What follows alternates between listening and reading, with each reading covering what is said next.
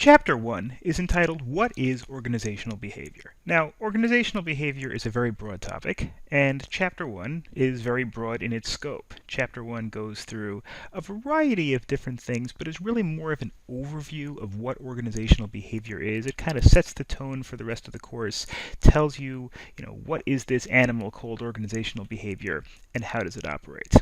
First thing we have to look at is interpersonal skills, and the reason why we have to look at that first is because organizational behavior is all about the organization.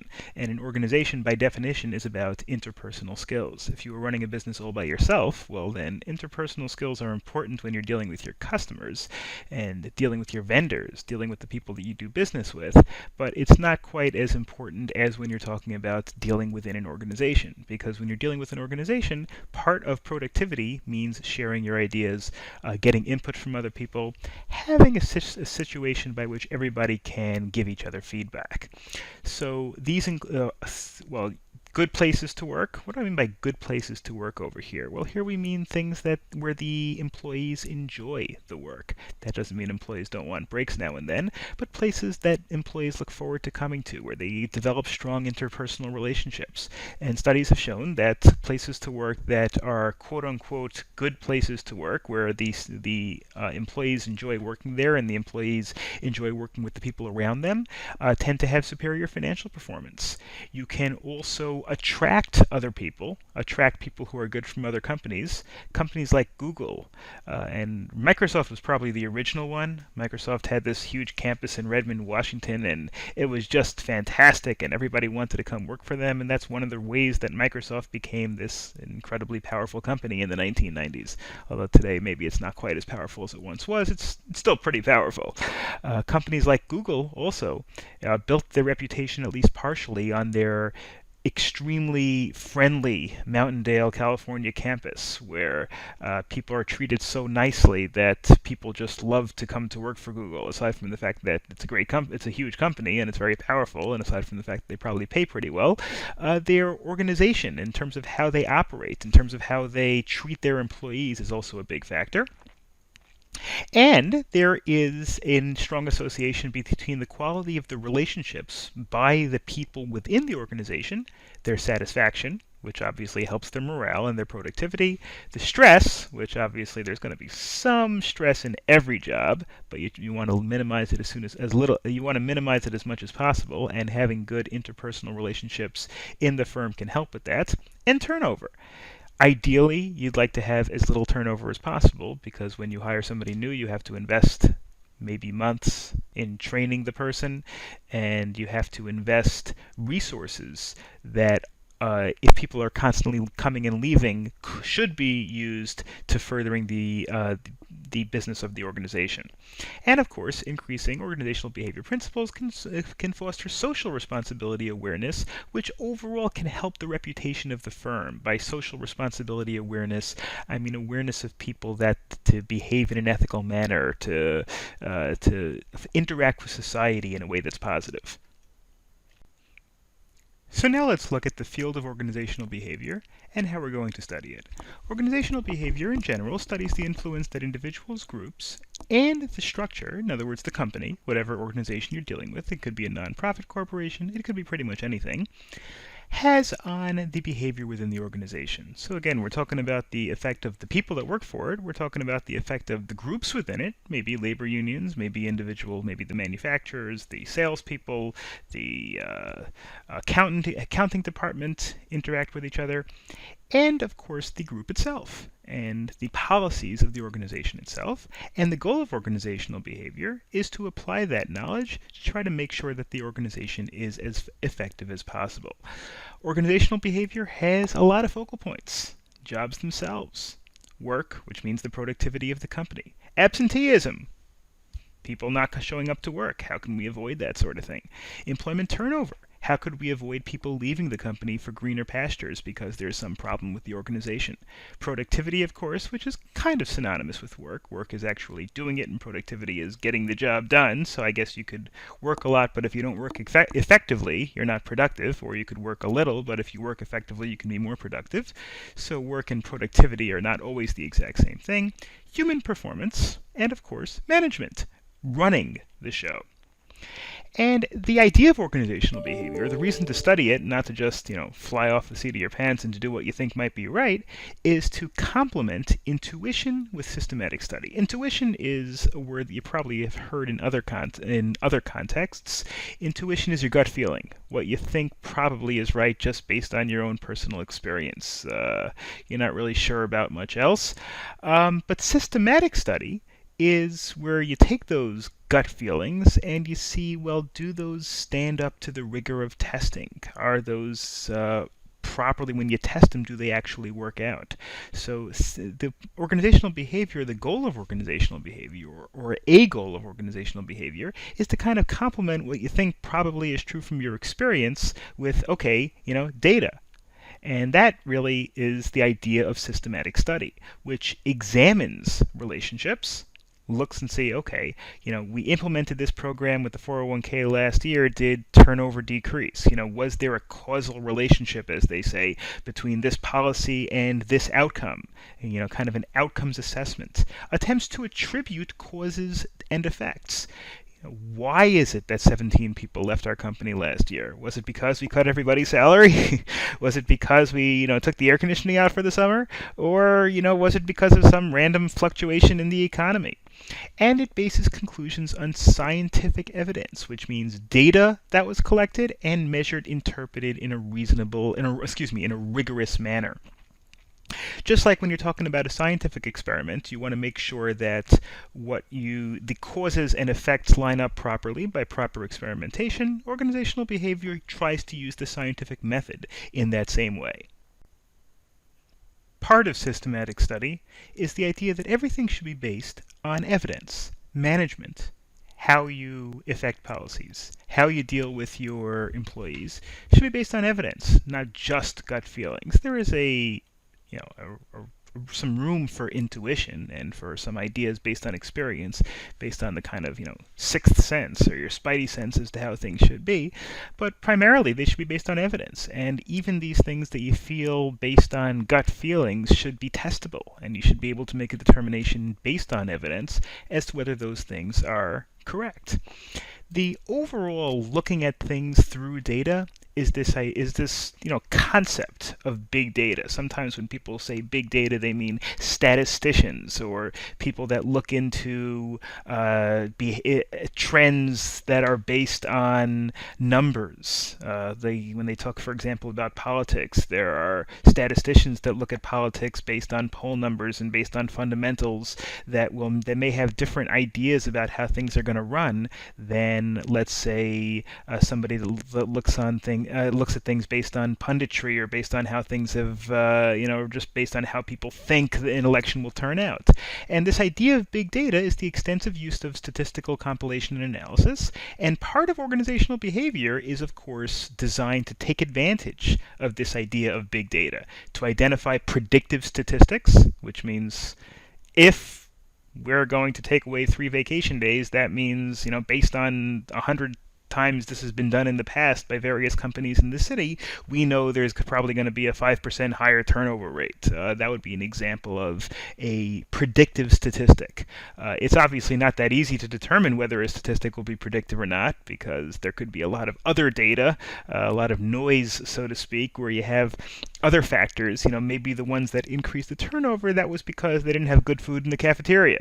So you kind of have to isolate your variables. You kind of have to look at many examples of where everything else was the same, but except for this one factor. I mean, that's really the scientific method, which is easy to do when you're talking about experiments, or relatively easy to do when you're talking about experiments, not as easy to do when you're talking about organizational behavior, because you don't really get to run experiments with companies. Companies aren't willing to say, okay, for the sake of science, we're going to risk our company's future to test X, Y, and Z. But to the extent it exists, it may not be as easy, or it may not be as reliable as scientific data, but it's certainly the sort of thing that you want to try to use. So you can create targeted marketing strategies to look at, how is a particular marketing variable going to do based on how it's done in similar situations. And big data is also used to define objectives, develop theories of causality, which means a theory as to why one thing caused another, test the theories to see which ones actually work and which ones are actually relevant to your objectives. And there are a tremendous amount of goals and challenges that organizational behavior is going to have to try to look at and try to help improve the organizational structure. Here are just some examples, and we're just going to go through these quickly because all of these are going to come around again as we move along in the later chapters. But responding to economic pressures. The economy may be different than it once was. It might be better, might be worse, might be just different. Things might be more digitalized. Things might have to move a little faster. The opportunities may be greater, but the risks it might also be a little greater. Responding to globalization. Whereas your market might have been local once, now you have to look at things that are manufactured around the world, and your customer base might be more around the world, especially if you're able to market things online. There could be people that are consuming your services, whereas it used to be just your local retail outfit. Maybe you can sell things around the world.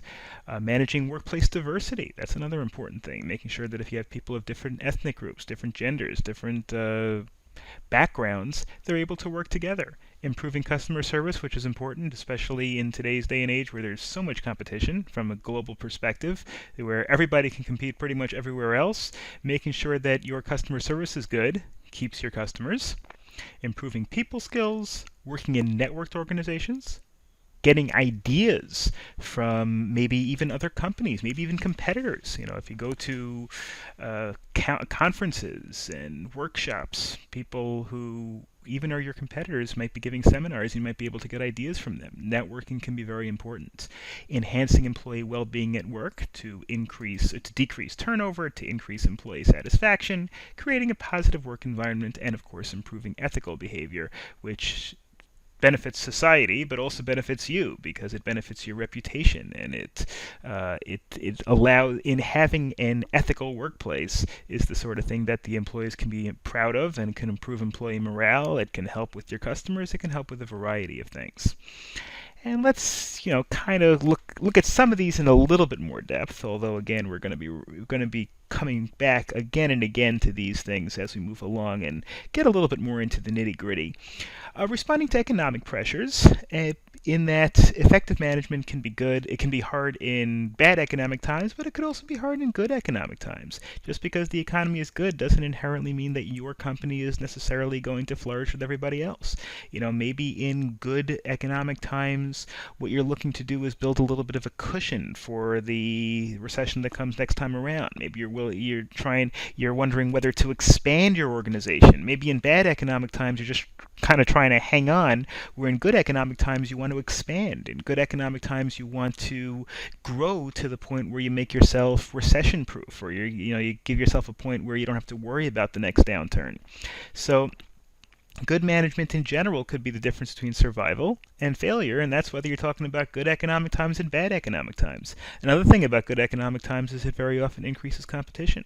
More people have capital, more people are going into business, and more people are going into competition with you. And here we have a little bit of a blurb on each of some of the goals that we're going to look at before we get into more detail in the subsequent chapters. Workforce diversity means managing different people from different backgrounds, organizations, all types of organizations, especially because of globalization and because you might have people in different cities and different countries. Organizations are becoming more of a mix, more of a heterogeneous mix, which means really a mix of different types of people in terms of gender, age, race, ethnicity, religion, all sorts of things. You need to be able to deal with people who work with your organization in many different capacities, regardless of their background. That's become a very important idea of management and organizational behavior. Improving customer service and people skills is critical to any organization because service jobs are so important. Back in the old days, back in the 1940s, 50s, 60s, I don't mean to call them the old days necessarily, but a lot of the economy in the United States, at least, was based on manufacturing. Certainly around World War II time and shortly afterwards, in the automobile industry, and during the war, during the armaments industry, but even things like textiles, toys, whatever trinkets that were created were built here in the United States. Now, for the most part, they're built in China and Thailand, South Korea, places like that.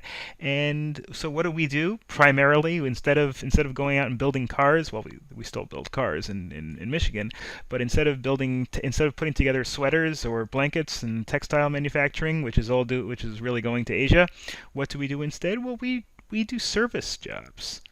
We are professionals. We're accountants. We're attorneys. We're web developers. We're occupational therapists. We're speech therapists. We do things that are more in the service industry. And when you're working on an assembly line building a car, you don't really have to have such great customer service skills because you never deal with the customer unless you're the salesperson in the store. But today's day and age, a much higher percentage of people interact with customers, which is one of the reasons why people skills and customer service skills have taken on such outsized importance.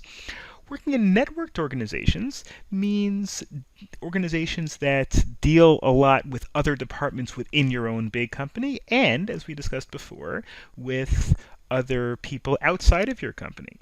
Networking with people in the industry is, of course, also very important to kind of understand the latest trends. And it's the sort of thing that you can find out so much information with message boards, with seminars, attending webinars, attending conferences. There's so much information out there that's so easy to get that didn't use in the old days. Maybe it was not possible to get this information, but if the managers who can take advantage of all this information are going to be at a tremendous advantage. Enhancing employee well-being at work and also maybe not at work, because the line between being at work and not at work has blurred tremendously in recent times. Again, I hate to keep using this expression, but in the old days, when you left work at 5:30 or whatever it was, and that was it. You had nothing to do with work until tomorrow morning. Maybe once in a while they can call you on the phone at home, but it wasn't that common. Basically, you didn't have your files at home. There's nothing really you could do. Today, you have your files everywhere. If you have Dropbox or some sort of web sharing application, you've got files at any computer. Maybe you've got your files on your phone, and anybody can reach you pretty much whenever they like, and they can text you, they can email you, they can call you, and the idea of being productive at work and being productive at home and being happy in both places is the sort of thing that's much harder than it used to be. It's harder than it used to be, but it's also in a sense there's more of an opportunity to be productive in some subtle ways outside of work time even. Creating a positive work environment, also a major goal of any organizational behavior strategy. How they develop human strengths, foster vitality and resilience. Sounds a little melodramatic, but vitality means stamina, the ability of people to constantly, do the same job and be able to do it in a way that is consistent over the long course of time. Resilience, which means coming back from setbacks. Every company's got setbacks. Every person has setbacks. Coming back from them is a very important thing to develop in your organization and your people, and to focus on what's good about the organization, not necessarily what's bad. Focusing on the negatives. Obviously, the negatives need to be corrected, but especially when dealing with individuals, focusing on their positives to motivate them is usually going to be a better strategy than focusing on their negatives. And then we have maybe the toughest one, and that is improving ethical behavior. Because employees, managers of companies themselves face ethical dilemmas or ethical choices all the time. The idea of to what extent do we take into account the good of society? To what extent do we take into account the real good of our customers? Will we make more money trying to kind of pull the wool over their eyes? Even if we don't lie to them, maybe if we're not 100% honest with our customers, maybe we'll make more money. And the same thing is true with the employees, other people in the industry. Do we release statements that we know are a little misleading that are likely to help us? These are things that have to be considered very carefully and have to be focused on very vigilantly by managers and organizations. It can be very difficult in the global economy where different cultures approach different decisions from different perspectives. Maybe your competitor is from a different country where they don't see ethics in the same way, where they think that there's nothing wrong with trying to fool a consumer. Maybe they think caveat emptor. They think let the buyer beware. We'll say whatever we have to do. Maybe your culture puts a little bit more of a premium on ethics. Maybe your culture puts less of a premium on ethics, and you have to worry about what your customer or people from other cultures will think of you. Companies promoting strong ethical missions. I'm not going to say all companies are like that, but certainly there are many companies that have strong ethical missions, especially companies that are maybe religious or charitable in nature, or trying to maybe develop alternative energies or improving, decreasing poverty, things like that. And what they should do, if they're practicing what they preach, is to encourage their own employees to behave with integrity and provide strong leadership and training, influence that encourage and influence their employees to behave ethically. Chapter 2 is about one of those characteristics that we looked at toward the end of Chapter 1, and that is diversity. That is taking a workplace that has many different types of people from many different types of backgrounds and merging them into one team that you are able to all work together towards a common goal.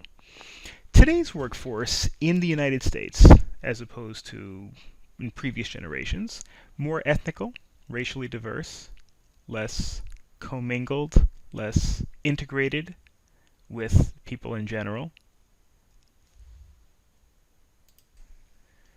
You might even say, let's say, less assimilated, includes more women, older workers than in the old days. People can't afford to retire at the age of 65 necessarily like they used to, or even earlier. And there's a smaller wage gap between whites and other racial and ethnic groups. There still is a wage gap between people that are white and people that are not white. There's also a wage gap between men and women, which we'll discuss a little bit later on, although those wage gaps, generally speaking, have been shrinking. So the idea of diversity becomes more and more important as the workforce becomes more diverse and as it becomes more critical for companies to take advantage of all the ethnicities out there in terms of resources, in terms of human resources. There are different levels of diversity. You have surface level diversity, which is, obvious diversity.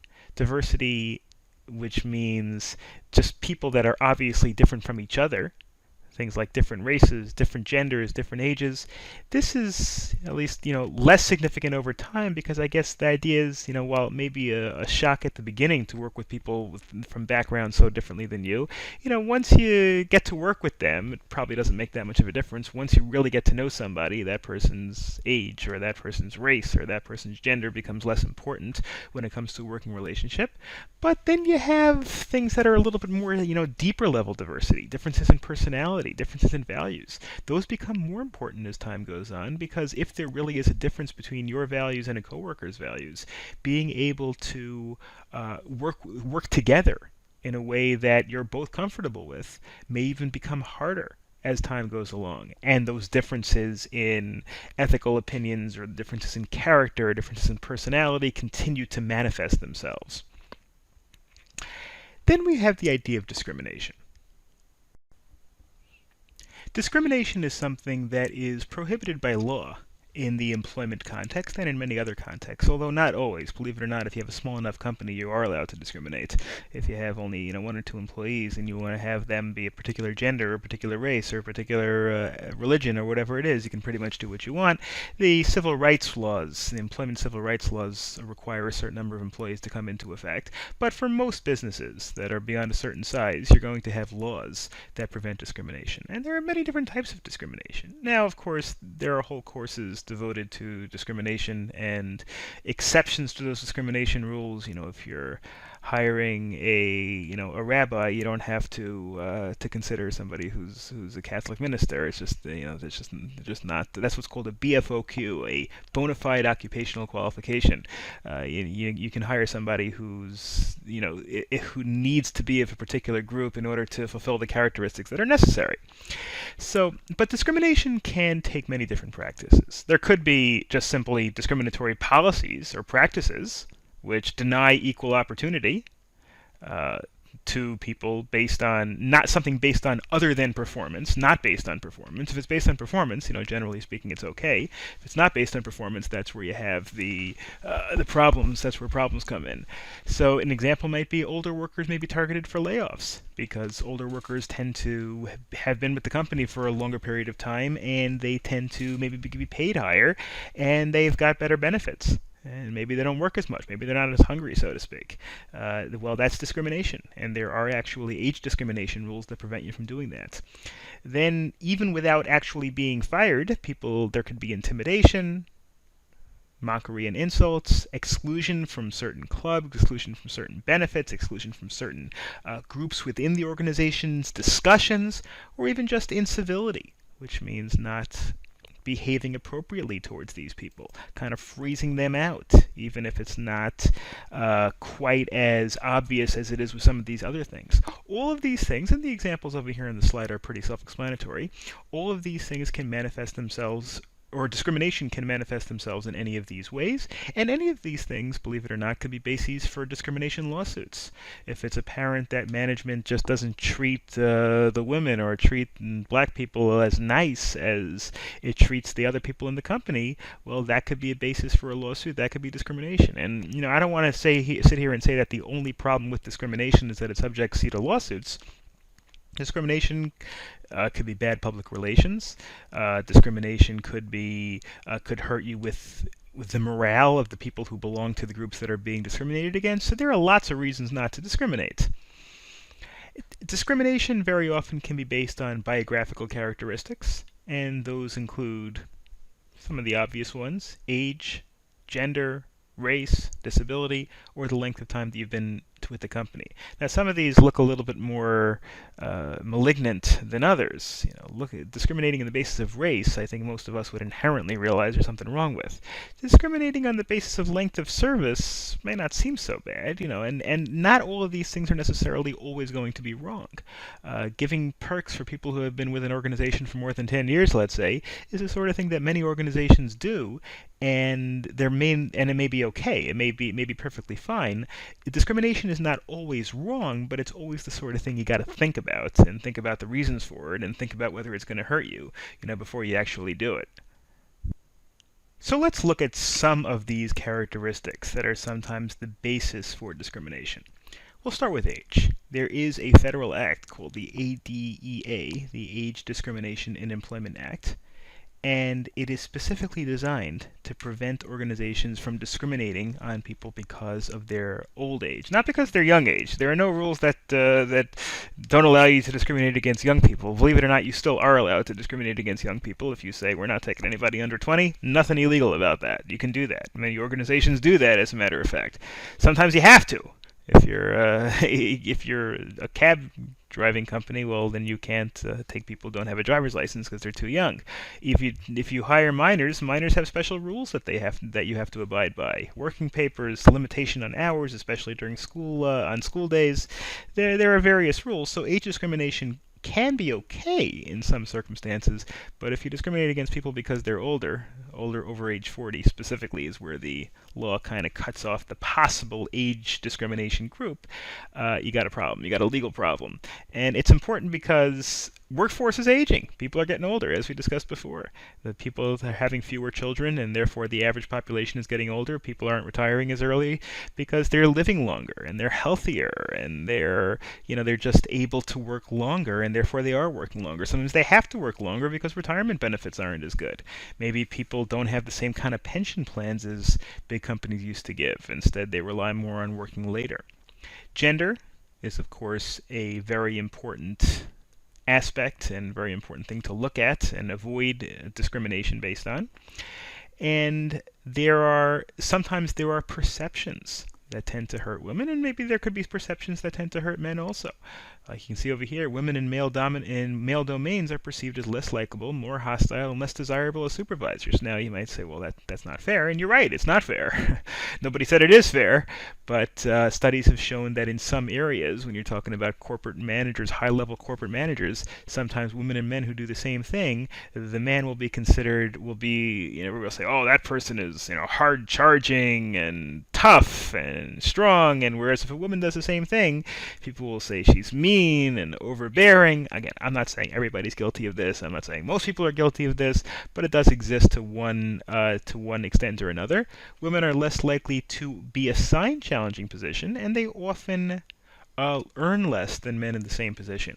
Overall, I think it's about 80 cents to $1. If you take overall the women that work and overall men that work, women earn about 80 cents for every dollar a man works. Some people will tell you that that's because women take professions that generally make a little bit less money. Again, I'm not going to sit here and argue about the gender gap.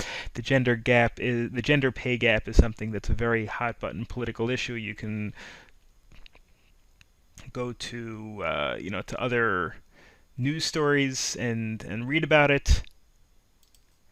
This is an example. The World Economic Forum produced a document called the Global Gender Gap Report. This is back in 2008, so it's almost 10 years ago. But this is just an example of the sort of thing that has been produced on this subject. It's extremely controversial. It's extremely complex in terms of, to what extent is it based on discrimination and to what extent is it based on just natural characteristics. You can read a lot about it, but it definitely does exist. And also maternal wall bias, the idea that women are perceived correctly as likely to to go out and have children, and because of that, and if they go ahead and have children, they're going to have to take maternity leave, and they're not going to be able to work as many hours as if they have children at home. And the idea is that companies may be a little bit more reticent to hire women around childbearing age because of that. These are all things that are gender-based discrimination that have to be looked at when you're talking about organizational behavior. Our next area of discrimination is that based on race and ethnicity. The U.S. Census Bureau, which measures these things, recognizes 7 racial groups and distinguishes between native English speakers and Hispanics. In other words, you can have white Hispanic, black Hispanic. Basically, Hispanic are people whose native language is Spanish. Typically, these are people who are from Latin America, from Mexico, from the Caribbean, from Central America, South America, etc. And research shows that individuals do slightly but still favor colleagues of their own race.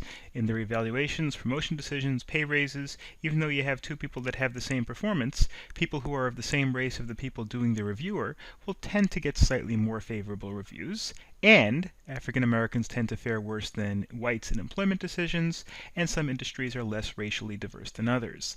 Now, there's obviously been a lot of study in this area. I have a couple of examples over here. This is another article that I just picked up over here. This is from 2013, so a few years ago, but still relevant. And that is that black unemployment rate, even to this very day, is consistently twice that of whites. Now, the unemployment rate now is a lot better than it was a few years ago. This is 2009, 2010, during the time of the Great Recession. This is 2013, which obviously is still quite a while ago. But you can see how, even though it does fluctuate, this line over here, the gray line, which signifies black unemployment, is significantly and consistently higher than the line that signifies white unemployment.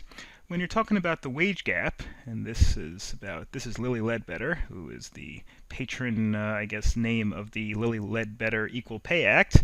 The Lilly Ledbetter Fair Pay Restoration Act of 2009, you can see over here that one of the things it's based on is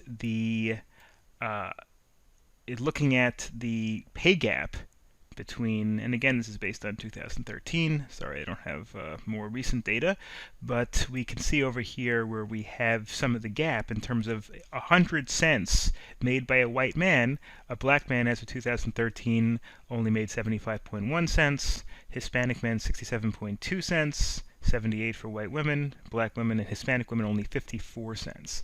Now again, there are some people who will tell you that these numbers don't account for certain other factors and that these numbers aren't really as nefarious as they seem, but still there are these numbers that exist and are the reasons why this issue of race discrimination in employment continues to be a very important and strong issue to be dealt with, both in the legal field and in the organizational behavior field, and in the field of companies trying to make sure that they run their organizations efficiently and fairly. And then we have disability. We don't think of disability as being a basis for discrimination, but not only are there rules that you're not allowed to discriminate against people based on their disability, again, unless it's required. You don't have to hire somebody who is in a wheelchair to be an Olympic athlete. I think we understand that, although, okay. Anyway, the Americans with Disabilities Act, or the ADA, requires employers to make reasonable accommodations for people with mental or physical disabilities. From ramps to treatment to ensuring that there's a friendly environment for people who have certain disabilities. Then there are other characteristics. There's tenure. Tenure is, again, not necessarily a biographical. Well, tenure is the amount of time you've been there, amount of time you've been with a company. Religion, gender identity, cultural identity, these are all things that, in addition to age, race, disability, things like that, also play a role in defining the person and making sure that there's no discrimination in the workplace based on any of these characteristics is important. Then we come to something that we don't even necessarily think of as being discrimination, certainly we don't think of it as being bad, but differentiating based on ability is also something that we have to watch out for. Not necessarily that it's always a bad thing again, but it is the sort of thing that we have to be conscious of. Ability means the individual's current capacity to perform various tasks in a job. Obviously, if the job is nuclear physicist, one set of abilities is important, and if the job is a bricklayer, another set of abilities is important. But looking at people based on their ability is something that has to be thought of in an organizational behavior plan. That doesn't mean that you shouldn't look at people based on their ability. On the contrary, you'd be a pretty bad human resources person if you didn't look at people based on their ability. But these are things that you would want to at least be cognizant of. Intellectual abilities, there's general mental ability, which is basically intelligence, and there's physical abilities, which includes the ability to do things physically along with physical strength. Intellectual ability includes many different subcategories. Number aptitude. Who has to have good number aptitude? Well, an accountant, an actuary.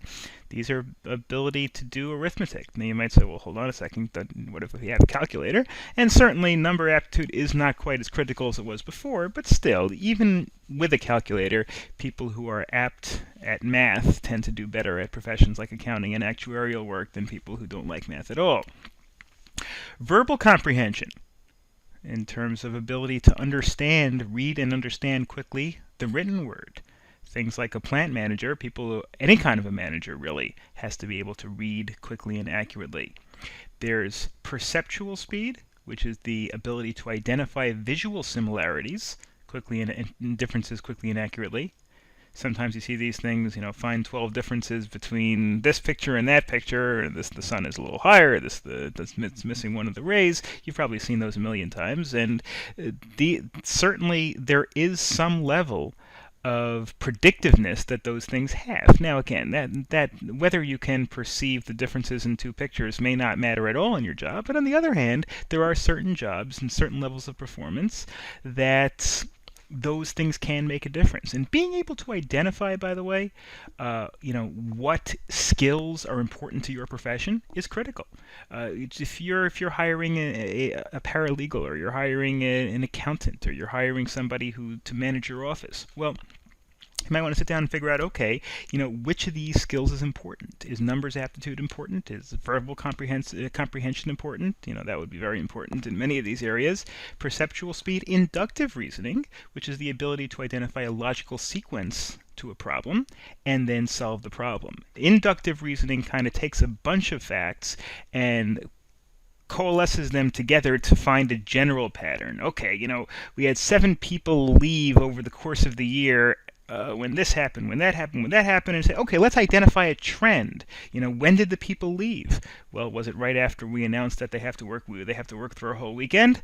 Was it right after we announced a pay freeze? Was it right after we canceled the holiday? And figure out a pattern. And that pattern might be that people tend to leave after we cancel holidays.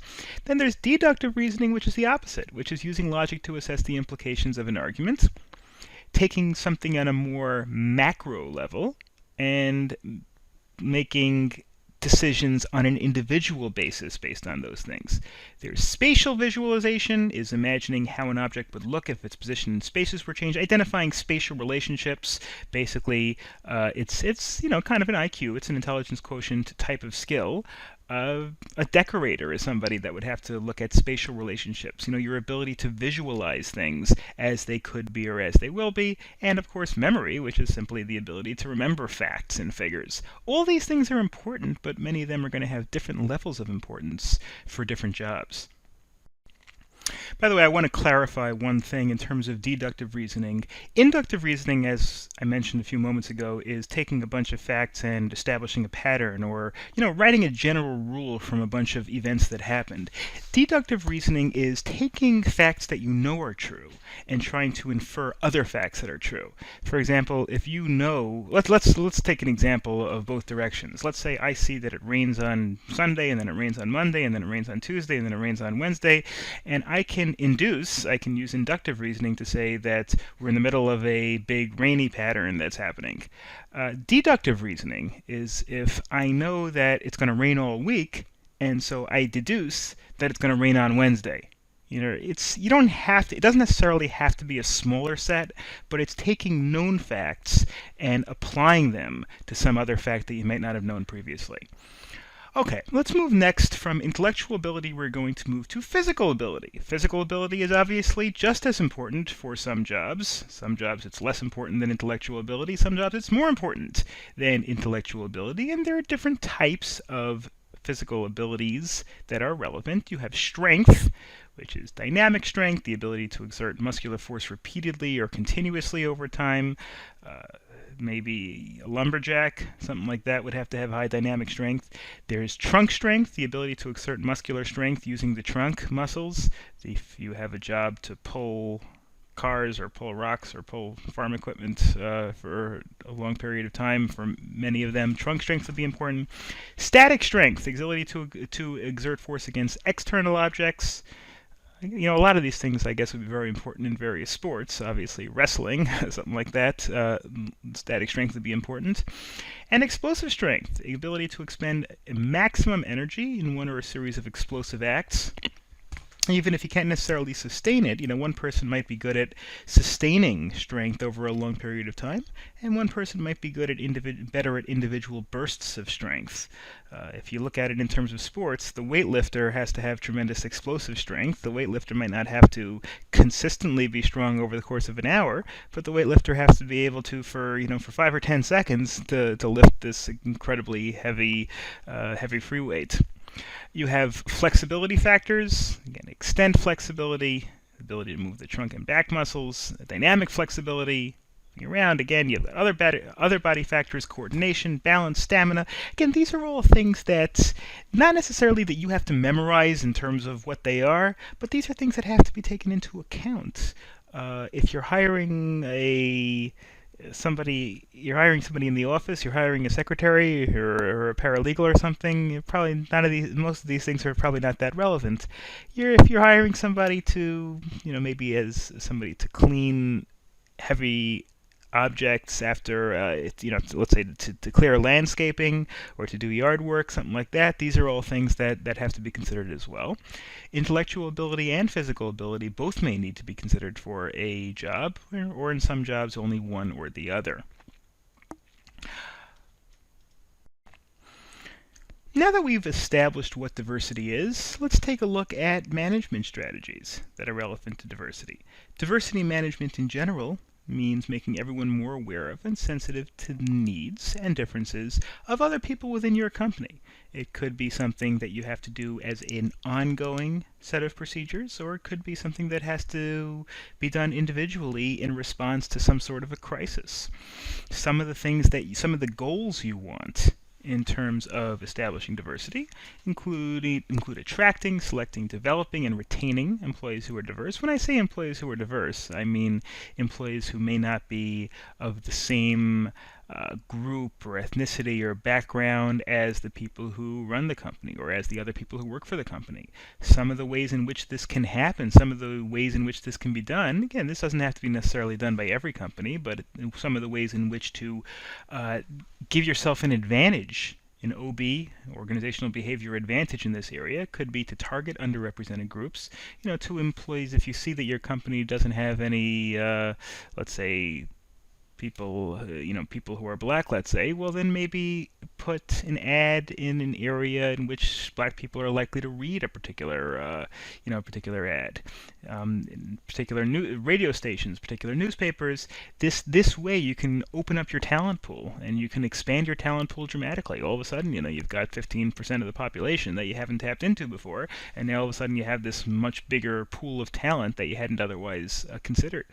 Ensure hiring and promotion is bias-free. Make sure that everything is based on merit, not based on characteristics, and develop a positive diversity climate, even though you might think that it's just, people just don't worry about it, people just don't think about it. If the people in the organization see that you're trying to be diverse and that you're trying to make sure that everybody feels comfortable in the organization, it's likely to improve employee morale. Diversity can help and hurt team performance. It can help because it exposes people to a variety of views, and people who are from different ethnic backgrounds have different views. It can hurt team performance if it causes bickering, if it causes people to become jealous or annoyed with people by virtue of their different backgrounds. So it's the sort of thing that you want to try to look into, because what OB tries to do is leverage these differences for superior performance. Well, if people have, let's say, different ways of looking at something, maybe having a discussion as to how all of those different views can be incorporated, or the best of those views for this particular situation can be incorporated, can be something that's very helpful. And transformational leaders, which means people who have the ability to transform their employees, who have the ability to make sure that their employees are brought to that next level of performance, brought to that next level of morale, are more effective in managing diverse teams than people who are really just don't excel in drawing out those extra reserves from their employees. And here are some examples of effective diversity programs. Teach managers about the legal frameworks. That's important. People have to know, discrimination in employment is illegal in many cases. What can we do to avoid doing things that are illegal and getting ourselves sued, which obviously could hurt the company dramatically. And then going past the legality, teaching managers how a diverse workforce will be able to serve a diverse group of customers. Even if your employees are not diverse, it's very likely, depending on the service that you provide, that your customers are going to be diverse. And pretty much anything you provide, your customers are going to be pretty diverse. Do you have the staff? Do you have the employees? Do you have the policies that allow you to be able to connect with the diverse set of customers that you have? And of course, fostering personal development that bring out the skills and abilities of all workers, of all ethnicities, is obviously something that's very important for an organization. Our next chapter, Chapter 3, is about attitudes and job satisfaction, almost the heart of the model of organizational behavior, because what is a legitimate goal of organizational behavior aside from improving the attitude and improving job satisfaction? So first we have to start with defining what is an attitude. Well, an attitude is an evaluative statement, either favorable or unfavorable, concerning objects, people, or events, and really more so than an individual statement, a series of statements or a state of mind, the way a person views either a person, an event, a place, and in this case, a job, a company, a goal, a long-term aspiration of the company? Does it measure up? Is it in sync with what the employee wants? Is it in sync with the person working for the company wants? Obviously, if the attitude is the same, if the employee wants the same long-term goal as the company, you're likely to have a better overall attitude. And there are a few different components of attitudes. We've got the cognitive. And sorry, I just stuck this little definition in here for you because I think it's important. It's going to be an important word in this chapter. Cognition, or cognitive, means relating to cognition, but cognition means the mental action or process of acquiring knowledge and understanding through thought, experience, and the senses. In other words, when you study something, when you try to learn a process, when you try to remember something, that's all cognition. And so cognitive evaluation, or a cognitive attitude, is what you think about. You make a decision that this is not the way I'd want to go. This does not align with my goals. Or this does align with my goals. This is the right company for me. A decision, something that you think about and something that you make a decision based on a thought process. That's cognitive. It's an evaluation. You've made a judgment. You've made a decision based on that. Then there's affective. In other words, your gut feeling. I dislike my supervisor, or I dislike this company's goals, or I dislike what I'm doing, I dislike my job. May not necessarily be 100% rational, but it's just as real. And people's emotional reaction to their job or people's emotional reaction to their boss could be as important as their cognitive reaction, which is the reaction that's based on a careful thought process. And then there is behavioral. Okay, the attitude's based on what has been done or not done. I'm looking for other work. I've complained about my supervisor to anyone who would listen, and nobody's listened. Nobody's fixed it. And so therefore there's a behavioral problem where the company has done so many wonderful things. That's a behavioral attitude. All of these things go into building up a person's attitude towards a company. What has the company done and what has the person done for the company in the past? It's behavioral. A logical thinking about it, that's cognitive. And then, of course, you've got the emotional idea, the affective idea of just kind of the gut feeling, which we don't really exactly know what goes into a person's gut feeling, but it could be a lot of very subtle factors and could depend on the person's personality or character as well. Next, we have a very interesting idea of the relationship between attitude and behavior, and that's this idea of the cognitive dissonance, a phrase that you hear all the time. You hear it in politics, you hear it when people are accusing each other of saying things that are wrong. Then this person is suffering from cognitive dissonance, and usually they don't mean it to be sympathetic. Usually they mean it is some sort of criticism. Cognitive dissonance means an inconsistency between two or more attitudes, between behaviors and attitudes. This is the sort of thing that all of us have all the time. Cognitive dissonance means we're unsure, we're ambivalent. We have attitudes on both sides. We want something, but we don't want something. We want this house, but we're kind of worried that it's too gaudy, or worried that the mortgage is too high. We want it and we don't want it. And all of us experience this cognitive dissonance to one degree or another. And one of the ways we deal with it is by rationalization. We seek to minimize dissonance, and the way we do this to ourselves is by convincing ourselves that we really don't want it if we don't have it, or that we really want it if we do have it. We throw away the bad side if we're getting it, and we throw away the good side if we're not getting it.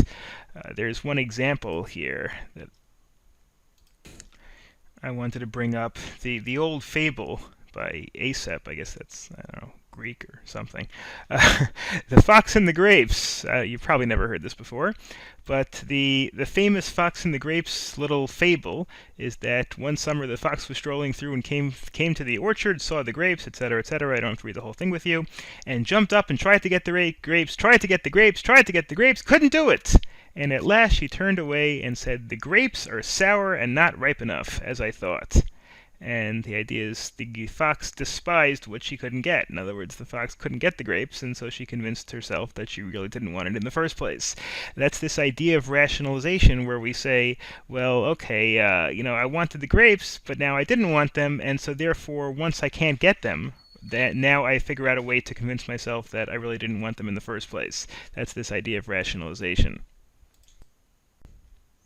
And this idea, the extent to which cognitive dissonance and rationalization can affect a person's attitude depends on a lot of factors. It could be the sort of thing that can be controlled. It could be the sort of thing that could run out of control.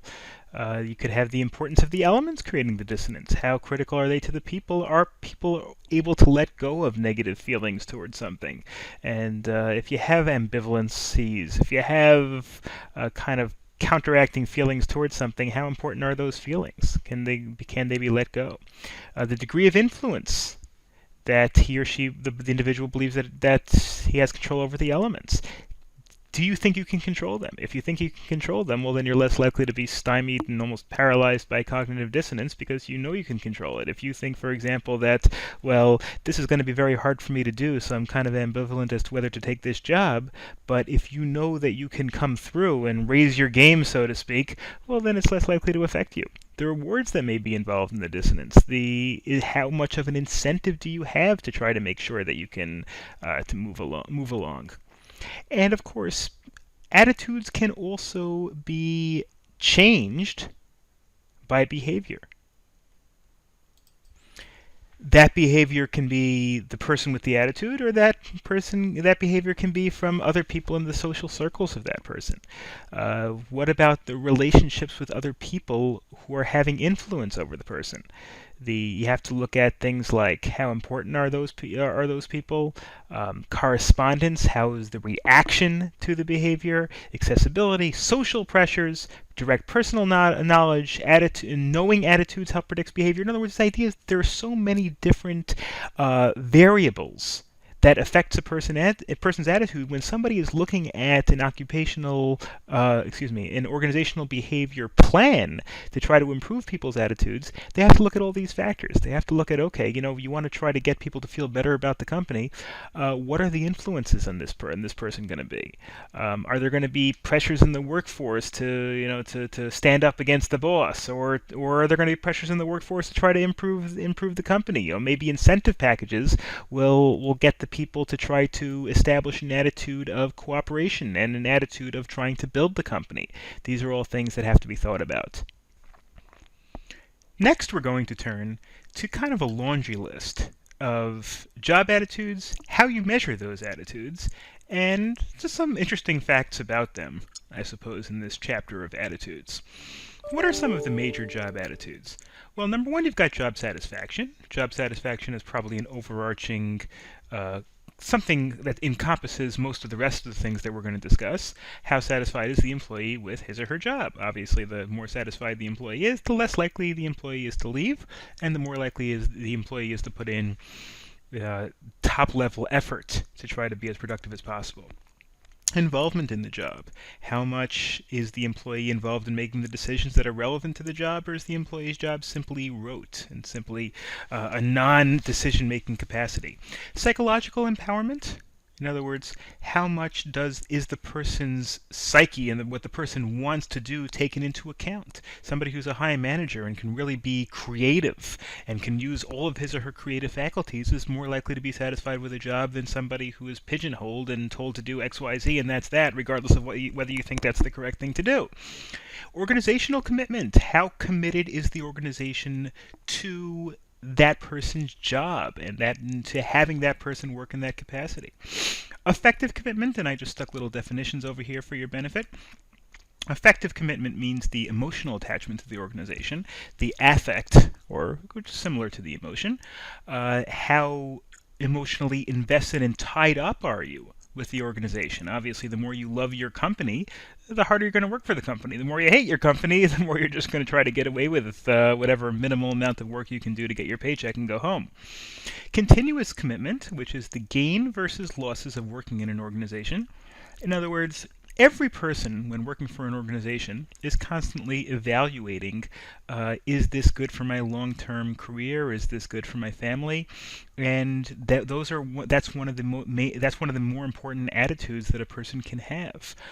Is this the sort of thing that's worth it for me to work full-time, long-term, or is it the sort of thing where I should really be looking for other jobs in other organizations? And a normative commitment means in a situation where you commit to and remain with an organization because of a feeling of obligation. It's similar, it's kind of almost like a combination of effective and continuance, but the idea, do I feel a commitment not only to the company but to the co-workers themselves personally, which could be as important. Perceived organizational support of the individual, and of course employee engagement, which is really kind of similar to job involvement and organizational commitment, which we discussed a little while ago. And the last part of the chapter looks at job satisfaction. Job satisfaction, as I mentioned before, kind of a conglomeration of many of these different aspects, which all lead to this idea of job satisfaction. If you feel the organization is committed to you, you have intellectual creativity, you have all those things, you get paid a lot, which which helps. Those are all things that are involved in satisfaction. And measuring job satisfaction can be very difficult because there are so many different criteria that go into it. How do you do that? Well, here are some different ways of looking at it. One thing you can do is you can have a global rating method which has a few general questions and can be accurate even though it's really only one number that has to be based on a whole bunch of different subparts. In the global rating method, you might be presenting the employee with just a couple of questions. How satisfied are you with your job? How much do you like your company? And base it on that. And now there are so many different subcategories that are involved in that one big question, but that's one method. It's obviously simpler to ask somebody, how satisfied are you with your job on a scale of 1 to 10? And even though you don't really get into the micro subparts, it can still be pretty accurate. Or you can do the summation score method, which identifies key elements of a job and asks for feelings about them. An example of the summation method is where you might ask the employee an entire series of questions or ask the employee to fill out a questionnaire. Something like, how secure do you feel in your job? High secure, secure, or not secure? How do you feel about the smooth relationship with your employees and coworkers? Very high, very low, medium. And you can ask a whole bunch of these different questions. Have you ever experienced any of the following forms of discrimination in your company? Are you satisfied with your overall compensation package? How do you feel about the welfare scheme of your showroom? Not 100% sure what that means, but whatever. Are you satisfied with the bonus and incentives given? And there are tons and tons of these questions. Are my leaders positive role models? My responsibilities are reasonable. I have the materials to do well. I'm satisfied with my job. I mean, there could be 20 or 25 different questions, or more. Or there could be 100 questions. There's really no specific limitation on that. And you add up the total score in the end. Maybe you get 1 point for a bad answer, or a negative answer, 2 points for a medium answer, and 3 points for a good answer. And you kind of add them all up at the end and see what the overall score is. Now, the advantage of that, obviously, is that not only can you get maybe a more accurate score than just an overall perception, although the overall perception might be somewhat similar to the summative score, you can also kind of break it down, and you can say, well, employees in the organization are not satisfied. Yeah, but what are they not satisfied with? Are they not satisfied with the compensation package? Well, you can see that even though overall scores are good, the answer for the compensation package score was low on average among all 30 employees that you asked. So that's the sort of thing that you can take into account in that way. In terms of measuring job satisfaction, this is just in terms of how people, what people consider important in terms of job satisfaction. The work itself actually very, very high. Overall is obviously going to be the highest relative to overall job satisfaction. But if you think about it, You look at this over here in terms of what studies show are the most important factors. The work itself is really the number one factor. Coworkers, supervision, and pay is down here, all the way down at the second to lowest, with only the possibility of promotion, which is important. I mean, these are all important, but relative to the others, the chances of promotion are actually a little bit less than some of the other things in terms of measuring job satisfaction. If you look over here at this study, I'm not sure exactly where this study comes from, but this shows that job satisfaction by country, the United States, pretty high, but not as high as, let's say, Mexico or Switzerland, Norway, Denmark. These are some of the Northern European countries over here have high, and then as you go further down, there are some countries with lower job satisfactions. Again, just an interesting little statistic, not necessarily anything that you need to memorize. Knowing how to improve job satisfaction, and thus overall employee morale and employee performance, depends on, okay, how do you get job satisfaction? What causes job satisfaction? Well, we discussed a little while ago, or in the previous slide, the work itself was actually the number one correlation with overall satisfaction. Just, is the work easy? Is the work hard? Is it challenging? Does it require creativity? Is it the sort of thing that the employee thinks is utilizing his or her training? If I went to school for 5 years to become a lawyer, and they do nothing but have me photocopy things and make coffee, well, the pay might be good, and people might be good, but I might not be satisfied because I'm going to say, hey, I didn't train for this.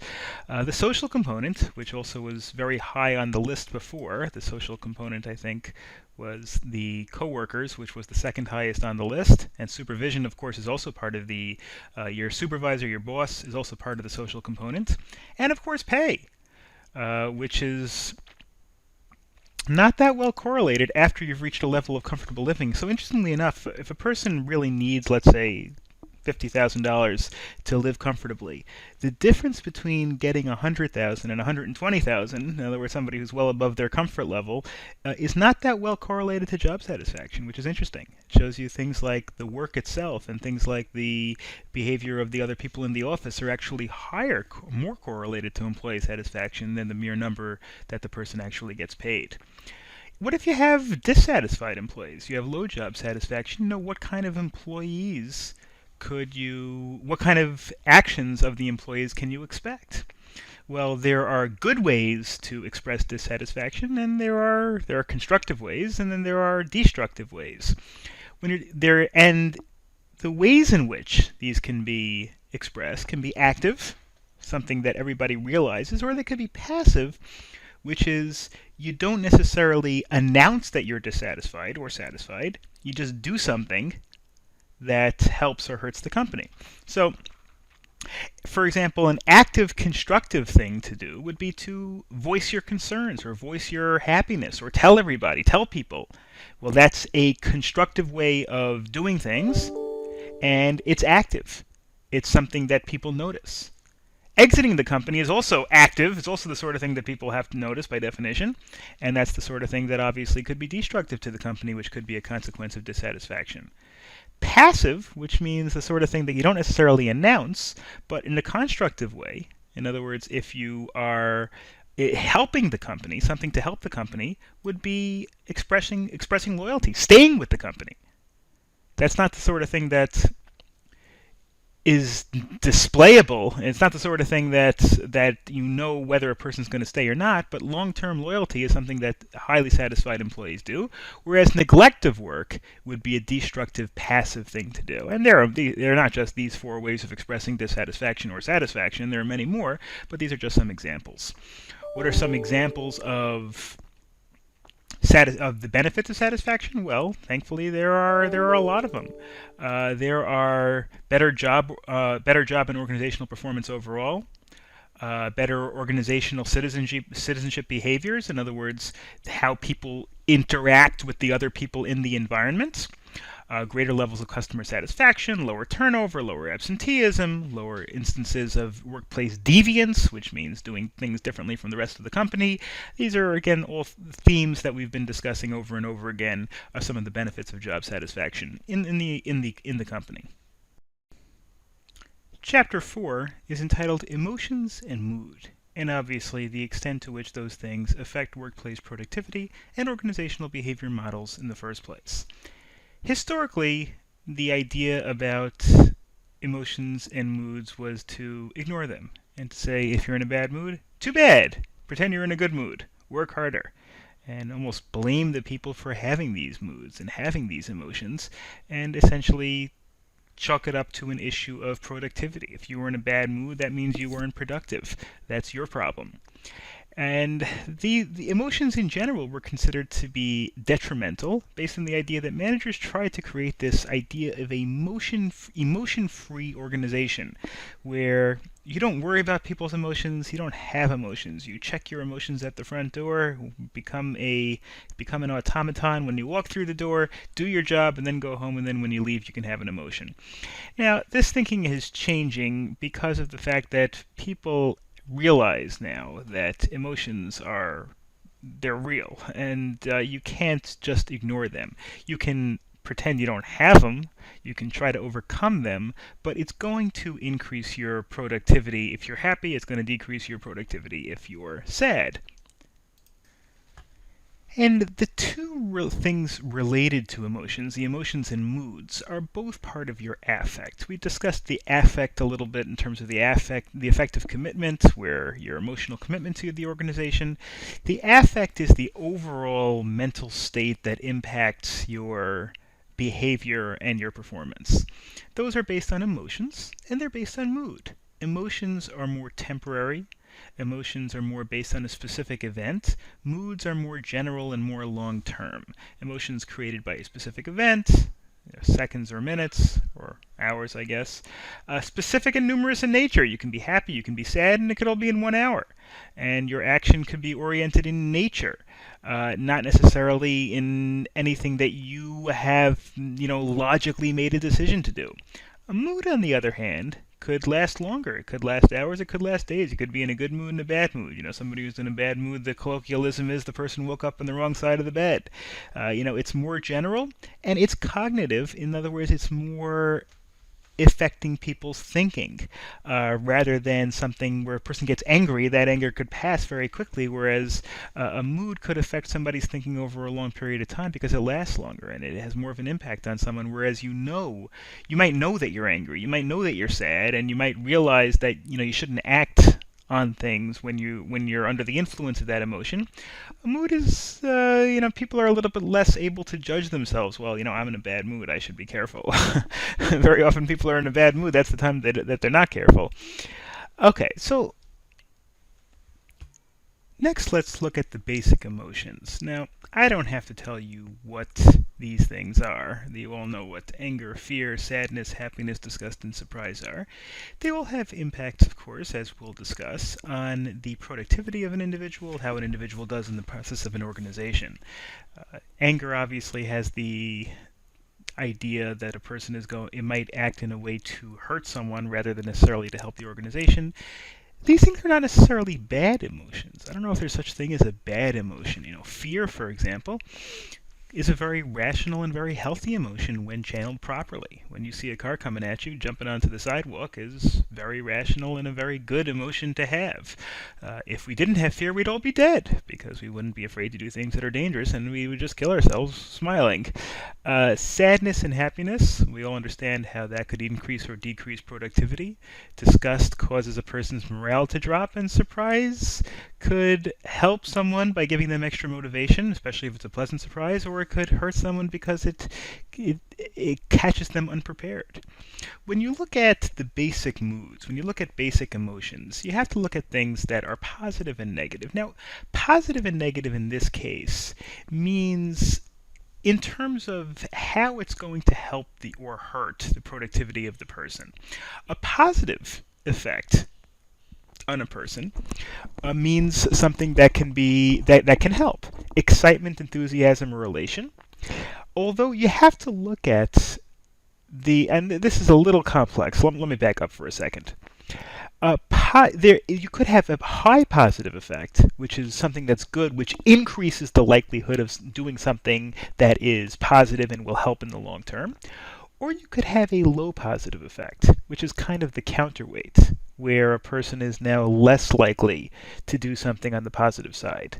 On the negative side, on the other hand, you have the opposite. You have stress, anxiety, nervousness. These are things that cause people to, or that hurt people's ability to perform properly. So you don't want the high end, but you do want the low end. The low end, serenity, calmness. What is calmness? Calmness essentially is the absence or the low amount of nervousness or stress. Serenity means having very little anxiety. So since anxiety is a high negative emotion, what you want is the low negative emotion. Here's an example of a little pie chart that I picked up that I think explains this a little bit better than just the slide. Over here you got the high positive affect and the high negative affect, the low positive affect, and the low negative affect. Obviously you want things that are in the positive axis, in this diagonal from here to here. You want things that are up here, you don't want things that are down there, because think of positive as a potential for positive. So the potential for positive is great when you have emotions that help you get towards that area. You're excited, you're elated, you're happy, you're alert. Where on the other hand, if you just have low energy, so to speak, you're more in this quadrant. We're depressed, bored, fatigued. These in and of themselves, what they really mean is that you just have low energy to affect these positive things. Negative things, like nervousness, tension, being upset, stressed, these are all obviously things that will hurt the ability to produce. And so what you want is the low end of that scale. And the low end of that scale is being serene, content, calm, or relaxed. So now let's discuss moods, emotions, and where they come from. Positive moods, believe it or not, are more common than negative moods. I know it doesn't seem like that with many people, but we are actually in states of elation, states of happiness, more than we are in terms of negative. But when most people add zero input, which means on a standard day, if nothing is necessarily good with the day and nothing's necessarily bad with the day, we tend to be in a slightly positive mood, a slightly good mood. When we ordinarily go about our daily business, assuming that there were no other variables in play, we'd be in a slightly positive mood. But of course, that doesn't mean anything in real life because there's never really a situation where there's nothing else at play. There are lots of other things at play, as we'll see a little bit later on. Before that, there are a couple of important things that emotions do. They have an effect on rationality. They even have an effect on ethics.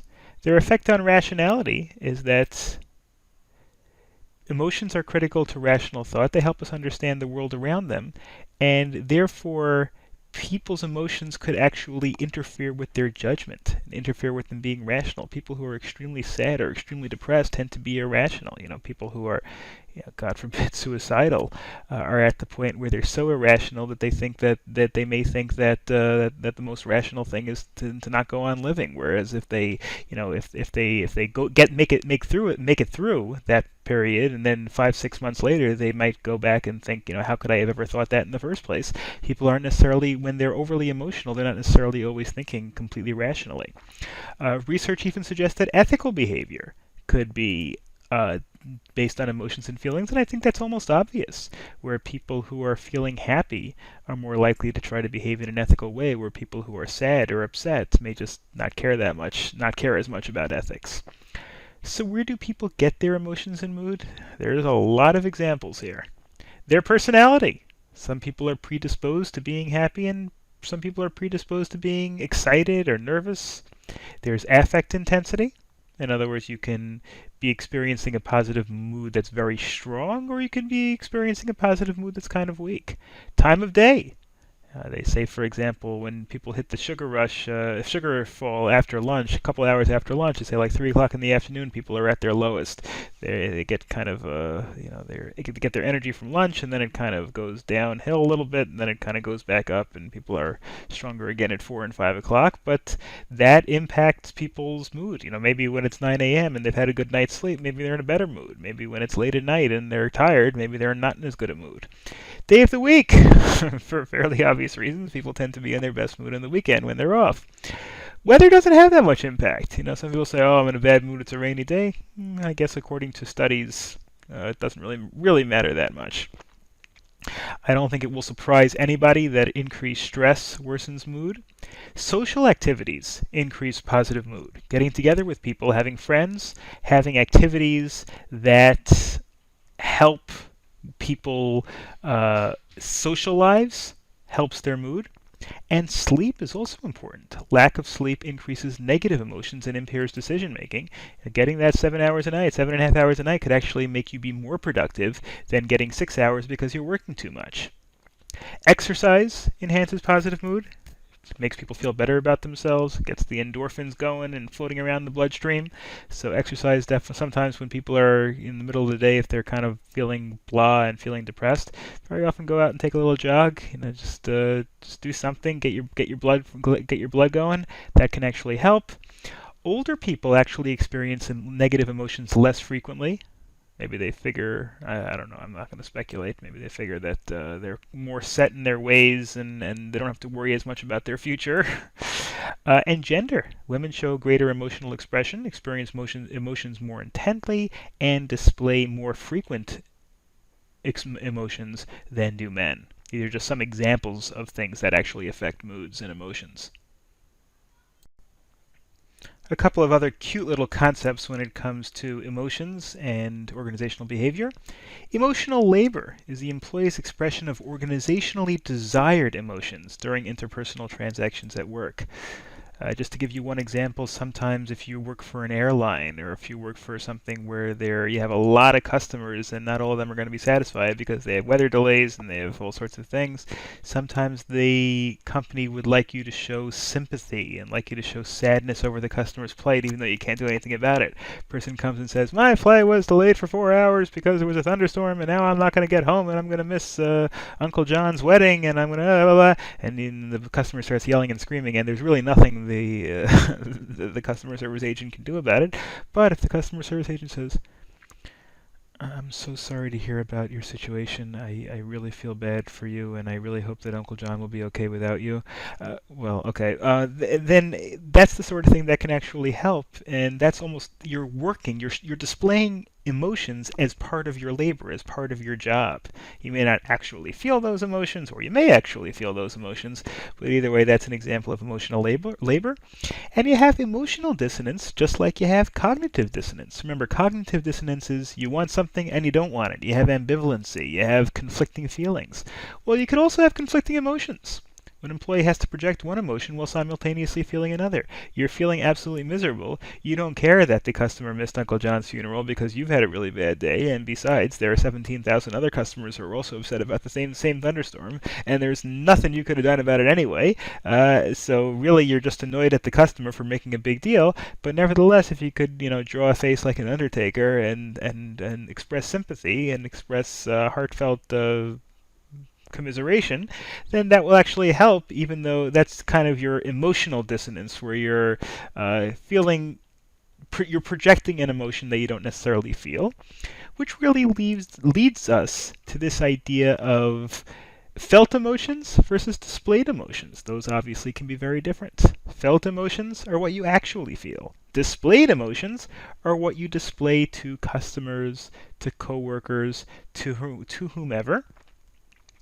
And doing this, having that dichotomy, having this emotional dissonance, displaying these emotions requires acting, just like an actor. Surface acting is hiding one's true emotions, which customer service representatives have to do all the time. Telephone representatives who may be annoyed that people are complaining about something that they can't do anything about have to figure out a way to show commiseration and sympathy. Then there's deep acting. Deep acting means actually trying to change your feelings. That's obviously much harder to actually do than simply surface acting. Next, we've got the effective events theory, which may almost seem obvious, but it's actually somewhat controversial.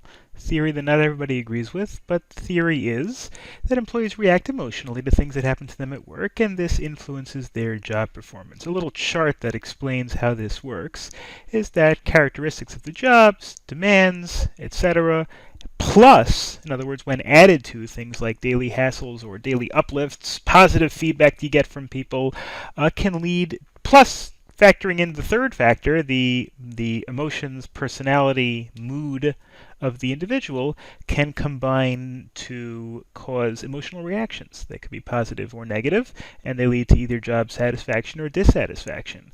Again, this may seem fairly obvious that all of these things, I thought it was pretty obvious that all of these things combine to add up to job satisfaction or dissatisfaction, but just remember those three elements. You got the element of the work environment itself, you got the element of the events that happen at work, and you've got the disposition, you've got the personality of or the mood of the individual. And all of that leads to this affect that can be positive or negative when it comes to a working environment.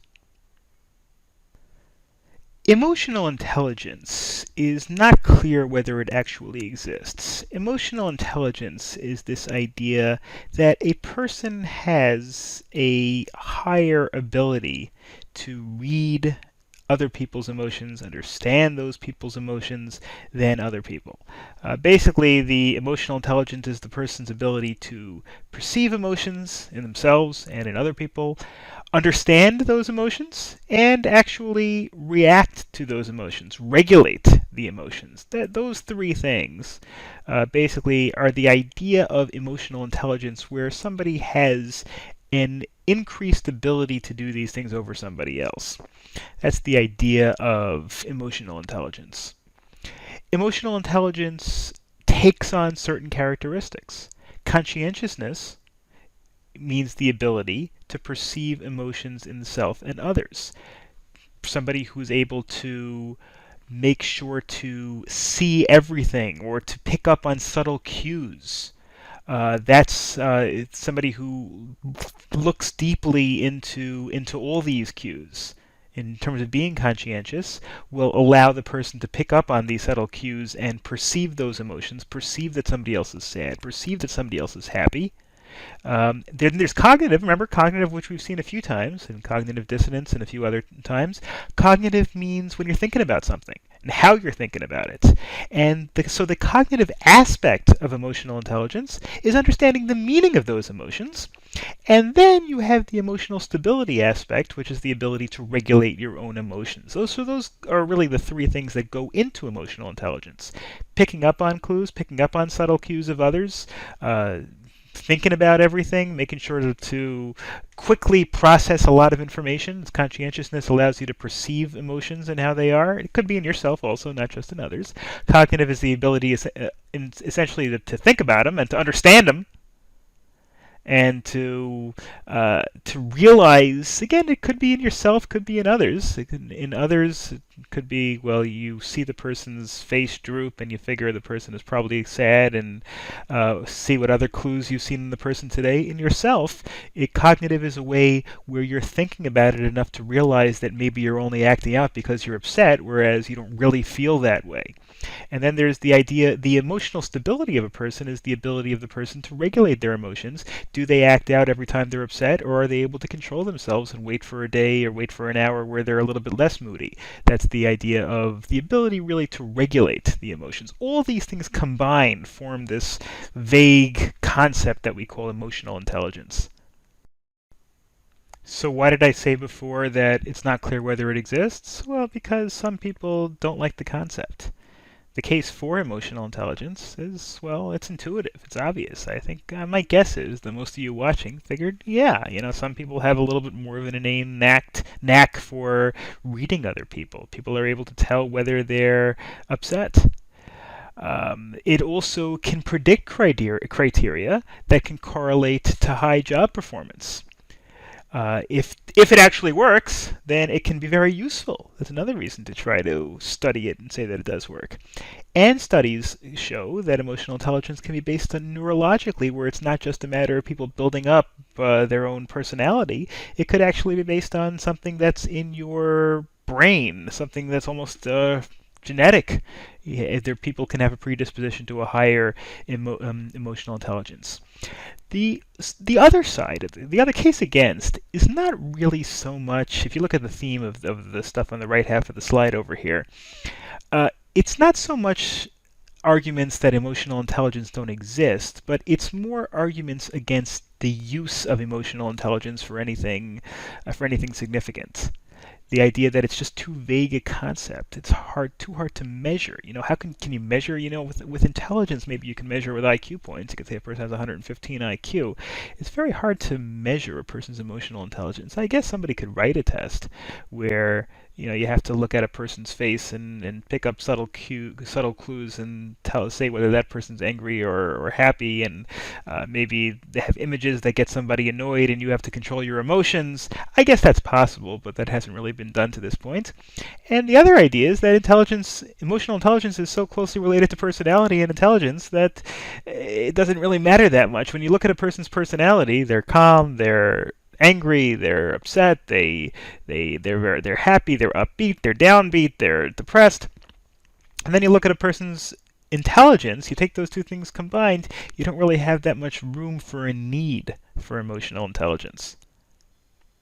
And how a person regulates his or her emotions could be almost as important as what those emotions actually are. It's one thing to have emotions. We all get upset, we all get fearful, we all are happy from time to time, we all are excited from time to time.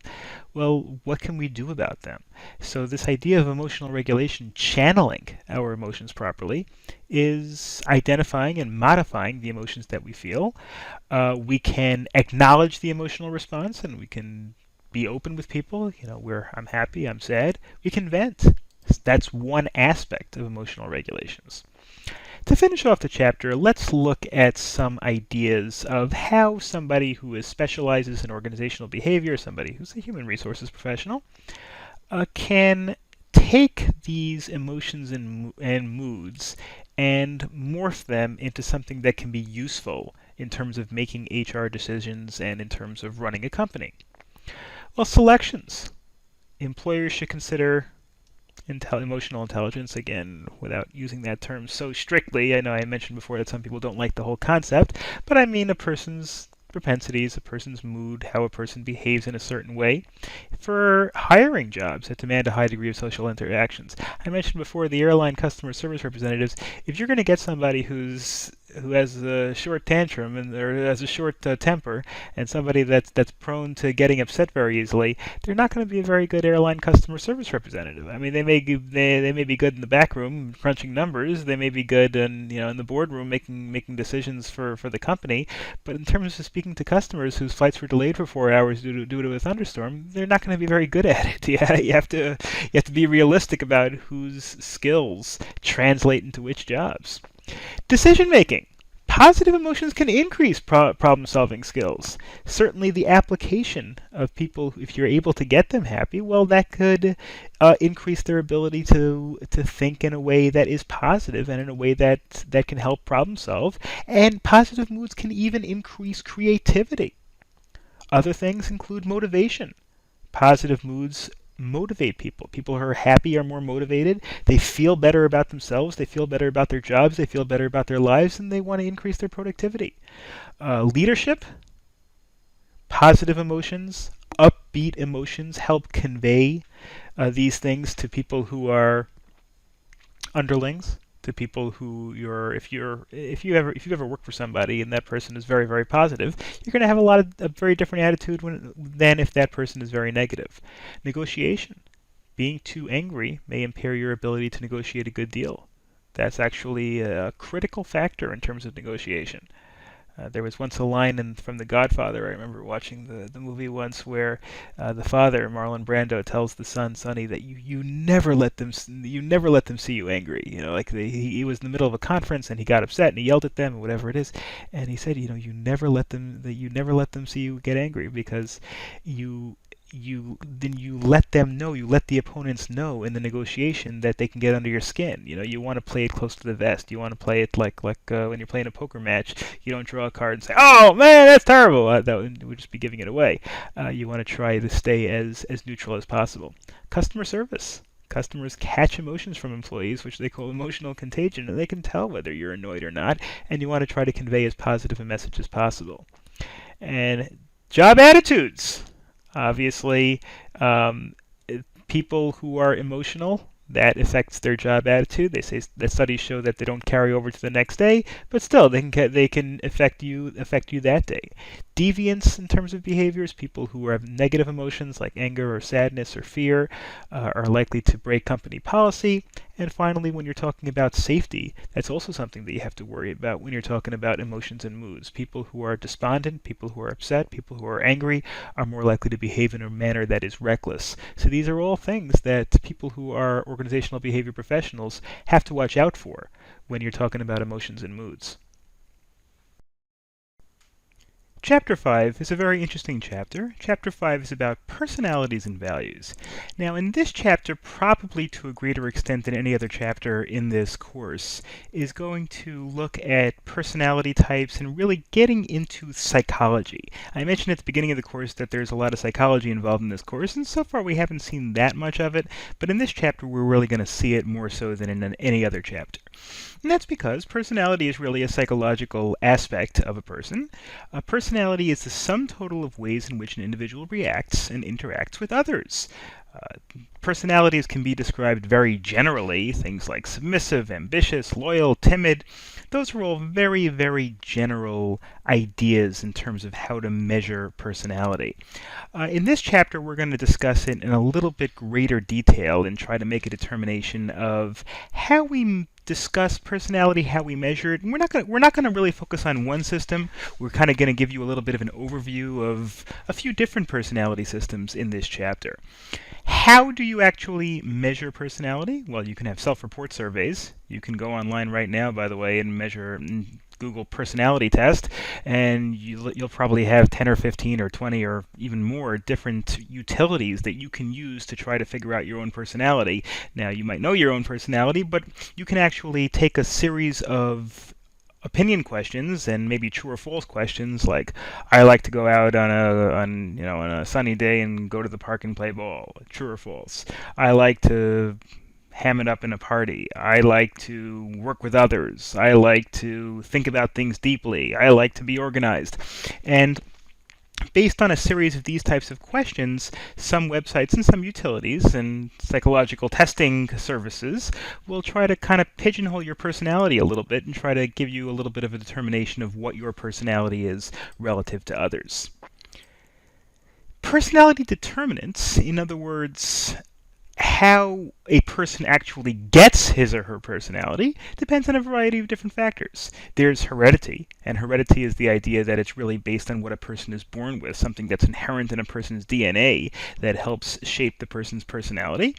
Then there have been twin studies that have shown that genetics are more influential than parents, and what those kinds of studies mean is sometimes you'll have situations in which, let's say, identical twins or siblings separated at birth are raised in two different environments, and some studies have shown that they tend to have personalities that are somewhat similar to each other, even though they might have been raised in totally separate environments with totally separate values and everything.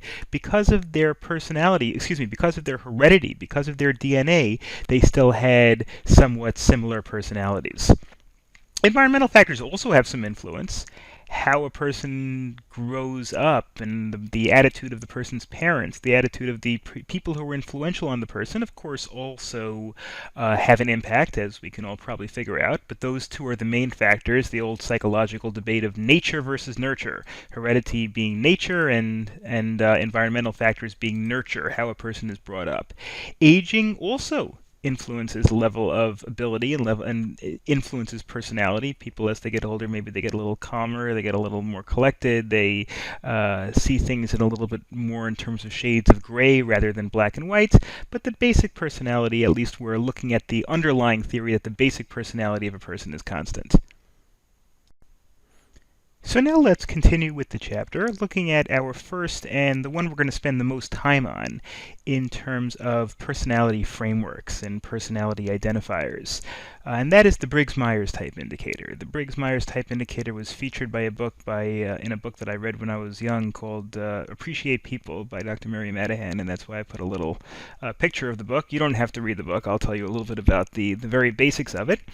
And the idea of the Briggs-Myers personality system kind of bifurcates or separates personalities along 4 different axes. In other words, among 4 different aspects of personality. Now, obviously, it's not like you're either one or the other. You could be a combination of both. You could be a little bit of a mix. You could be a strong extrovert or a weak extrovert. You could be a strong thinking person or a strong feeling person, or somewhere in between. So these are not issues where it's definitely one or definitely the other. It could be a little bit of a mix, but still this is a useful way of looking at personality types. And the 4 categories are extroverted versus introverted. Extroverted is somebody who likes to deal with things as part of a group, likes to deal with people. Introverted is somebody who thrives on his or her own. It doesn't mean an extrovert never wants to be alone. It doesn't mean an introvert never wants to be with other people. It just means in terms of overall tendency. Even introverted people need other friends, but maybe it will be a little bit less important, or maybe they like to spend more time by themselves. Sensing versus the intuitive. The sensor is the person who's really down to earth. The intuitive is the person maybe whose head is in the clouds a little bit, maybe a little absent-minded, but somebody who likes to think really deeply about things, whereas the sensory person worries about things that are tangible, that are touchable, maybe has a little bit more of a hard time with abstract concepts. Thinking or feeling, this is logical versus more emotional. More logical are people who look at things based on logic and not emotion, and emotional people are who let emotions guide their actions and thoughts more so than logic. And then there's judging or perceiving. Judging or perceiving is the idea where the perceiver is somebody who looks at rules as only useful insofar as they're agreed with, or that they're useful in this particular area. Whereas the judging person likes to have everything in order. The person who's the judger likes to, be on time, have a clean desk, have everything in order, even though those things might not in and of themselves have any tangible benefits, but they're the right thing to do, and therefore let's do it and let's have everything orderly. Whereas the perceiver is the person that says, well, I'll be on time if it makes sense to be on time for this particular meeting, otherwise I'll be 10 minutes late and big deal. Or the perceiver says, this rule doesn't really make sense in this case, so I'm going to ignore it. Those are the 4 basic underlying personality types, or axes, on the Myers-Briggs system. Now, I want to delve a little bit deeper into this Briggs-Myers system because of the fact that it's so useful in organizational behavior and in psychology in general, and I think it's the sort of thing that's good to know anyway, just in terms of appreciating and understanding other people. This is from the website of the Myers and Briggs Foundation, and this is a discussion, in case you're curious about what the URL is, if you want to visit yourself and poke around a little bit. It is myersbriggs.org, MYERSBRIGGS.org.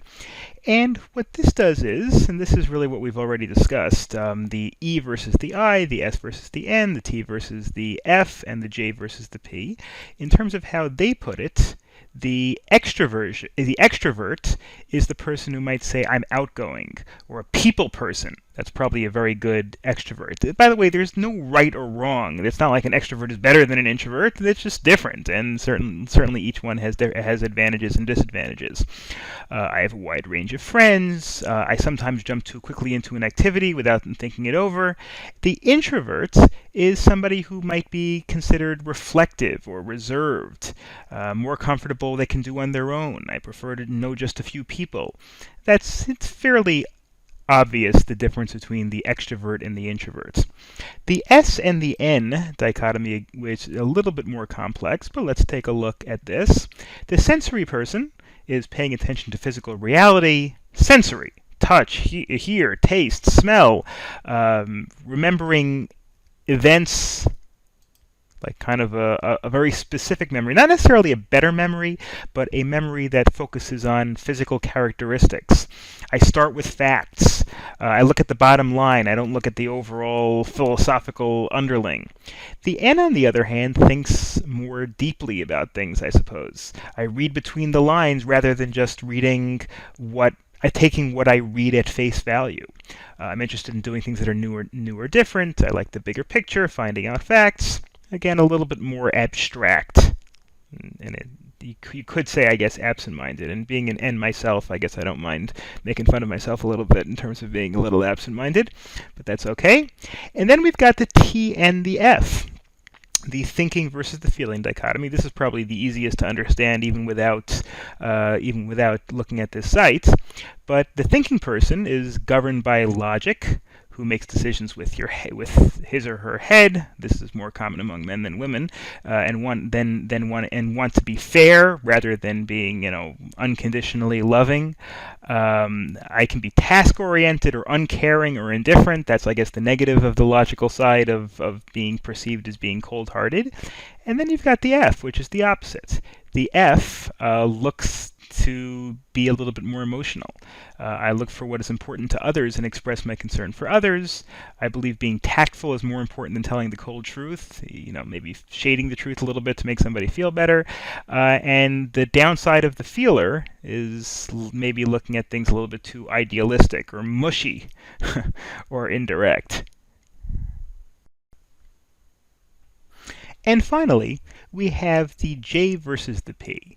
This is probably the one that is least obvious in terms of the difference between the judger and of the other axes, of the other dichotomies.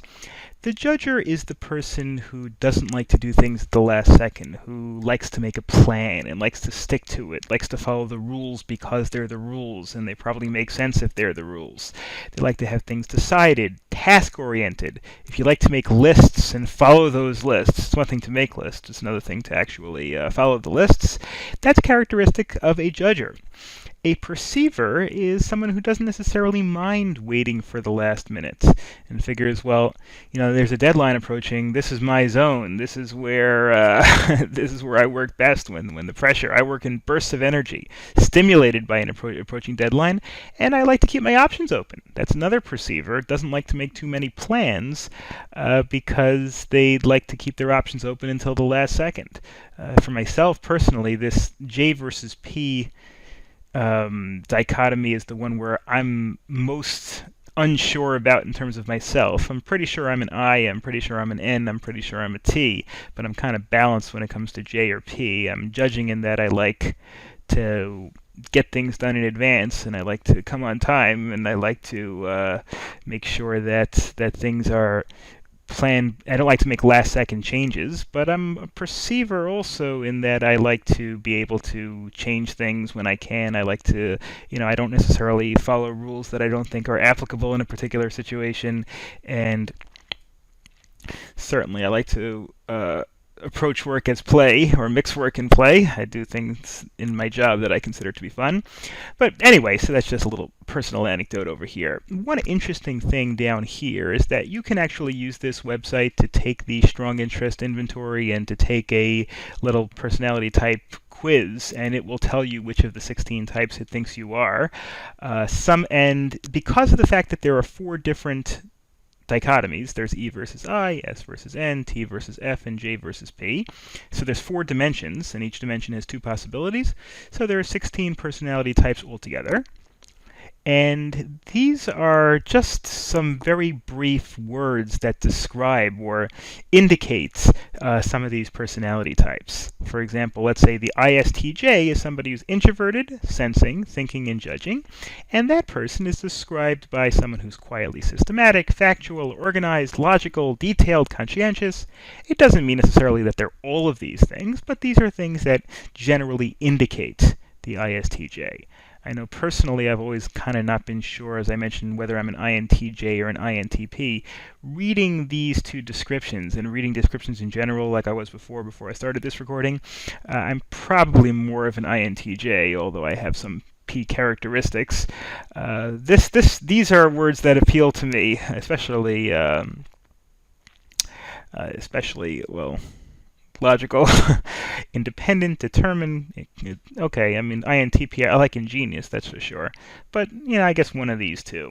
If you look at ESFJ, let's say, for example, Sounds like a wonderful person, but that's not me. And that's perfectly okay. It doesn't have to be me.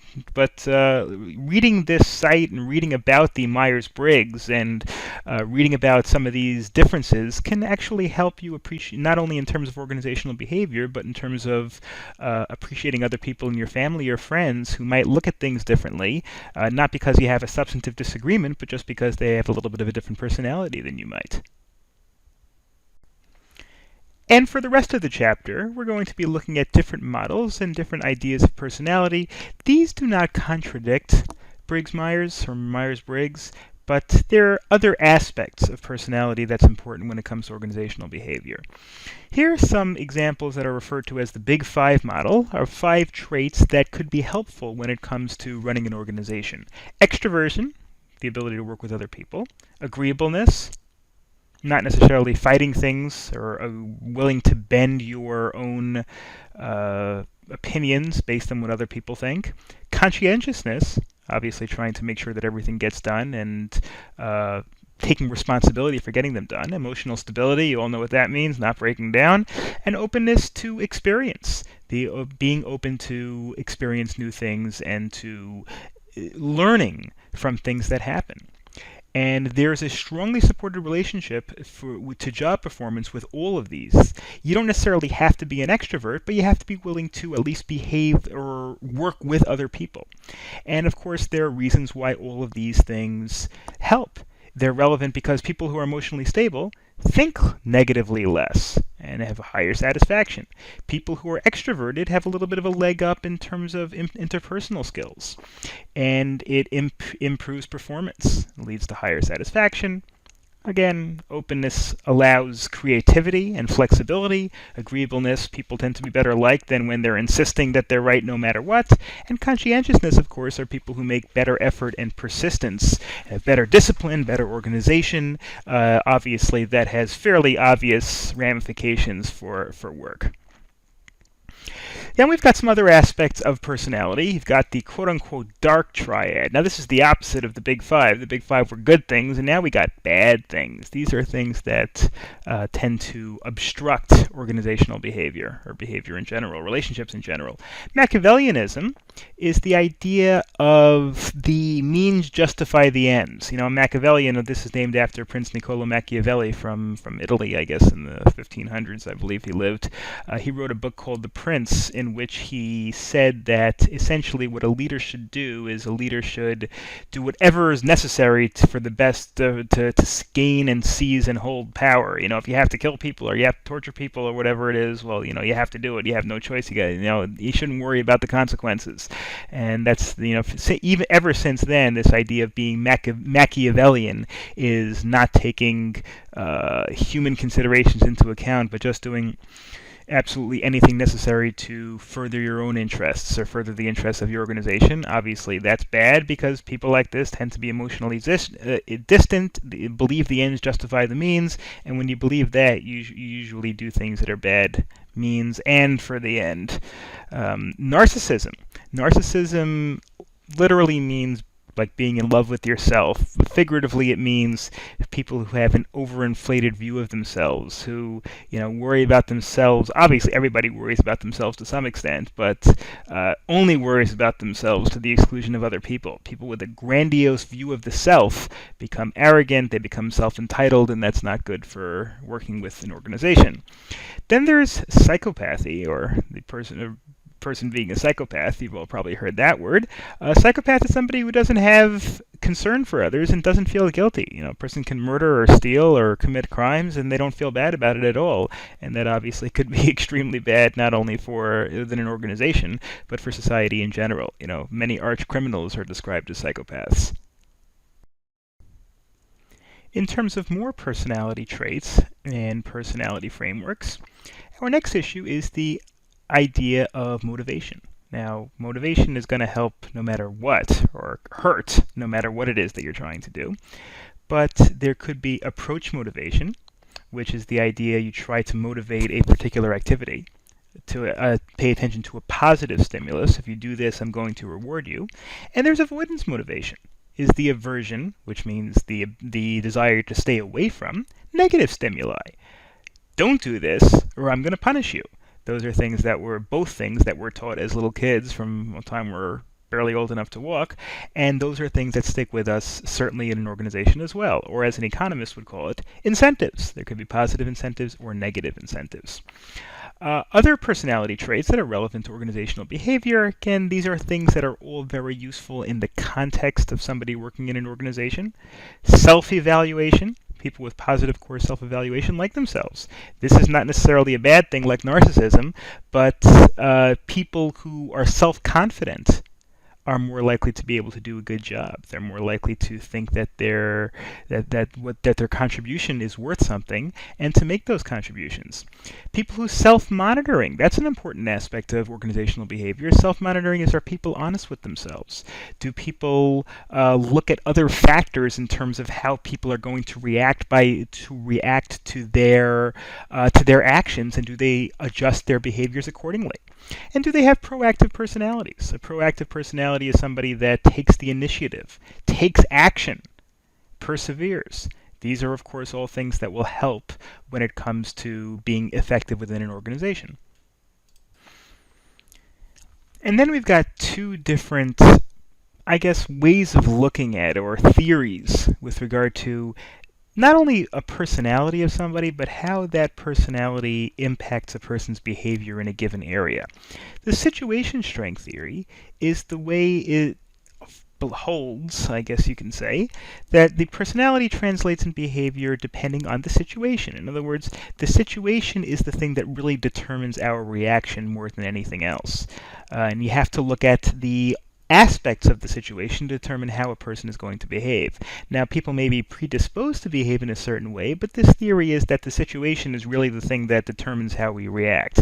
On the other hand, you've got the trait activation theory, which predicts that in some situations or events activate a trait more than others. My underlying philosophy or my underlying personality, let's say, for example, is to be introverted. And the fact that I go into a party that's really loud and really rambunctious, that just activates my trait of being relatively quiet. Here's an interesting little chart on the trait activation theory, which is based on these are, of course, a bunch of different professions that you see over here. And these are some of the professions these professions draw on these personality traits. A person could have some excellent personality traits and some weak personality traits. Getting a job that focuses on those strong ones will obviously help the person in the long run. An air traffic controller has to be detail-oriented, doesn't necessarily have to worry about dealing with angry people. For example, if you want to work in aviation, you want to work in, for an airline, if you're very empathetic and people like the way you speak and you're able to, to calm people down, well, then you probably want to be, a flight attendant or a customer service representative for an airline. Whereas if you're very, very detail-oriented, but you don't really have such a great he's not so great at dealing with angry people, well, then an air traffic controller would be a good idea, because air traffic controllers have to be very detailed, but they don't necessarily have to deal with angry people, other than the pilots that get annoyed every now and then. But this is just some examples of where you should not. These are some of the things where your job's scoring high, and then you have some jobs scoring low. The traits listed here should not predict behavior in these jobs. Detail orientation is not that important in a model. Social skills, there's not that important in a software engineer, but it is very important in a concierge. Innovation is not so important in a medical technician who doesn't have to innovate, just has to run the machine, where it is important in an actor or a systems analyst. So that's some of the ways in which you can judge how a personality is going to impact your ability to do a particular job. Next, we turn to something that goes a little bit deeper than just personality. We're going to look at values. Now, values are something that, well, let's look at the slide. It's a enduring conviction that a specific mode of conduct or end state of existence is personally or socially preferable to another one. Value is something that's inherent, that a person believes is appropriate in terms of a state of conduct or a state of existence, as it says in the slide. It doesn't necessarily have to be one or the other. Value is, you believe that people ought to be honest. That is a value. It's more than a personality. A personality is where something. Okay, and values, of course, come from, I wouldn't say heredity, but from background and value systems that are passed down within a society or within a family or both. They could be these values, and there are many different types of values. There's values of education, prizing education, of being honest, of working, earning a living wage. I mean, these are positive values, and there are negative values of, being malcontent or being jealous or whatever it is that could be passed down as well. The values are important to sort by content, which is how important they are, intensity relative to other values, and overall, how a person fits within the value system of his or her society is important in terms of organizational behavior, as well as many other factors. And now we're going to kind of finish up the chapter by looking at a couple of other thoughts from experts in this area. There's Rokeach or Rukeach. I've heard it pronounced both ways. Either way, the value survey is that there are different, this philosophy is that there are two different types of values. There are terminal values, which are end state values, the sort of values that, I want to be a very smart person, I want to win a Nobel Prize, I want to be remembered as somebody who's really nice, I want to have a big family, whatever it is, I want to be a matriarch, whatever it is. Then there are instrumental values, which are the modes of behavior. I think it's best to behave honestly, I think it's best to behave fairly. Then, a little bit more relevant to organizational behavior is the Holland's hexagon. And that's a philosophy that states that job satisfaction, turnover, which really relates to job satisfaction, is based on how closely your job relates to your personality. We've got 6 areas of personality over here. Realistic, somebody who doesn't have their heads in the clouds, somebody who's investigative, artistic, social, enterprising, and conventional. Those are just 6 different types of areas, and the person's personality indicates which section the person should be in. A social might be a teacher, a social worker, a psychologist, somebody like that. Artistic might be a singer or a painter, or something to that effect. Investigative, somebody who doesn't necessarily mean like a detective. It means somebody who looks into things, who tries to figure things out. A researcher. Realistic, somebody who has kind of a physical, hands-on job. Conventional, enterprising. These are all things that, based on, people should take jobs based on what their interest is. I remember when I was back in college, I took an exam called, not really an exam, but a kind of a survey called the Strong Interest Inventory to determine what my strongest interests were, and it was like 550 true or false questions, and based on that, they said, you score that high in that group and that high in that group, and it recommended that I take training in areas that were a little bit more intellectual, a little bit more investigative, and a little bit less, realistic and conventional, for whatever that's worth. Okay, so that's really kind of part of the philosophy of the fit between the person and the organization, and that is that it's more important than that the employee's personalities fit with the organization than with any specific job. If I am a car manufacturing company, you're going to have a different personality in the organization itself, and therefore a different personality in the individuals that run it, than, let's say, a law firm. And when we're producing cars, we're producing something, for a physical object for people, where for a law firm, we're trying to intellectually carry the day for something. And now, really, the last section of this chapter is international values. Values are going to be different when you're dealing with people in different societies, when you're dealing with people in different cultures. And the way to measure that is along two indices, which has a lot of overlap. As we'll see, they're very similar to each other: the Hofstede model and the globe model.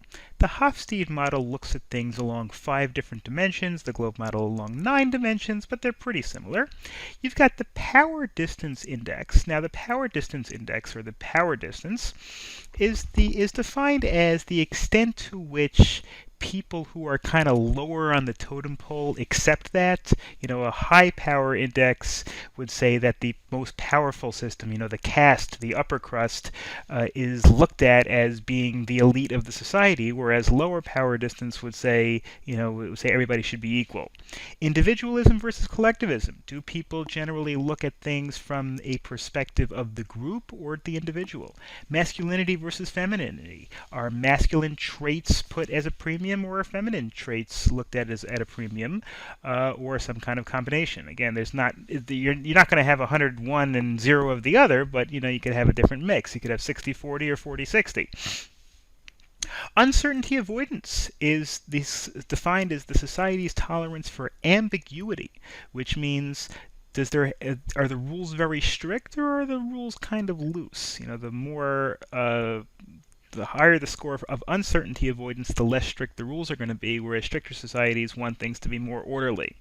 And long-term versus short-term orientation, which is the connection between the past with the current and future actions or challenges, kind of the conservative versus almost the liberal view, or the conservative versus the progressive view. I would say this dichotomy is. The one you'd look at the idea of the conservative view is more like we have to look at the past and kind of keep things the way they are unless we have a really good reason to change it, whereas the long-term orientation, or the progressive view, would look at, we don't need to worry about the past, we just need to worry about what's best for the future. And you can actually look at a lot of different cultures in a lot of different countries based on these factors. Great Britain, for example, has a very high individualism ranking, 89, which is the third highest individualism ranking, only behind Australia and I don't see number 1 on this chart, but I guess there are some countries that are missing from this. Looks like the United States is missing from this. Everything below P looks like it's missing. But anyway, there are some countries, like Japan, for example, that would have a much lower individualism ranking. In Japan, they're focusing a little bit more on the collective, on the group, on the company, rather than on the individual.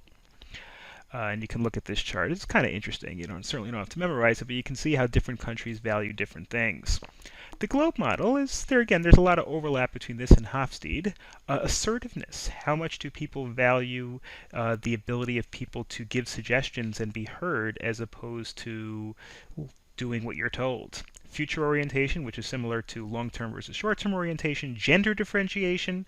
How much does a society prize every complete equality between the genders, or does a society establish different roles for the genders? Uncertainty avoidance. That's kind of like the uncertainty avoidance index that we saw before in the Hofstede model. Power distance, which we also saw in the Hofstede model. Individualism versus collectivism, which we also kind of saw in the Hofstede model. Do people look at things in terms of their individuals or for the greater group of society? In group collectivism, it's one thing to have collectivism in a society. It's another thing to have collectivism in your particular company. And performance and humane orientation, how do people look at, define a good performance, and how much does society prize fairness and being humane to people within the organization and throughout the society. Chapter 6 also goes a little bit into psychology, as we discuss the effects of psychology on organizational behavior. And this chapter is about perception and individual decision making. How do our perceptions arise, and how do our perceptions impact our ability to manage other people and to function within an organization? So I guess the first thing we have to do is define perception. And perception is simply a process by which people organize and interpret their sensory impressions. I see something, okay, well, how do I interpret that? I see something and I hear it. I may hear something that I interpret means a truck is coming, I better get out of the way.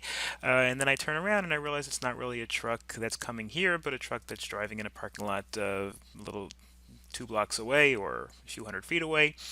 The idea is that perception is a way in which we judge the world around us. We have to, and we learn how to do it pretty well. It's not always 100% accurate, but that's why they call it perception and not necessarily reality. So the world as it's perceived is the world that's behaviorally important because how we perceive things determines how we judge things. And this chapter is going to be all about the discussion of perception and how we take those perceptions and apply that to our daily lives. And then this brings us to attribution theory. Attribution theory says that people attribute whatever they perceive to some type of cause. It could be internal or it could be external. Internal is our perception that behavior that we see or something that we see is under the control of an individual, whereas external is our perception that something is beyond the control of somebody else. So if we see, for example, just to take a simple example, if we see a lightning storm, we're going to perceive that as being control. We're going to attribute that to an external control. We're going to say it's the weather. It can't necessarily be controlled by anybody. If we perceive that somebody is behaving unfriendly towards us, then we make an attribution to that person's character, to that person's thinking, to that person's philosophy, to whatever it is. And we could also attribute something to something that's within our control. If we aren't able to figure something out, maybe we attribute it to some sort of lack of training on our part. So part of our perception is to attribute everything to a cause. We see something, we feel something, we hear something, we know something happens, we think something happens, and we also try to attribute it to something. How did it happen? Why did it happen? Etc. And aside from the internal-external dichotomy, which I'm going to come back to in another minute when we look at the next slide, there are three other dimensions in which people attribute things. There's distinctiveness, which is the issue of people attributing it to the unique characteristics of that individual. Distinctiveness refers to whether that individual that we're looking at, the behavior that we're measuring, differs for different situations. For example, if somebody comes into work every day, let's say that it comes into work every day late, or doesn't work properly, or doesn't do things properly, we would apply that characteristic not necessarily to the job or to society in general, but we would apply it to that individual and say, this person is lazy, or this person comes to work late, or this person is irresponsible. We are making an attribution that that person's behavior, in this case, is distinctive. The opposite, really, of distinctive is consensus. And consensus is the idea that a particular behavior is attributable to what everybody or most people would do. If we think that everyone who faces a particular situation would respond in a similar way, we would say that that behavior shows consensus. For example, if people are walking around at night and they hear in the forest and hear the growling of a bear, most people will be afraid. And I don't know whether they'll run away, or I guess running away wouldn't be the best idea when confronting with a bear, but show fear. Maybe if you measure the person's facial characteristics or show fear in some way, that's something that we would attribute to a consensus of human behavior, on the idea that virtually everybody would show a similar reaction in that situation. And then there's attribution in terms of consistency, and that is, does this person respond the same way every time faced with this particular situation? Now, again, these things are not necessarily contradictions to each other. A person could be consistent and distinctive in a particular behavior. Somebody that shows up 10 minutes late to work every day is consistently late, but that still could be attributable to the distinctiveness of that individual. Whereas consensus, of course, is something that we would look at where everybody or most people would behave in a certain way given that situation. And you can also look at these three things based on external cause or internal cause. The external cause, again, as we discussed before, is when we're blaming it on some environmental constraint. We're blaming it on some, I don't know, I want to say blame, but we're attributing the behavior, whatever it is, to some sort of external cause as opposed to internal cause. External cause an example, if you get into a car accident, the driver is probably going to blame it on an external cause, saying, well, it was because the road was slick and, or my brakes were bad or something like that. Whereas an internal attribution would be where if the driver were to say, I made a mistake or I'm a bad driver.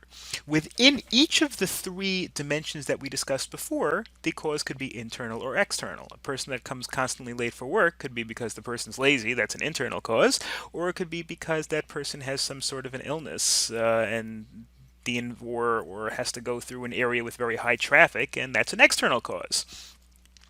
If it's based on consensus, it could be because human nature is wired into a particular thing. All people will have trouble running in quicksand because that's the nature of quicksand. So it's a consensus, but it's an external cause. Or it could be that all people will be sad if a loved one passes away, and so therefore it's by consensus, but it's really an internal cause that's based on what's going on inside the individual that a person is sad when a loved one passes away. And again, the same thing could be said with regard to consistency. So that brings us to the question of when attribution is positive and when attribution can lead us astray a little bit. Now, we all attribute things. We all have perceptions and we all attribute behavior to something almost automatically, so you can't just say that attribution is a bad thing. But when we do attribute causes, we need to watch out for common attribution errors. And here are some examples. Fundamental attribution error, which is the tendency to underestimate the influence of external factors and overestimate based on internal factors. If we see somebody behaving in a bad or rude manner, we automatically maybe think, well, that person's a rude person, but we maybe underestimate external factors. The person had something sad happen that day. The person didn't have enough carbohydrates in the morning. The person didn't have their coffee. Whatever. These are all external factors that we kind of minimize. We like to blame or praise the individual. In sports, they have that as an aside, where when a team wins, very often they'll say, "Oh, well, the quarterback was so great," when in reality it had a lot to do with the rest of the team. It had a lot to do with the environment. It had a lot to do with luck, and people tend to poo-poo and downplay those other factors, whereas they tend to give a lot of credit or a lot of blame to somebody who's perceived to have control over everything when they really might not. There's also the similar bias that's self-serving, which is when individuals overestimate their own internal influence and successes and overestimate external influences and their failures. The reason why my company did well is because I worked so hard and I thought so well and I'm so talented and I'm so smart. The reason why my company failed is because the credit market was bad and the customers didn't pay and people conspired against me. Nothing wrong with this. I mean, that's obviously something we want to try to avoid because it doesn't yield very useful information, but unfortunately this really is human nature. It does also depend on whether the society is more individualistic or more group-oriented, but still that fundamental self-serving bias pretty much exists no matter where you are. Then we use shortcuts. We use what is sometimes referred to as thin slicing, where we, rather than taking the time and energy and effort to make adequate judgments or proper judgments, well established judgments with other people, we kind of take quick snippets of information and use those to make judgments. And some of those fallacies include the selective perception, which is a perceptual filtering based on interest, background, and attitude. People that have similar interests, similar background, similar attitude to us, very often we perceive more favorably, even though that's not necessarily warranted. Then there's the halo effect. Somebody could be good looking, or somebody could be nice, or somebody could have a good personality, and because of that, we attribute good things to the rest of that person's behavior and the rest of that person's characteristics, even though they might not have anything to do with it. Somebody who looks good, you might think, well, that person, you might take what that person says and give it more respect just because the person is good looking, when obviously whether the person is good looking has nothing to do with whether what the person says has any value. Then there's the contrast effect, which is our reaction influenced by others that we have recently encountered. If we've read the news and we've seen that the unemployment is down and the economy is good, then the fact that one person doesn't have a job, we might look at it and say, well, there's probably an internal factor. Maybe the person doesn't have the talent or drive. Whereas if we read the newspapers and we see that the economy is bad, we might attribute it to external factors, saying, well, it's not the person's fault, it's the economy's fault, when in reality, again, these shortcuts aren't always necessarily bad, but the shortcut doesn't take into account everything else that we might have to look at. And then, of course, we also stereotype, which means judging somebody on the basis of the perception of the entire group of people that that person belongs to, rather than looking at the person as an individual. And decision making is to a large degree based on our perceptions. Decisions can be based on a lot of thought, but very often they're at least influenced by our perceptions. Our perceptions tell us that a problem exists, evaluate the problem, and even form conclusions. There's a book that I actually wanted to that I read a little while ago. Let me show you the cover over here, by Malcolm Gladwell, called Blink. And if you're interested in these concepts, and it's a fascinating area, this book really deals with this concept of thin slicing and delves much deeper into what we're going to cover in the next 5 or 10 minutes, all about thin slicing information. Thin slicing is really taking a very small piece of information and drawing a much broader conclusion from it. And if you think that sounds like a bad idea and you should use very careful decision making when you do everything, just realize that virtually everybody actually uses thin slicing. It's just a question of how much you use it and whether you combine it with other, with other things that to make your decision making a little bit better. Theoretically, the best way to make a decision would be based on the quote-unquote rational decision-making model, which a person, every time you have a problem, and problems could be as little as there's a deer in front of you on the road and you want to avoid it. It could be as complex as you don't know where your family should live, or you don't know whether to take another job or go to school. But theoretically, all decision-making could be made on the rational decision-making model, which means identify the problem, identify the criteria, allocate weights to the criteria. In other words, what's important to you? Is it important to have more space for your family? Is it important to have a lower mortgage payment? Is it important to be within walking distance of shopping or schools or whatever it is? And then develop the alternatives, figure out what your options are, evaluate the alternatives, and select the best alternative. Now, we may actually do that once in a while when it comes to very important decisions in our lives. We don't usually do it on a day-to-day basis because this model assumes, in order for this model to really work or have any possibility of working, it assumes complete knowledge of the situation, that you know all the options in an unbiased way, and that whoever's making the decision maker, seeks the highest utility. In other words, the most efficient outcome, which is we don't always think about things that deeply. So that brings us to the way that people actually make the way in which people actually make their decisions, and that's based on this idea of bounded rationality. We have limited information processing capability. We're not computers. We can't process a million bits of information a second like some computers can. We cannot assimilate all possible information in order to make our decisions. So therefore, we kind of get enough information to be satisfied on a personal level that our decision's okay. The information that we get, they satisfy us. They're enough. They're not optimal. They're not 100% of all decisions, which is this idea of thin slicing, which is based on the idea that people make decisions based on only a small amount of information. And very often thin slicing and bounded rationality can be effective because you don't necessarily need all of the possible information, and sometimes you can pick up in a second or two, or in a few minutes, you can pick up 90% of the information that that's really going to be relevant to you. So and we have no choice. It's not like we would be able to take in all the information into account in every decision. If we're deciding whether to go to Target or Walmart, we're not going to sit there for 2 hours and in order to get every piece of information, we're just going to make a quick decision in our head. In our minds, you might think, well, Walmart's a little cheaper, but the lines are a little longer, and which is more important to me now, is time or money? And if we think time is a little more important, maybe we'll go to Target. If we think money's a little more important, maybe we'll go to Walmart. But the point is that we make our decisions quickly based on a limited amount of information. Decision making in this process is simpler than rational decision making because you simply limit the search for criteria and alternatives, limit the review of alternatives, and select the first alternative that's good enough. If you're talking about that store example, we don't necessarily have to consider going also to Costco or Kmart or whatever other stores there are out there because we figure, okay, Target's good enough and I'm not going to worry about the rest. And that's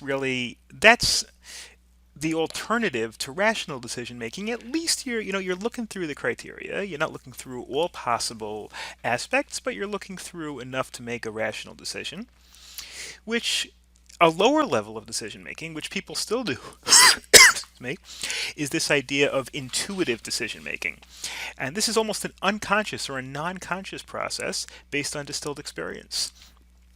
Police officers, for example, that have been on the job for 20 years, they can almost get a sixth sense for, is the criminal going to go for a gun? Is the criminal going to run? And they behave based on that.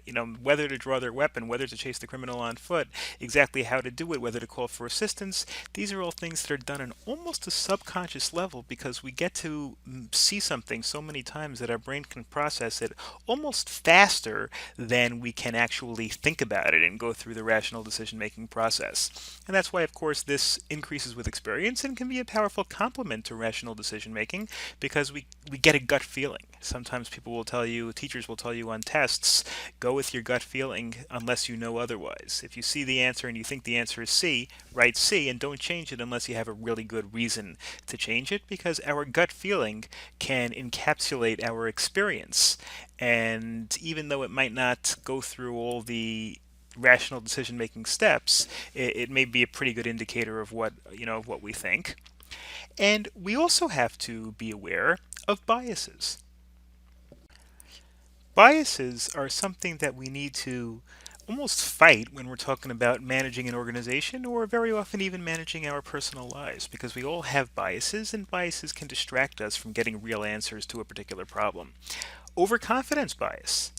Managers and employees and people in general very often they think they are better than they are. You're interviewing people for a job. You might think that you just have this immense talent to be able to see other people's strengths and weaknesses, and therefore you may think that you're going to be able to make a good decision. And this may actually decrease your rational decision making. It may actually decrease the way in which you go through the step-by-step process that we discussed earlier when it comes to rational decision making and hurt your overall decision. That's the overconfidence bias, trying to make sure that we don't think that we are better than we are. So to have more of a process in the decision making in the decision making. And as people become more knowledgeable, they're less likely to display overconfidence, maybe because they know that it's very complex and they're more easily able to subordinate their own impressions from what they might see in the decision making process.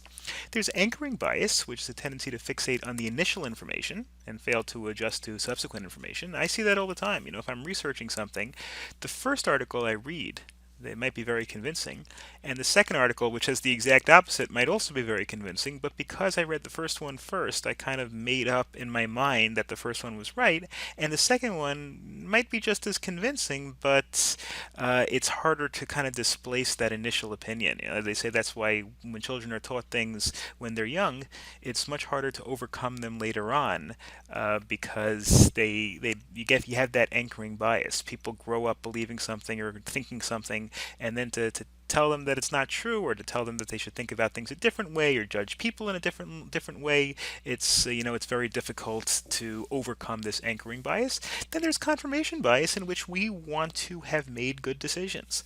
If I were deciding whether to buy a Chrysler or a Toyota, and I decide that I'm going to buy a Chrysler, and then I go ahead and do it, and then later on I see a Consumer Report special saying that the Toyota, was a better car, I might say to myself, well, it was more expensive, or the Consumer Reports didn't really do enough research, or I would kind of figure out a way to only look positively at evidence that what I decided was correct, rather than at evidence that says that what I decided was wrong. People have a bias to try to confirm what they've already thought or what they've already decided. That's a very important fundamental fact about human nature.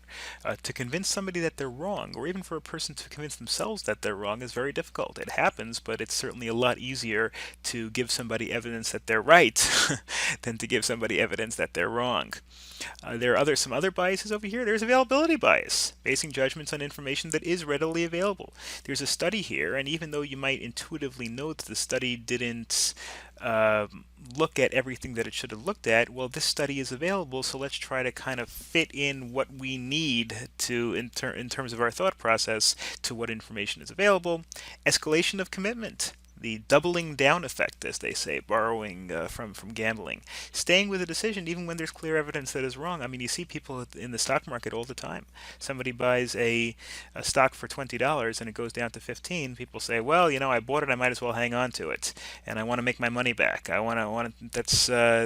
of course is a fallacy, because what you bought it at, or whether you already bought it, is irrelevant. Right now it's worth 15, and you should sell it if you think it's going to go down, and buy it and don't sell it if you think it's going to go up, or even buy more. But people have a bias to double down on what they've already committed. I've already committed to it, let's put more. I hate to keep doing the sports analogies, but this happens all the time in sports. They pay a third baseman $10 million, and the third baseman is hitting 200, and they don't want to release the third baseman because we've already paid $10 million.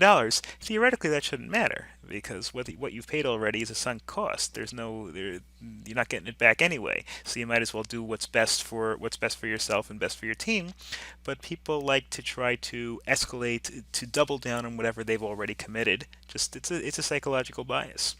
Risk aversion. People don't like risks, all else being equal. You have two decisions. This is very, very heavy in finance theory and stock market theory, based on the idea that stocks that are more volatile, even though their average value may be the same, you might have two stocks that are worth 100. One fluctuates between 90 and 110, and the other fluctuates between 50 and 150. People are going to, generally speaking, be less likely to buy the one that fluctuates more, because people are risk averse. There's also hindsight bias, and that's the idea that after it's over, then you think, oh, well, I knew that was going to happen, or I could have predicted that was going to happen, when before it happened, you really had no idea. We have a bias based on the way we know something worked out. We look at that decision that we made originally and say, oh, well, that was a good decision, or that was a bad decision. A decision might have been a good decision even if it turned out bad because of external influences, or it might have been a bad decision even if it turns out good. But we have a bias to look at what actually happened in order to help us make a determination as to whether it was a good decision. And we may apply that to next time, even though we're not thinking through all the same factors. Now, with these concepts in mind, let's go through some of the organizational behavior specific aspects of perceptions and decision making. And I'm linking them together, of course, because perceptions influence and very often control our decision making. What are some of the constraints that we put on decision making in an organization, both intentionally to decrease the effect of perceptions, but also to influence the perceptions of employees? There are performance evaluations. We have supervisors of employees write out how the employee is doing and in what respects. We have reward systems to give some benefit to people who excel. We have formal regulations. You're not allowed to come into work drunk. You have to come on time. You have to sit in your chair, whatever it is. Self-imposed time constraints, which is similar to regulations, and of course, system-imposed time constraints, historical precedents. How has this company behaved in the past? We have to look to that very often to make a determination as to how the company should behave. There are also ethical frameworks in terms of decision making. When I say ethical frameworks, I mean, okay, what else should influence how an organization makes its decision? Besides for just the utility, just the effectiveness in terms of dollars and cents of every decision. There is utilitarianism, which is one way of looking at things, which provides the greatest good for the greatest number of people. And in organizations, very often that's looked at as being within the organization, or it could be looked at as the social benefit. Like we also discussed earlier in the course, where is there a social responsibility to the community at large?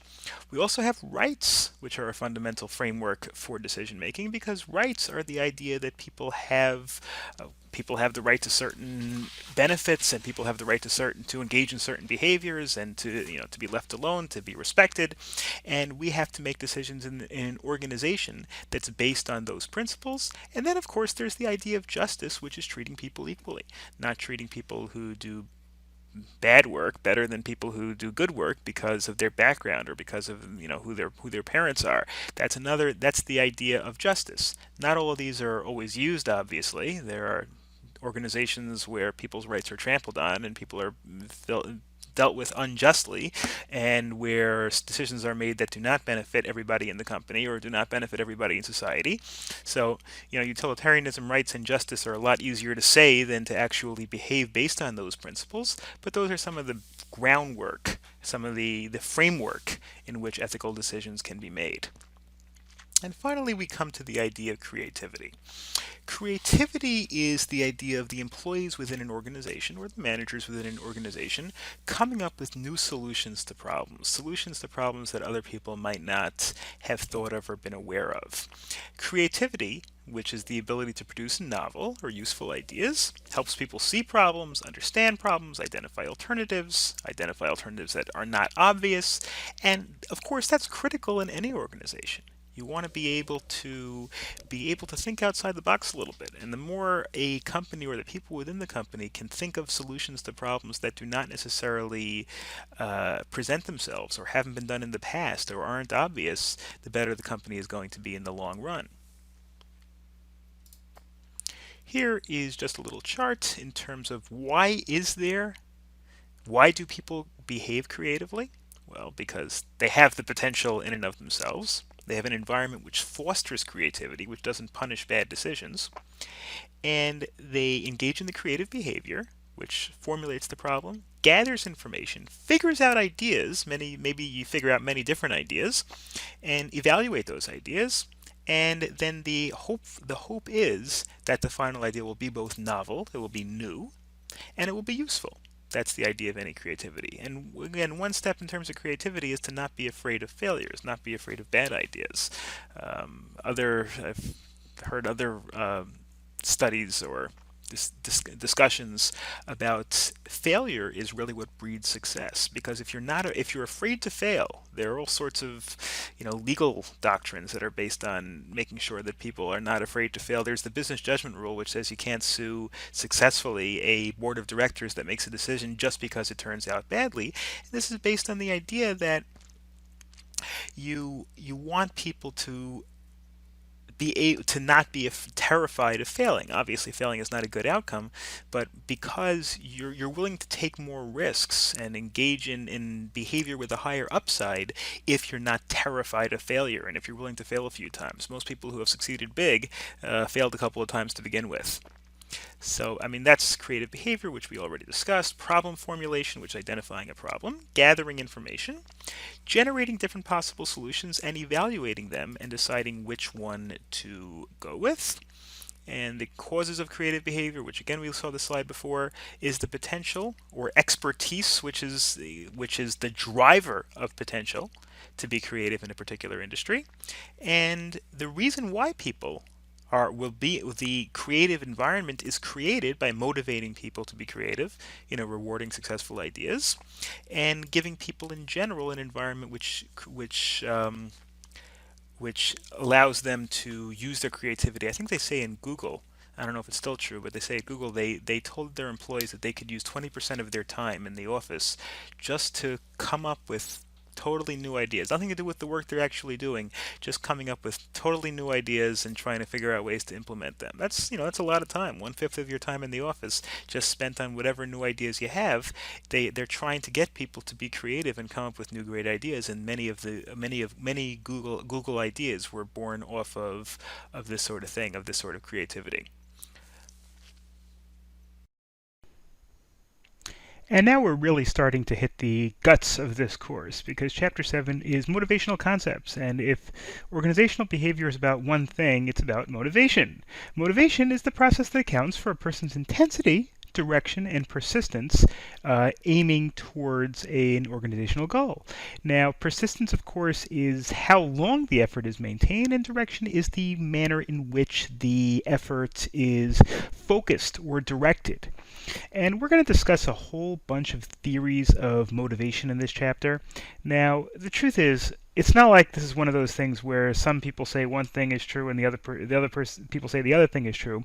They could all be true. All of these things are things to think about. The more a person understands about motivation in terms of these different theories, it's not like you have one theory that you have to stick to. It's that the more you know about these, the better you can be in terms of a manager, because you can take all of these things into account.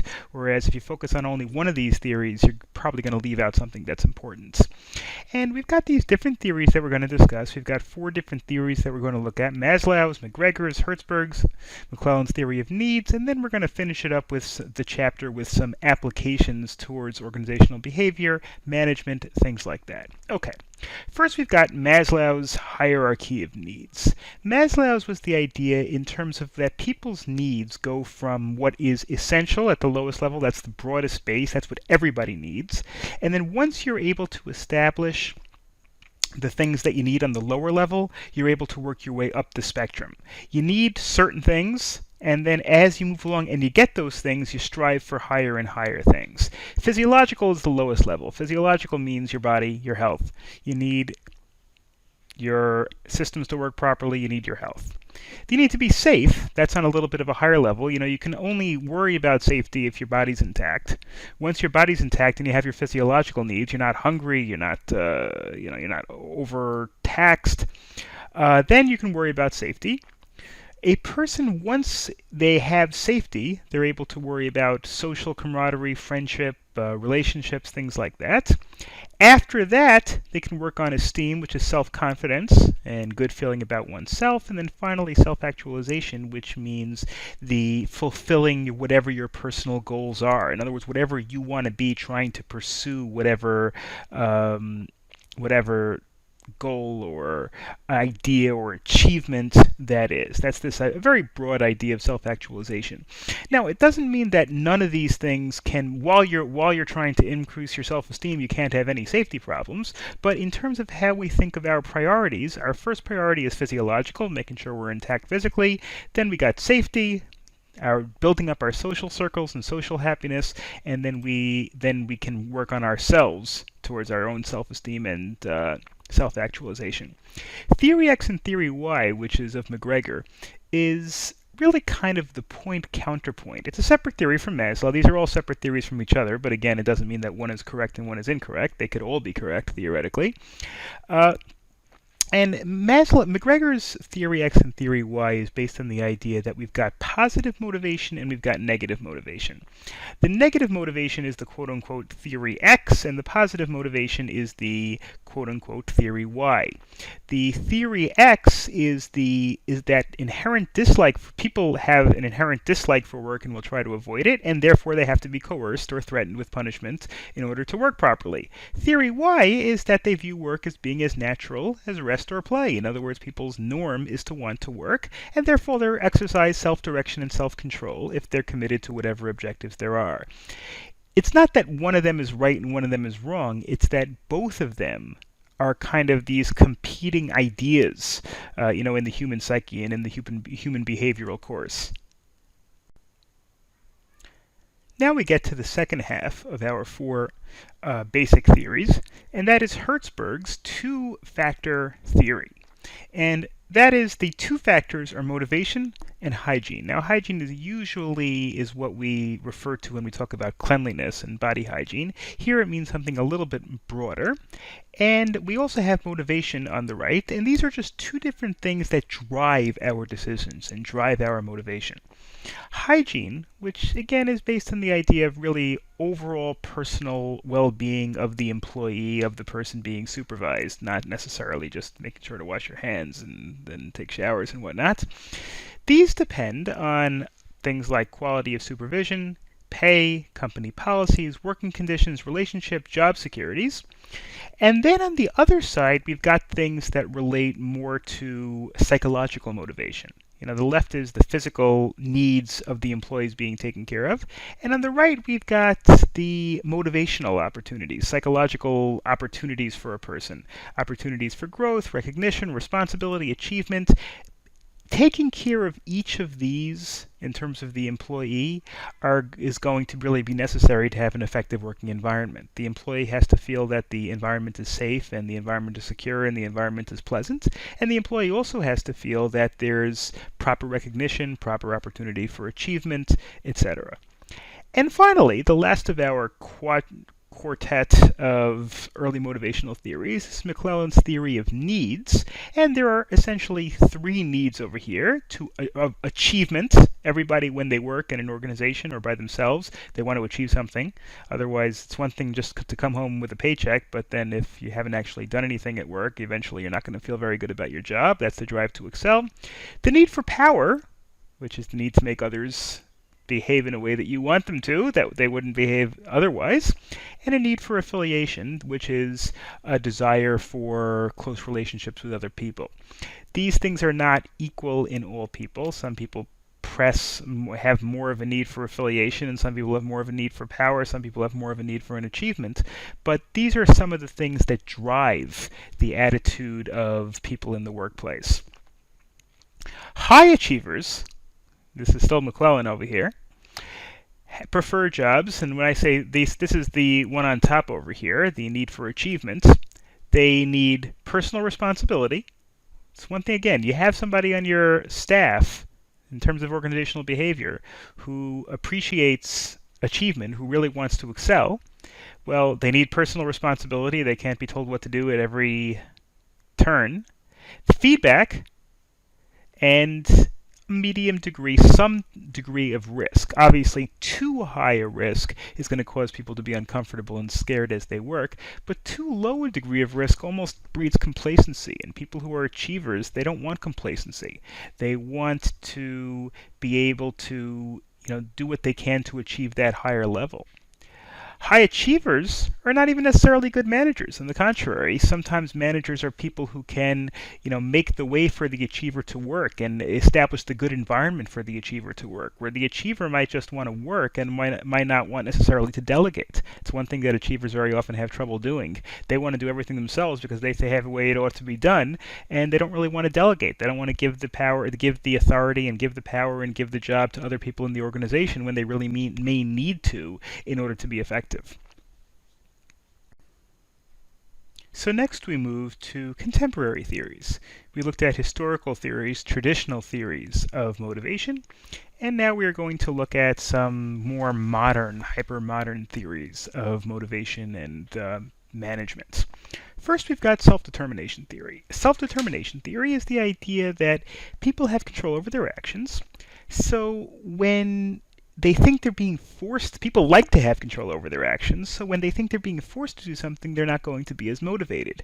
The idea is that here, if you want to be an effective manager, sometimes the best strategy is to try to give the employees the illusion, at least, that they're in control. And the more they think they're in control, or the more you can leave to them. You can't leave everything to the employees. You have to make some decisions for them. But the more that you can leave to them, the more motivated they'll be. Even this cognitive evaluation theory is based on the idea that external rewards, namely a paycheck, which everybody needs, they need to survive, but that can actually decrease motivation in the long term. If somebody's working for something that they were previously doing for fun or because they felt a sense of accomplishment, and now they're doing it as part of a company, that could actually in some sense decrease motivation. Now, of course, there's also the fact that people have this additional motivation that they need to make a living, but that's the idea. It kind of spars with this idea of self-determination, because people want to be as self-determinative as possible. And now if they have to do something because otherwise they're not going to get their paycheck, that saps a little bit of the self-determination out of it. Self-concordance considers how strongly people's reasons for pursuing goals are consistent with their interests and core values, which is the idea, okay, you have a job, you do it for a paycheck certainly, but how well does that correspond to what you believe anyway? Is this the sort of thing that you would want to do anyway?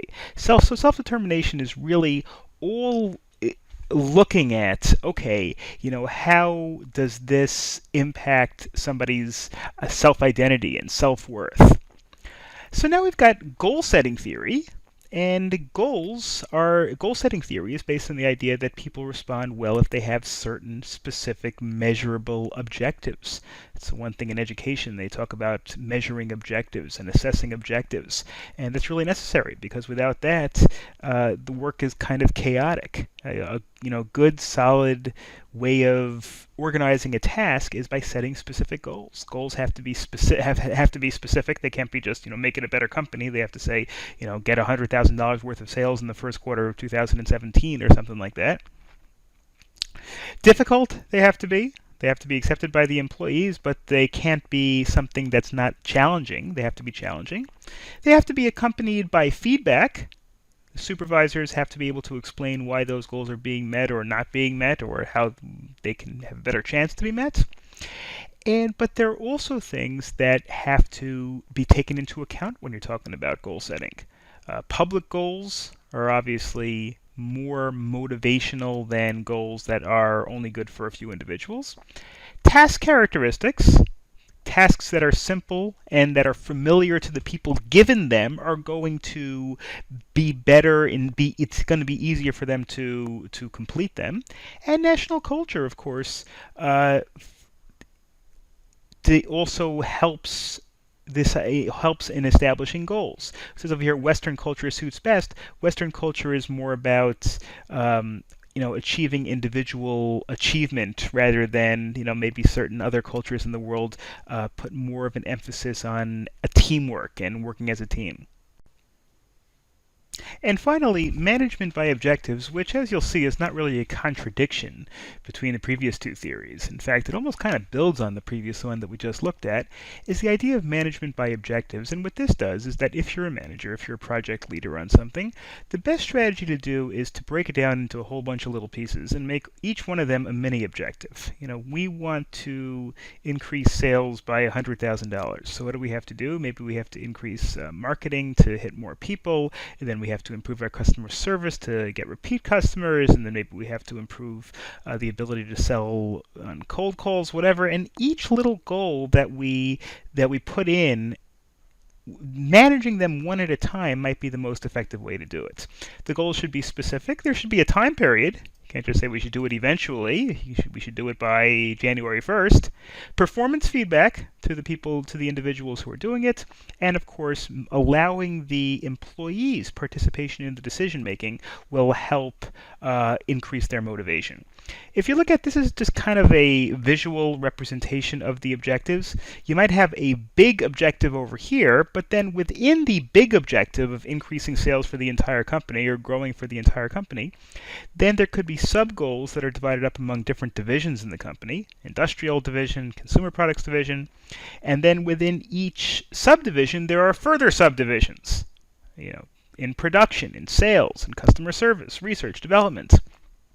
And then within those, there are individual objectives. So increasing sales in a company might be to produce 1,100 cars in a month instead of 1,000 cars in a month. That would be a production goal.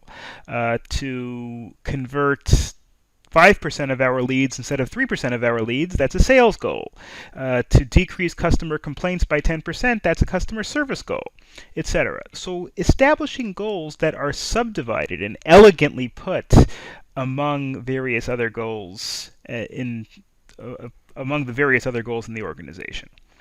Okay, and now we're going to continue looking at theories. This chapter is all about theories of motivation. Again, these are all based on the idea that they could all be synonymous with each other. Not synonymous, but they could all be coexistent with each other. They could all be building on each other, and knowing all of them will help the manager be a more effective overall manager.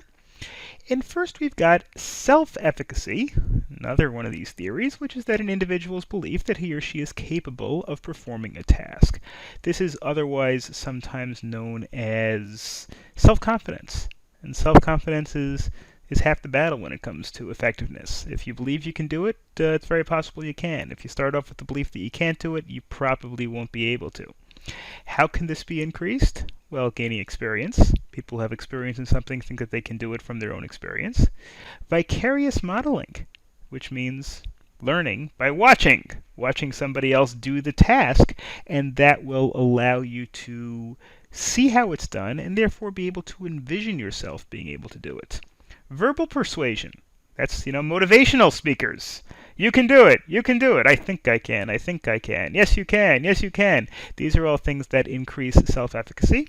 And arousal means to get energized to do something. And if people are psyched up to do something, then they think they can do it, or at least they have a more positive image when they're moving into this area. And this is just kind of a cyclical positive feedback loop in terms of self-efficacy. If you have confidence, then you're going to have a higher level of job performance. If you get tasks that are challenging, you're going to feel better about your accomplishments, etc., and these things all combine to improve self-efficacy. Equity theory is based on the almost commonsensical idea that what you put into something, you'll take out of something. Employees weigh what they put into a job situation against what they come out of it. If they think that they're not making enough money considering how much they work, then they're going to be dissatisfied. On the other hand, if they think that their efforts have been well rewarded, their inputs have been matched by their outputs in terms of not just money, but also in terms of promotion, in terms of recognition, in terms of responsibility, in terms of whatever other positive carrots you can give to an employee. They compare their input to output ratio. Basically, this thing up here is that if your input is less, if the output is less than your input, in other words, you're putting in more than you receive, well, then you think that you're being under-rewarded. If you think that you're being over-rewarded, if you think you're getting a high salary and you're not doing anything and nobody's ever bothering you about it and people are praising you even though you don't do anything, well, it might be a good job. You might be happy to have it, but overall, it's not really the sort of way to improve motivation to excel. And equity, there are basically 6 possible reactions to people that think that they're not being treated fairly. Again, it doesn't mean necessarily being treated unfairly by the supervisor. It could just be whatever the outputs are based on whatever other factors there are in the industry. You could change your inputs. In other words, you could change how much work you put in. You could put in less work. You could try to change your outcomes, try to improve whatever performance you establish, or try to get a salary raise, really.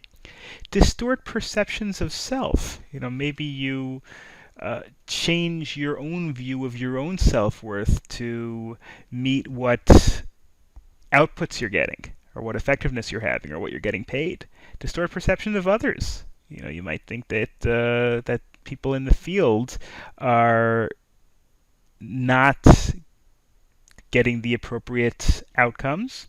Choose a different referent or leave the field. Referent meaning your frame of reference, how you look at things. Or you could leave the field. I mean, these are really just different types of reactions to people who perceive an inequity between their inputs and their outputs. Organizational justice is based on the idea that people have to think the process is fair. The model of organizational justice is the idea that things will be fundamentally fair on a level of an organization. These are a whole bunch of different elements over here. There's distributive justice, which in essence means that you get what you deserve, or hopefully. These are all things that may not necessarily exist, but these are the expectations of somebody in a workplace. And if somebody perceives injustice, their morale is going to be low, and in general, it's not going to be good for the environment. There's procedural justice. If before a person is punished or a person is accused of something, there should be some level of opportunity to explain, investigation, etc. Informational justice, which is the degree to which people are kept informed of what's going on by the supervisors. And interpersonal justice is the way in which people just are nice and fair to each other around the office. And finally, we've got the expectancy theory. The expectancy theory is the reasonable expectation of people in an organization, behaving in an organization, functioning in an organization. And the three key relationships here are the effort performance, which is the idea that a effort will lead to performance. The good effort will lead to good performance. There's performance reward, the idea that if I produce properly for the organization will reward me properly, both in terms of pay and in terms of recognition, responsibility, promotions, things like that. And of course, reward personal goals, which is the relationship between, okay, does the fact that the person is going to get more money or the fact that the person is going to get a promotion, is that the sort of thing that motivates that individual? And they all lead to each other. The person has to think, the employee, the person working for the organization has to think that effort will lead to performance, performance will lead to rewards, and rewards will lead to whatever my goals are. If my goal is to make more money, well, if I put in more effort, I'll produce more. If I produce more, they'll give me rewards, which means more money, which was my personal goal.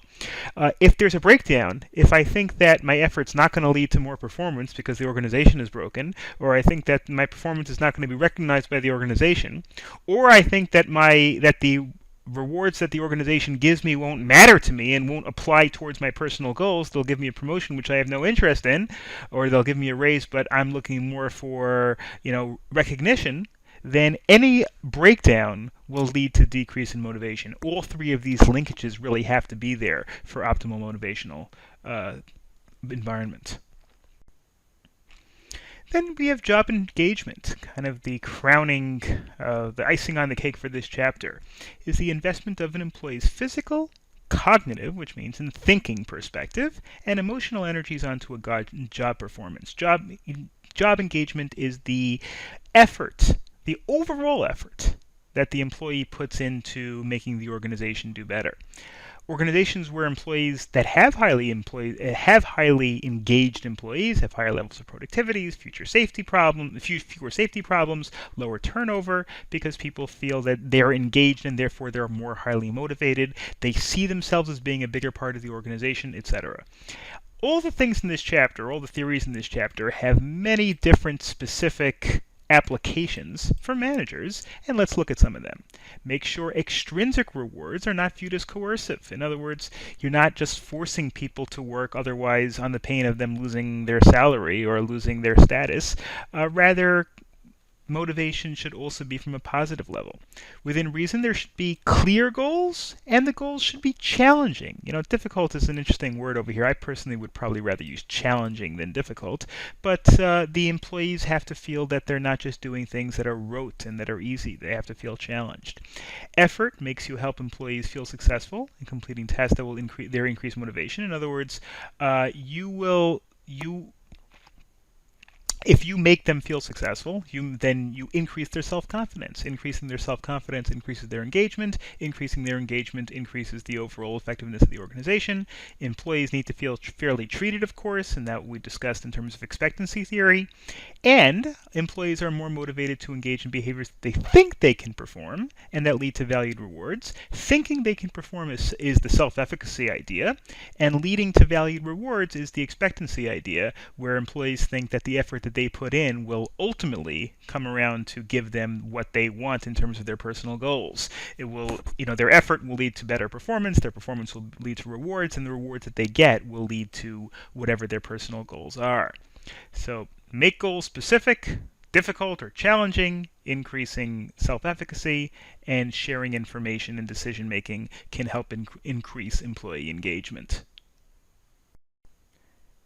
Now we're going to continue getting into the nitty-gritty of the course with a discussion of motivation.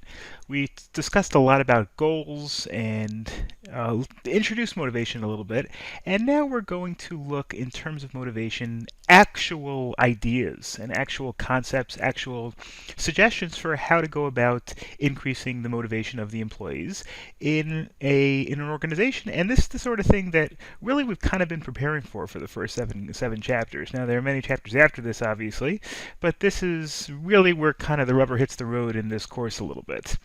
And these are all things that are based on concepts that we've already discussed, but we're going to kind of put them in more practical terms. And we're going to start with something called the JCM, or the Job Characteristics Model, which describes jobs in terms of the motivation of the employees, in terms of skill variety, not just having somebody do the exact same thing constantly, changing up their tasks a little bit. Task identity, of the ability of the employee to identify with the task and to understand what the end results are supposed to be and how to go about doing that. Task significance, the importance of the responsibility and of the job given to the employee.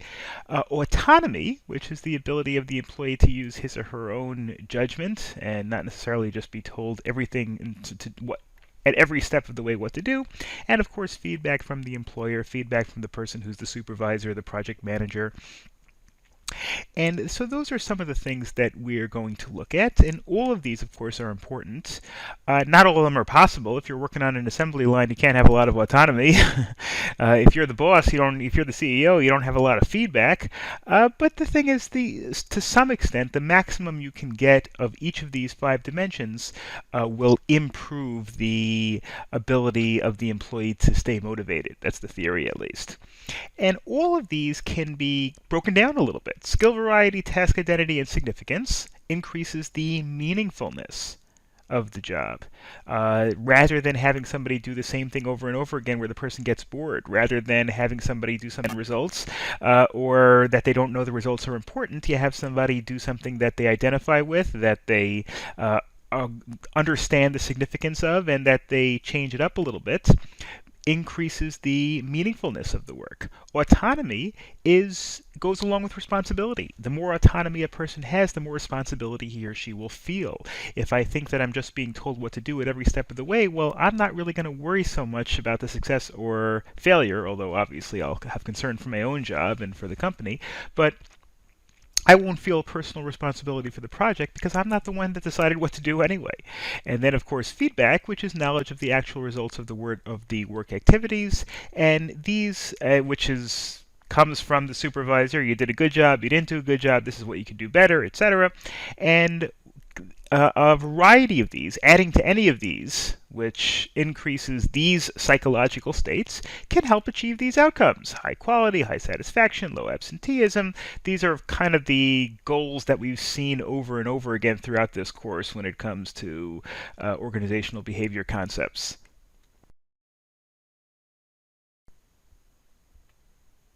Now that we have these concepts down, let's take a look at how to actually redesign jobs to increase the ability to establish or increase all of these 5 factors, all of the task identity, task significance, feedback, autonomy, skill variety.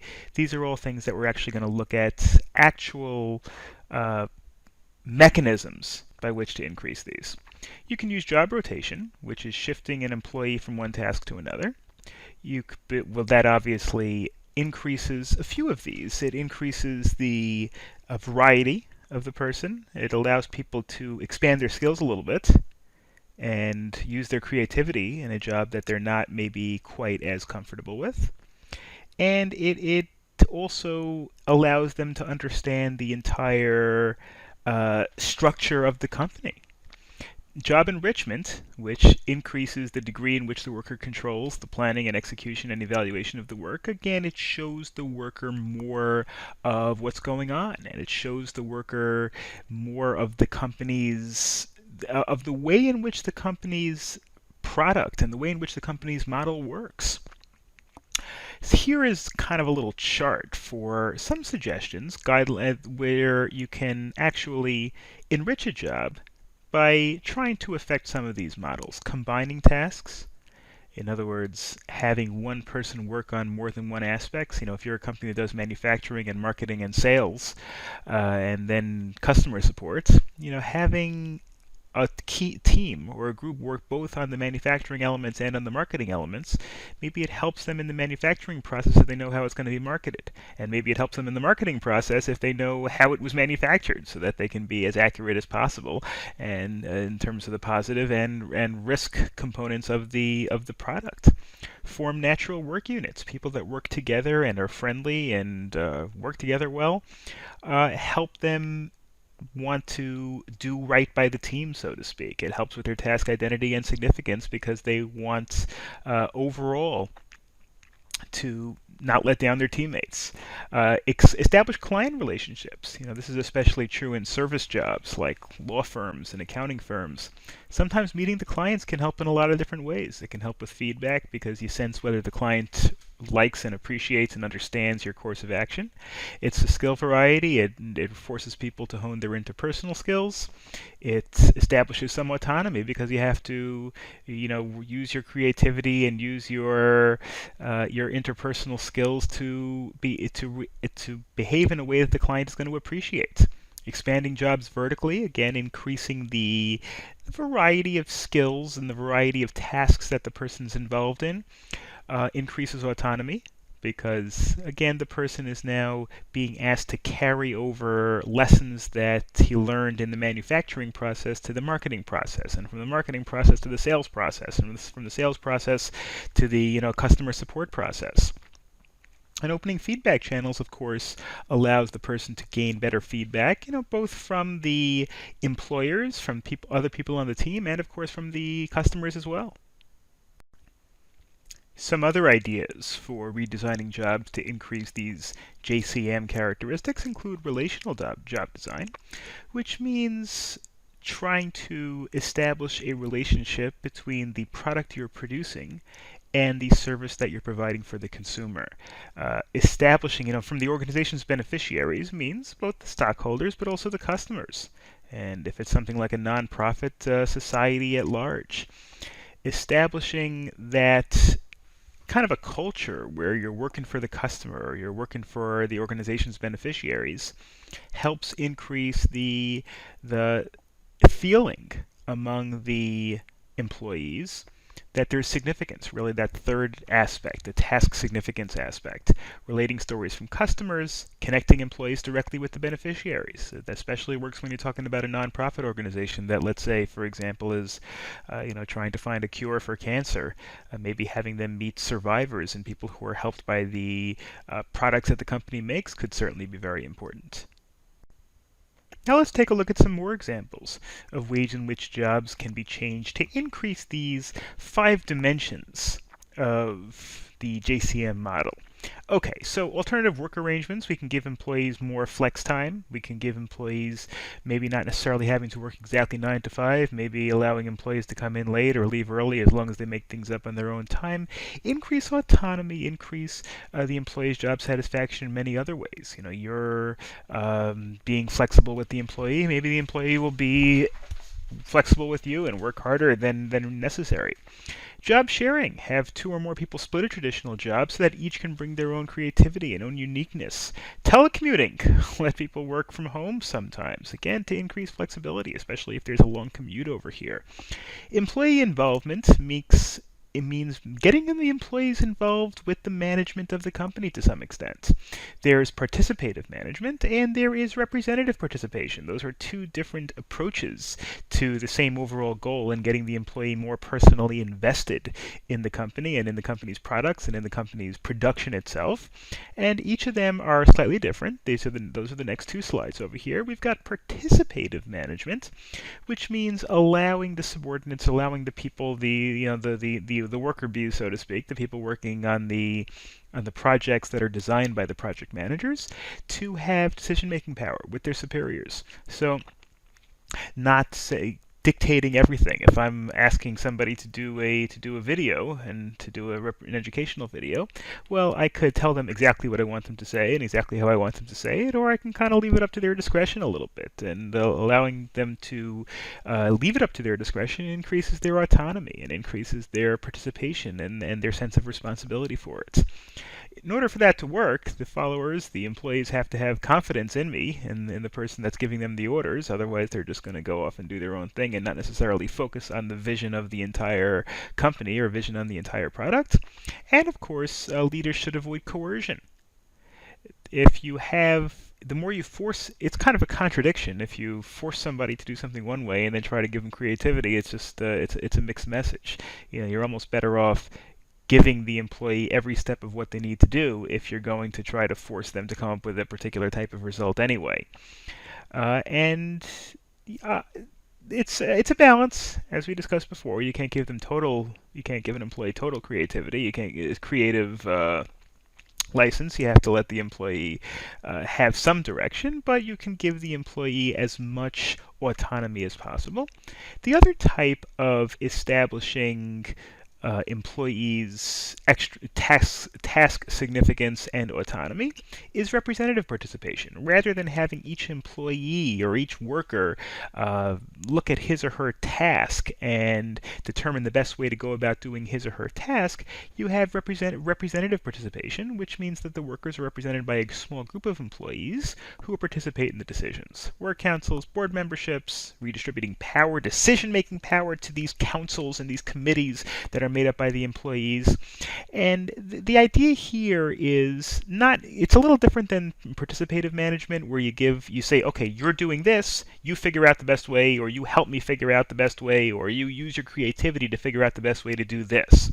Here, you have people from the non-management side of the company getting together in councils and making macro suggestions or macro decisions.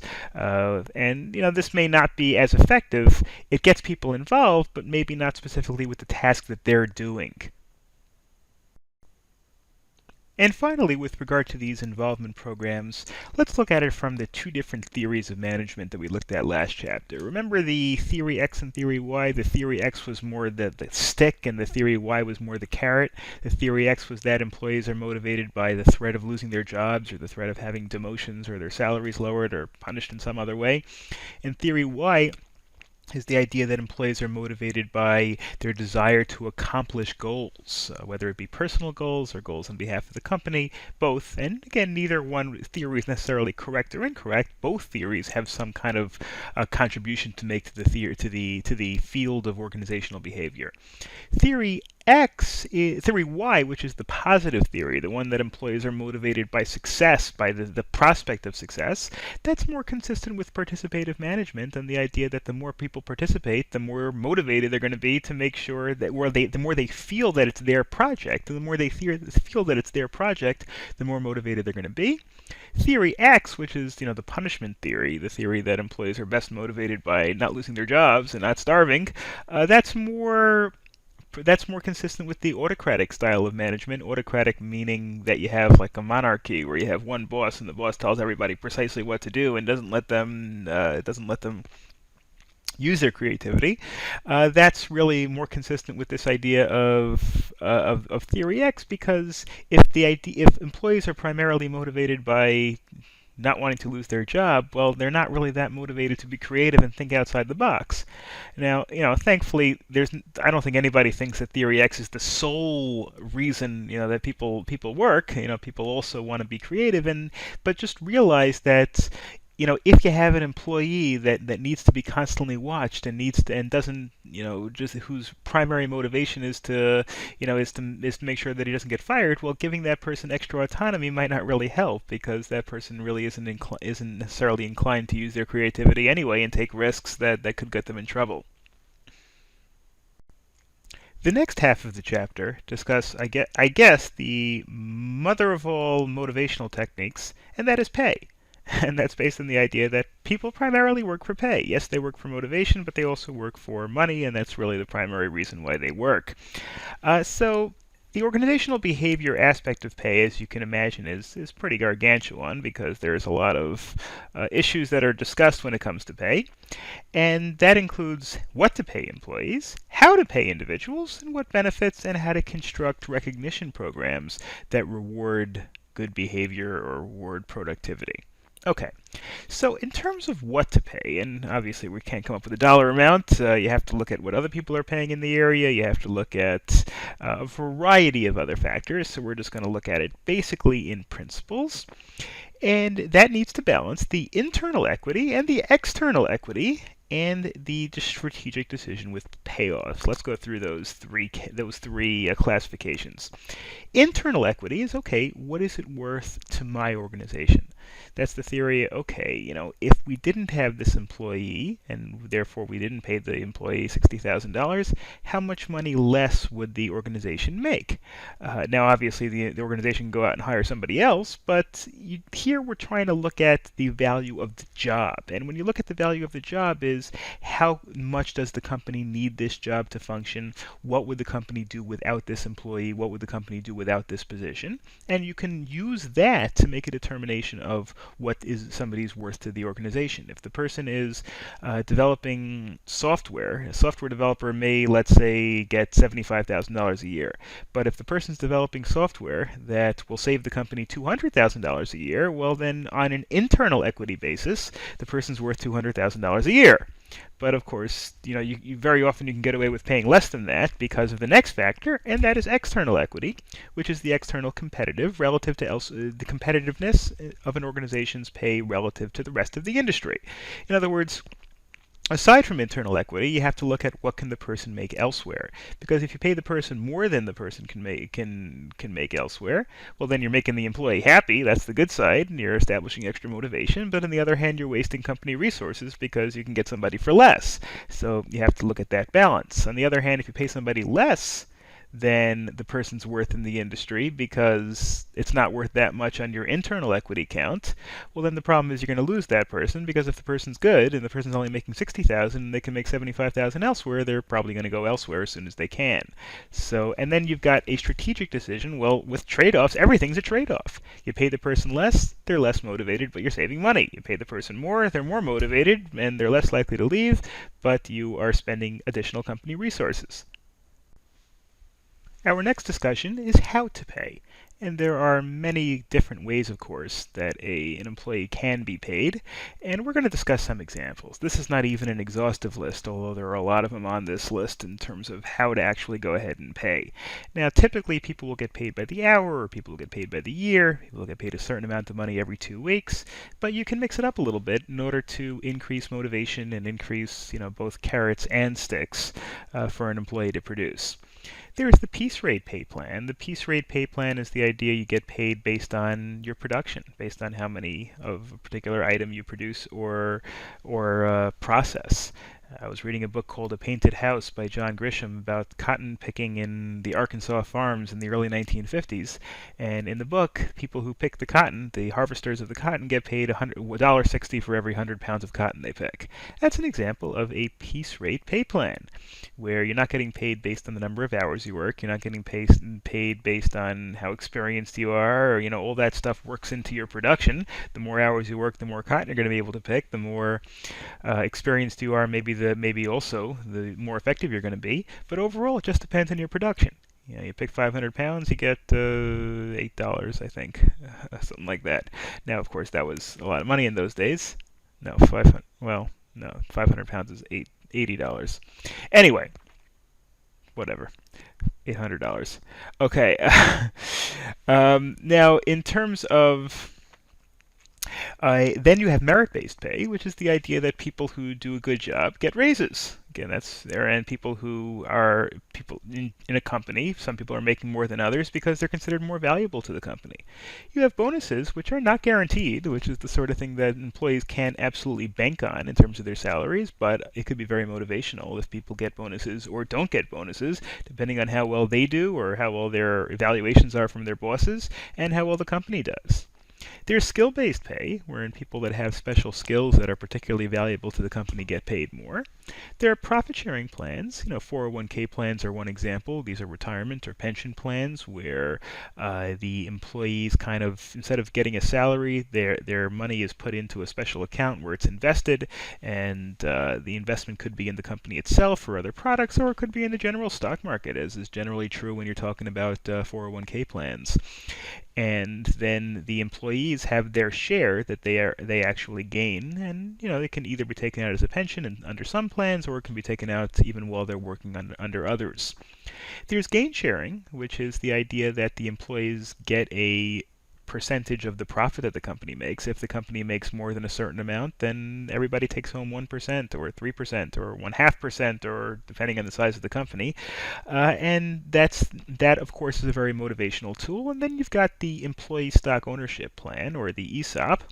That's the idea that the employees, rather than being given all their salary in money, some of their salary comes in stock, or stock options, which is the option to purchase the company stock at a given price. Could be a reduced price, could be the price at a particular date, but if the employee does well, then if the company does well, the employees will do well because they're owners of the company. It also increases their motivation because now it's partially their company. It's kind of like the owners are the workers are the owners. This could be a terrible thing, like in the case of Enron, where people had their 401k full of Enron stock, and they were working there for years, and then the company went bankrupt and their 401k became worthless.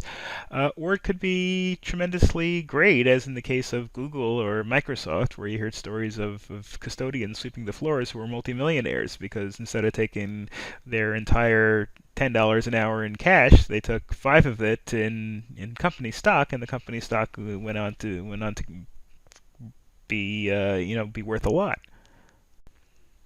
In addition to pay, then you have the benefits. Benefits means health coverage, 401k plan, maybe life insurance that some companies offer, maybe perks like ability to travel, even things down to things like Costco membership or BJ Club membership, or these are things that the museum membership. I remember when my father, who was an economist for AT&T at the time, they got automatic membership to all the New York City museums, and that was considered a benefit of the company. And this is just one of those things.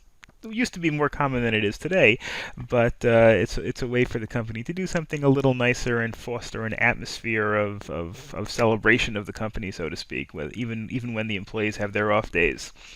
And so benefits can be an employee provision, which means required to give to the employee. It could also be an employee motivator. Maybe getting a full-time job with this company means better health benefits than either a part-time job or working for some other company. And a flexible benefits program, of course, turns it into a motivational tool where the idea that not everybody gets necessarily a full 401k contribution. Now, of course, there are federal rules and that in certain minimum benefits you have to give, especially with the Affordable Care Act that was passed back in 2010. There are some requirements that full-time employees get certain health benefits. There are also certain 401k plans where if you want it to be qualified and therefore get certain favorable federal treatment, you have to give everybody a 4% match. But you can give some employees a 6% match, or you could have a non-qualified plan that gives some employees a match of their salary into the account, and some that don't. So you can definitely use benefits to motivate, just like you use salary to motivate. You can also use something like employee recognition programs. They could be official or they could be unofficial. It could be as simple as a spontaneous comment, "You're doing a good job." It could be formalized in a program, Employee of the Month. It's very powerful because people like to be recognized, whether or not they're getting more money. I've noticed that people like titles, even if their title doesn't necessarily come with a raise. You might think it's pretty worthless, but people appreciate being put in charge of something and being put in charge of other employees, even if it doesn't necessarily mean that they're going to get a raise. But of course, fairness is important. If employees perceive that you're giving promotions and titles based on randomness or based on characteristics or criteria that are unfair, that could cause a tremendous decrease in workplace morale. So some of the things we've seen in terms of this chapter as implications for managers, we've got to recognize individual differences and realize that not all of these perks and not all of these plans and not all of these strategies are going to work for everybody.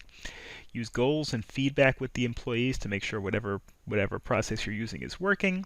Allow the employees to participate in decisions, which increases autonomy, increases the ability, several of these JCM characteristics.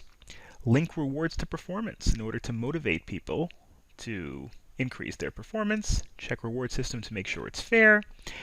And so really, the come away from this chapter is that the JCM job characteristics, those 5 characteristics that we discussed way back at the beginning of the chapter, the skill variety, task identity, task significance, the ability to appreciate how important the task is, autonomy and feedback all matter. It's not clear that employee involvement programs work, and you got to be careful about which ones you enact and how closely you monitor them. And variable pay plans, including varying benefits, can also enhance the motivation of employees. Until now, we've been discussing motivation of the individual and how the individual works in a group environment. Now we're going to move to group behavior, because functioning in a group is, just as important as functioning as an individual. Motivating a group and getting a cohesive group is just as important as motivating the individual, because a lot of what we do in the employment world, in the business world in general, is based on groups. Now, a group, of course, is just 2 or more people working in an environment. It could be formal, which means it's established by the organization, or it could be informal, which means it is just 2 people who happen to be working on something similar, and they collaborate with each other, or 5 people, or 10 people. They're often established in a reaction to a need for some sort of social interaction, or they form naturally. And of course, informal groups can also have a significant effect on behavior and performance, things like that. In terms of how a group forms, these are kind of the stages, the quote-unquote 5-stage model. The pre-stage is when there is no group. Stage 1 is when the group is actually forming. Stage 2 is this brainstorming idea. It's called storming over here in the slide because it is simply rhymes, probably because it rhymes with forming. But brainstorming is okay, establishing the norms of the organization, establishing the norms of the group, establishing the procedures, establishing the day-to-day operations. Then you have the norming, which everything kind of crystallizes into a form, and the group gets used to working together on whatever establishment procedure. And then they actually have to do whatever they were established for. If they were established to study something or to increase the company's business on a particular area, they've got to perform. And then when the group is over and the group is no longer useful, it adjourns, which means it no longer really exists. It can be reformed, or something doesn't have to adjourn right away. It could be formed as a permanent group, or as a committee, or as something that works for a couple of years, in which case it's performing for a couple of years after it gets to that point where, after it's already normed to the point where it has a group identity. Grouping, how a group works in terms of time, in terms of chronological sequence, can be based on phases. Those really are the 5 phases we just discussed: forming, storming, norming, performing, and finally adjourning. But in terms of the cohesion, in terms of the makeup of the group and how it looks, it's based on this idea of punctuated equilibrium, which is a concept that was borrowed from evolutionary biology. But it's based on this idea that things in the group are pretty constant until they accomplish one of those 5 stages. Now the group has normed, and now its cohesiveness and its functioning is much different than it was before it did. That's this idea: they first start, and then they get to the point where they're actually brainstorming in order to figure out how the group is going to operate, and that makes a massive change in the group. That makes a massive change in the functioning of how it works. Now let's look at some properties of groups. Our first is the role of the group and the role of the individuals within the group. A role is a set of expected behavior patterns, which means what is expected in terms of how each individual is going to behave and what the entire group is going to accomplish.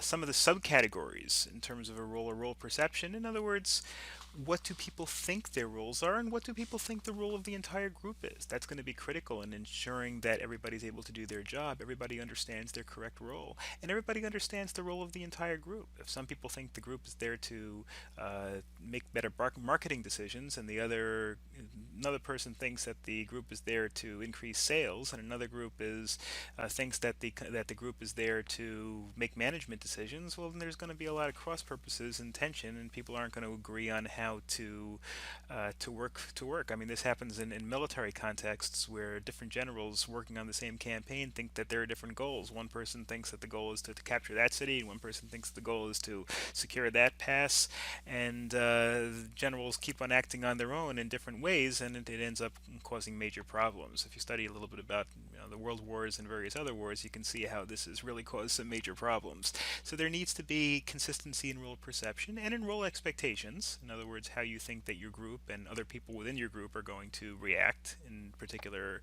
scenarios, and role conflict, which is natural. You have people conflicting or competing for the same roles. Then you have the concept of norms. Norms, notice these are kind of similar to the stages that we looked at before. Norms are what each party is expected to accomplish and what each party is expected to behave, and in a way that fits within the structure of the organization, and within the structure of the group. Now, there are all sorts of important Sorry about that. There are all sorts of important aspects of norms. There are performance norms, in other words, the level of performance that each person is expected of. There are appearance norms.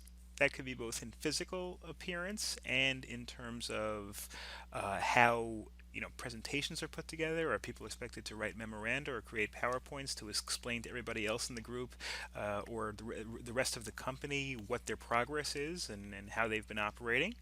Social arrangement norms, even. What role does each person play in terms of the relationships among the group? Who's the supervisor? Who's the person that's like, kind of keeps the morale up? Who's the person that keeps other people in the outside part of the company informed? And resource allocations.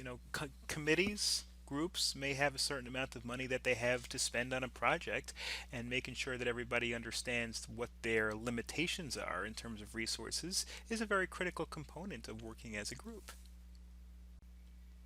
Next in our discussion of group is a discussion of norms. In other words, how does the behavior of the members of a group conform to the best overall interests of the group and their productivity? The Hawthorne studies, which led to a doctrine called the Hawthorne effect, was a very interesting experiment. This is way back in, I think, the 1950s, or actually 19. There were a series of experiments. One was in the 1920s through the 1932, and eventually they were repeated a few times a little bit later on. But basically, long story short, the Hawthorne effect indicated that people actually behave better when they perceive that they're more productive when they perceive that they're being watched. Even something like increasing the lighting in a particular area actually increased productivity, even though people didn't necessarily see anybody staring at them, and they didn't know whether the boss was watching. Just increasing the lighting in a warehouse, for example, causes people to work faster and work harder because they perceive that other people are able to see them. Or if they're working in a dark corner and they have kind of the sense of security that nobody could be watching them, they don't work as hard. So productivity actually increased because they were paid attention to by observers. People just now the lighting was part of that. The lighting is part of that because of the fact that people perceive that they're able to be viewed more when there's light than when there's not light. But being observed actually caused people to be more productive, even if the observers were just experimenters, even if the observers were strangers, not necessarily people that had control over them or power over them. Workers don't necessarily maximize individual rewards, economic rewards. In other words, people build and work together as a team because they want to work for the team, at least to some extent, not solely because they think they'll be economically rewarded. And the idea is that group standards are set and enforced by the group itself to the point where the group morale, and hey, since teachers were high school teachers will often tell you this, that you have to have, in order to have a successful year, one of the things you really need is a good class. If you have a class that's very sulky and has a bad attitude, well, then the people will feed off each other, and it'll just get worse as the cycle of of sulkiness continues. And conformity is the idea of where people try to conform to the behavior of the rest of the expectations and the rest of the group. And these are the ideas that people become aware of what other members do. And if the other members conform to the system, then each individual will be more likely individually to conform to the system.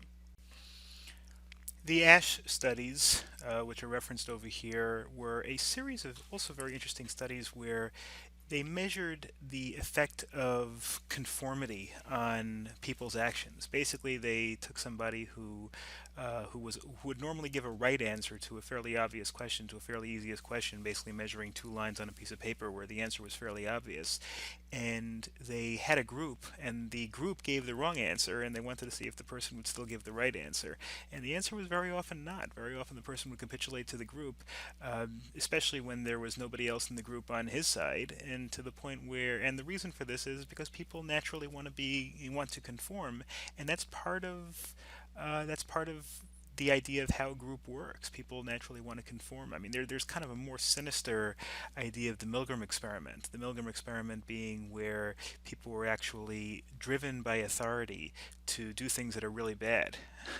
And you know, actually, let me show you both videos over here because I think they're useful. So I'm gonna put the Asch video on for you to watch based on that. Maybe a little bit later on we'll look at the Milgram study as well.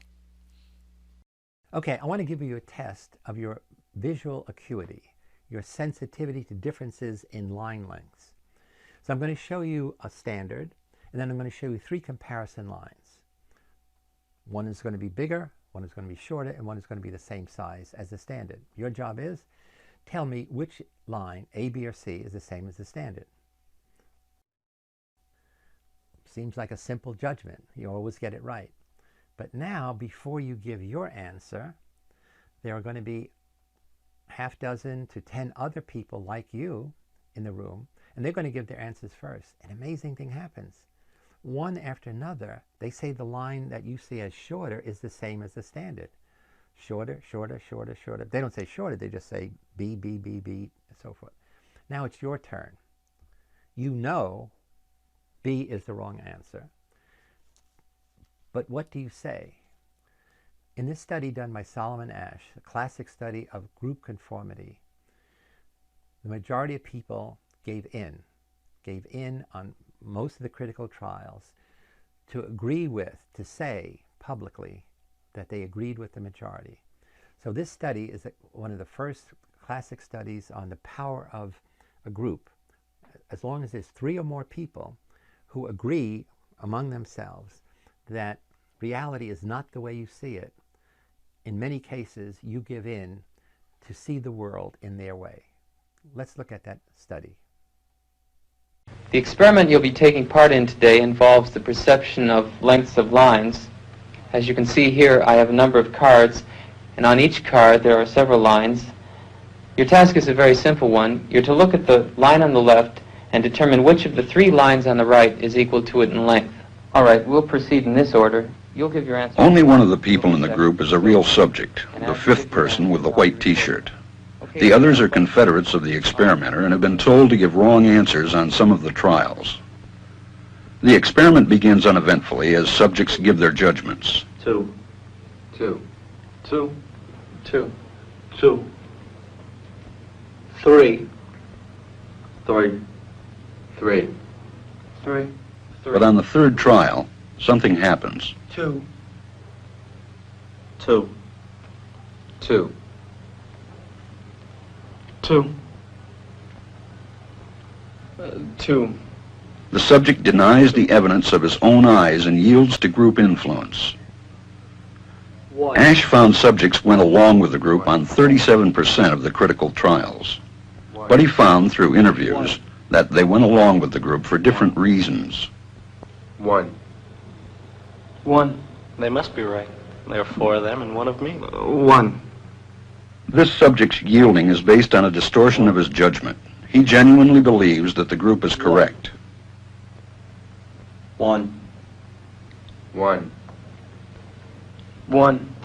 2. 1. 2. 2. 2. I know they're wrong, but why should I make waves? 2. In this case, the subject knows he is right, but goes along to avoid the discomfort of disagreeing with the group. Here, the distortion is at the level of his response. 2. 2. 2. 2. In the previous experiment, the naive subject stood alone against the group. In this variation, Ash gave the naive subject a partner, here seated in the third position, who also gives the correct response. 1. 1. 2. 1. 2. With a partner, yielding drops to only 5% of the critical trials compared to 37% without a partner. Although subjects report warmth and good feeling toward the partner, they typically deny that he played a role in their own independence. The partnership variation shows that much of the power of the group came not merely from its numbers, but from the unanimity of its opposition. When that unanimity is punctured, the group's power is greatly reduced. Sometimes we go along with a group because what they say convinces us they are right. This is called informational conformity. But sometimes we conform because we are apprehensive that the group will disapprove if we are deviant. This is called normative conformity. The strength of the normative factor is shown in another variation carried out by Ash. In this variation, the subject is told that because he had arrived late, he would have to write his answers. Subjects in this private response experiment are exposed to the same amount of misleading information as other subjects, but they are immune from any possible criticism by the group. 1. 1. 1. And this enormously reduces the pressure to conform. Conformity drops by 2/3. Ash's experiment is a classic. It reveals how people will deny what they see and submit to group pressure. It allows us not only to observe conformity, but to study the conditions that increase or reduce its occurrence.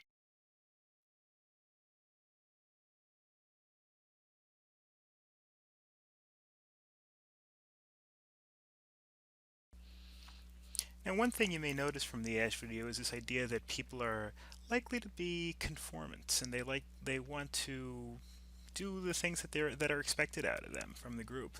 But there's also deviancy. Deviancy, this idea of deviant workplace behavior, which I guess theoretically could be a positive if the group is doing something the wrong way, but also more often is a negative because people are not working towards the same goal as the rest of their group, which is a problem. And so the general idea for organizational behavior is to try to minimize the amount of deviant workplace behavior there is.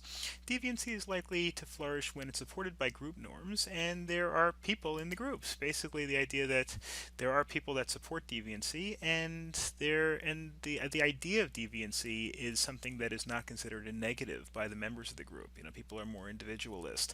That's the situation where you have to watch out for deviancy a little bit more. There are some examples of deviancy. Now, these are generally negative issues. Obviously, there could be some positive issues that are deviants if the group is doing something bad, but here are some examples of things that could hurt a group's productivity based on deviancy. What can hurt production? Leaving early, working slowly, wasting resources, hurting the property belonging to the company. You can do by lying about the hours worked, which are obviously decreasing the productivity, stealing, sabotage. There could be political deviancy where people don't have the best interests of the group at heart. They really have the best interests of themselves at heart when they show favoritism, spreading rumors, blaming coworkers, and there's even personal aggression that could be involved as well when you're talking about deviancy in the workplace. The third group property I want to look at is status. And status, which is a position that's established in the social order. It could be social, which means outside of the workplace in, a family status, things like that. Or it could be in the workplace. You're the boss, you're the manager, you're the middle manager. I remember when AT&T, another story from AT&T management from when my father worked there, there were 8 levels of management. So you could be a level 1 or a level 2, all the way up to, I guess the CEO was level 8. So that's a rigidly defined status. Today, companies aren't quite that rigid because the companies are a little smaller and things are a little bit less formal than they were back then. But still, status is determined by the power that the person yields and the person's ability to contribute, and of course the person's individual characteristic is the person a good leader, and can the person encourage other people or stimulate other people to do the bidding of the organization. Of course, status has a tremendous impact on the group, and status has a tremendous impact on aspects of the work environment and how a person works within the group. High status members usually have freedom to deviate, and somebody who's on the lower level, who isn't the manager, who's on the assembly line, usually doesn't have a lot of discretion in terms of what they do. Whereas high status people, people who are managers, people who run the company, they are more assertive. They have more decision-making authority. And one of the things that you want to do in a group as much as possible is you want to kind of level the playing field a little bit if you want the productivity and ability of each person to shine. The more rigidity you have from the upper level managers, if you have a committee and you have the CEO as on the committee and an assembly line workers on the committee or a customer service rep is on the committee, it's not really going to work so well because the customer service rep is not really going to challenge the CEO, and you're not going to have a lot of creativity going on over there, whereas groups that have members who are closer together in the organizational hierarchy have a greater chance of thinking outside the box. And then we have the idea of size. Smaller groups are faster because you don't have to debate things so much. And remember, you have 10 people on a committee, 12 people on a committee, one person disagrees, and that can cause a lot of extra conversation and a lot of waste of time. But on the other hand, large groups are consistently better at problem solving because you have the diversity of opinions and you have the diversity of views. So when you have a committee, as opposed to one person, or a larger committee as opposed to a smaller committee, you're sacrificing efficiently, you're sacrificing time, but on the other hand, you're adding creativity and you're adding diversity to the group. It makes it a little bit easier for them to function. You have also this idea of social loafing, which is the tendency for individuals to expend less effort when they're working collectively than when they're working alone. That's the idea that people who you're working with a lot of other people, you don't feel as responsible. You have to finish a project by yourself, and you got to do it, or it isn't going to get done. Even in a small group, you figure if you're not going to work on it, you're not going to work hard, it's not going to get done. But when you're talking about a large group, well, then you figure maybe the other people will do it. You don't have to rely on yourself as much. That's why big companies, they have a diversity and they have the creativity and they have all those things. But on the other hand, they have to watch out for certain things where there are these large meetings. And again, I personally haven't worked for large corporations, but both my parents and a lot of people I know have worked for big corporations, and they say there's a lot of time wasted in meetings where people have these big meetings with 20 people in it, and 12 of them don't really need to be there and aren't really contributing, and they're just there because they're there. And it doesn't really help that much because you have people who just are there because they're part of the group but may not be critical. Now that's part of the thing you're sacrificing when you're making large committees and large groups. There are causes of social loafing, of leaving things to everybody, or unequal distribution of work. People feel that people are just not given as much work, or diversion of responsibility, where some people are given more responsibility than others, and the ones that are not given responsibility feel that they don't have to work that hard, or whatever they do is not going to contribute that much to the success or failure of the project. Some of the things you can do to try to prevent social loafing is to set goals that are specific and that people know that they have to work towards. Increase intergroup competition. In other words, you have 3 or 4 groups in the same company who are all trying to sell. Well, maybe have some kind of a contest. Which group can sell the best? That motivates the members of the individual group, kind of like a team. Engage in peer evaluation, have people within the group kind of give feedback to each other in terms of how they're doing. Select members who have high motivation to work in groups in the first place. And of course, you can distribute rewards based on individual contributions, not just success or failure of the group. Cohesiveness, another very important group property is the degree to which members are attracted to each other and motivated to stay in the group. In other words, how much do people care for the team? You have this when you're talking about a sports team. There has to be cohesiveness. If the people hate each other's guts, well, I guess theoretically they can still perform, but it's going to be much harder. It's going to be much easier to to have a team work for the team's goal if they like each other, especially when you're talking about more team sports. With baseball it's a little different. People really behave individually, and their statistics are really individual. Whereas a sport like hockey, people have to be very cohesive and work together, and that's true with companies as well. Sometimes if you're a sales force and people are making their individual sales, cohesiveness is a little less important. On the other hand, if it's a marketing team where everybody has to work together to come up with a message, then cohesiveness is very important. So encouraging cohesiveness becomes very important when you're talking about establishing an effective group. Making smaller groups and having having everybody in the group agree with the group goals can encourage cohesiveness. The bigger the group, the more likely there is to be falling out with each other or disagreements. Increase the time spent together, even if it's not during work. Sometimes people have meals together or have parties together, whatever it is. It can encourage cohesiveness in the group in terms of people caring about each other and caring about the success of the group altogether. Increasing the status and perceived difficulty of the group membership. Sometimes, if it's exclusive, if people think they better protect their position in this group that's exclusive and has some kind of superiority over other groups, that could increase pride and increase the feeling that people want to try to live up to the name that the group has as something that's exclusive and something that's superior. Stimulate competition with other groups, which we just discussed. Give rewards to the group. Before we discussed this idea to prevent social loafing by having people get individual rewards rather than just group. Well, here you can also give group rewards. Even when you're talking about school-age children, sometimes the group that does the best presentation all gets ice cream or all gets a soda. So those are a little easier than to give children incentives, or it's much cheaper than to give adults incentives. But either way, if the group does a good job and the group gets a good grade, the group is successful, the group gets a reward, encouraging teamwork. And to physically isolate the group, and there's only a limit to the extent that you can do that. Maybe give them their own conferences, their own meeting rooms, their own workspace, and that also encourages cohesiveness. Diversity, which in some sense could be a threat to cohesiveness, is still something that's important in a group because pretty much every group has it. This is the degree to which people are different from each other in a group. It could be cultural, that could be racial, gender.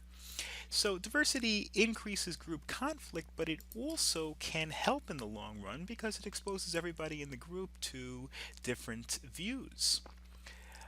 First, the problem of diversity, and that is that this idea of fault lines, which are perceived divisions, are of subgroups. If you have a group of 9 people, then 3 of them are women and 2 of them are people of a different race, whatever it is, they could almost form into subgroups, and you don't want that. You want a little more cohesion than that. So you want people to bring their diversity of views, especially if it's something that requires creativity, like a marketing campaign or something. But you want everybody to try to work together for the good of the group altogether. So now we get to the idea of group decision making and really whether it's a good idea. Sometimes it's going to be a good idea, sometimes not. The general structure, the standard default structure is that the boss should make the decisions. Well, should you leave it up to a committee of a few people? The advantages of group decision making include more complete information and knowledge than can be attained by one person, diversity of views, and acceptance of a solution. If one person's making the decision, it's not likely to generate as much acceptance company-wide than if a committee of 9 people were unanimously made a decision. Of course, the weakness of group decision-making, which very often makes it impractical, the weaknesses on the right side over here is why most decisions in most companies are made by one person. It takes longer. There are conformity pressures, which, discussed a little bit in the Ash experiment before. You could have five people because you want the diversity of their views, but if four of them think one way, it may not be that common for that fifth person to express disagreement. They might just want to go along. I think that's one of the things that the Ash experiment proved. Discussion can be dominated by one or a few members. You have to make sure to spread the team among people who are equally likely to contribute. And ambiguous responsibility. No one person feels that they have complete responsibility for the outcome, which could cause people to, pass the buck, be a little bit less creative, etc. Effectiveness and efficiency, of course, are also goals of any group and any work task in general. Effectiveness, yeah, we're comparing individuals to groups and small teams to big teams, or small groups to big groups. When you're talking about accuracy, the group is better than the average individual, but worse than the most accurate group member, which is an interesting idea that if somebody has to be right, somebody has to have the best idea. Now, you might not know who has the best idea right away. It may take years or the end of a campaign to figure out who actually had the best idea. But if you have five people, let's say, if you pick a random individual from those five people, so if you don't know if you don't know beforehand which one is the most effective, odds are you'll get the average would be that you get the third most effective. You'd get the middle one. Generally speaking, whenever you choose anything, the greatest chance is to get something around the middle. Of course, you don't know which one you'll get, but the thing is, the overall, if you picked a person 1,000 times, the average would be the average of the person you'd pick, that the person would be in the middle of the group. So, if you have a group, then the diversity of views and the idea that the people with the better views will be more persuasive will help you get better views than the average individual. But theoretically, what you would really love to do is pick the best individual every time. So if you think you know how to pick the best individual, the individual's best is better than the group. But if you're not sure, it's better to pick the group. Speed, individuals are faster. Creativity, of course, groups are better because you've got that diversity of viewpoints.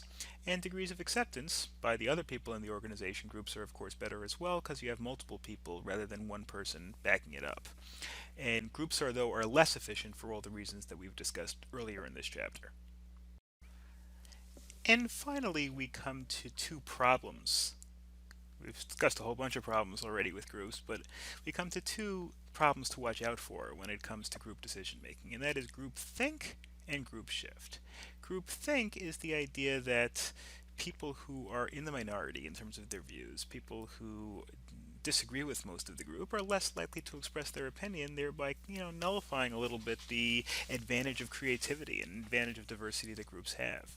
And group shift is the way group members tend to exaggerate their initial positions when discussing alternatives and arriving at solutions. In other words, the idea of if somebody has a position in a group, let's say there are 5 different people with 5 different ideas, people want to double down on their own original suggestions and are not as likely to, unless they're persuaded by many members of the group, they kind of lock in their positions because they want to prove that they were right and they had the best initial thought.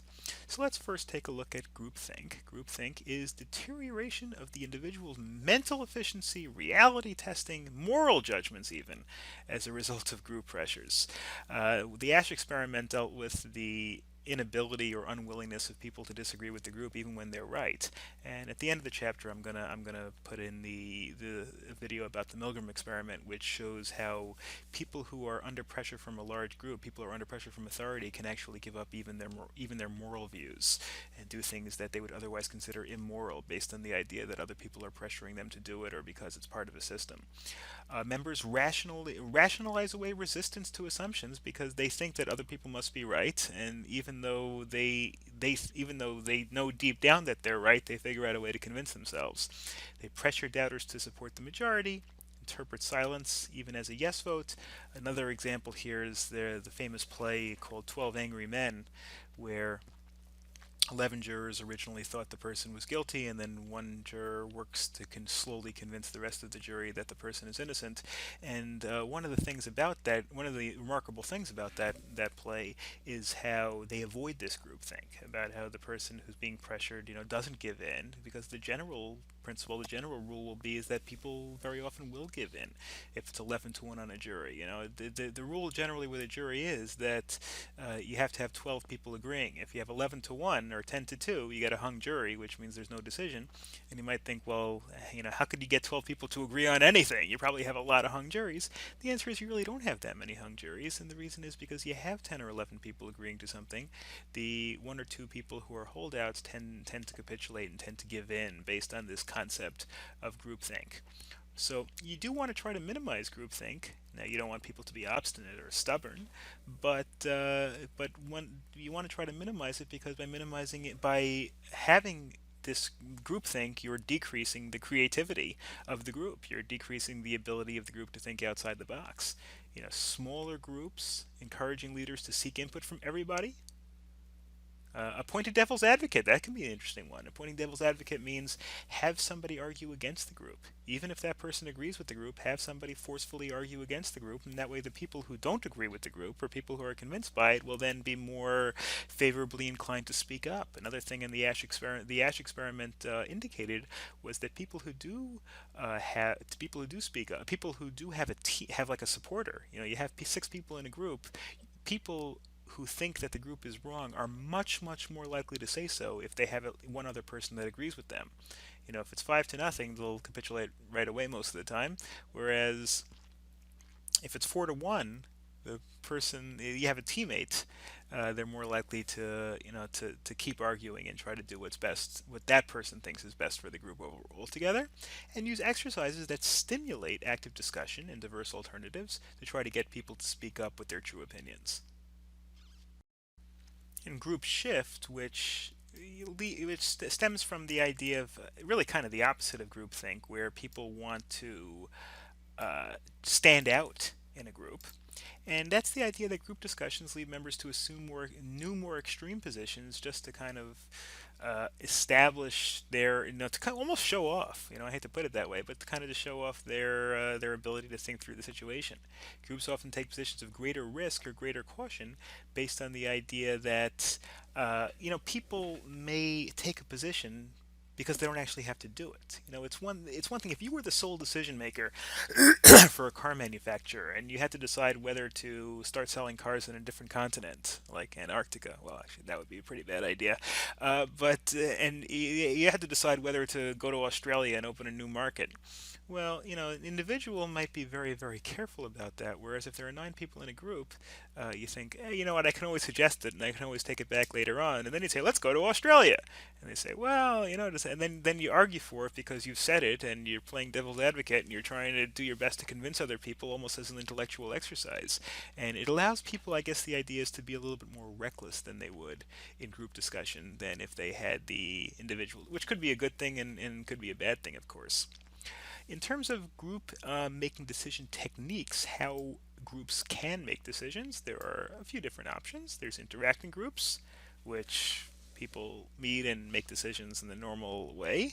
They meet face to face and rely on interactions to communicate. There's brainstorming. People kind of just sit around and figure out different ideas. You know, you may have a brainstorming session where all the group members get together and throw out 30 ideas, and, you know, 28 of them end up in the trash can before the meeting is over, and that's fine. That's a good way to encourage creativity.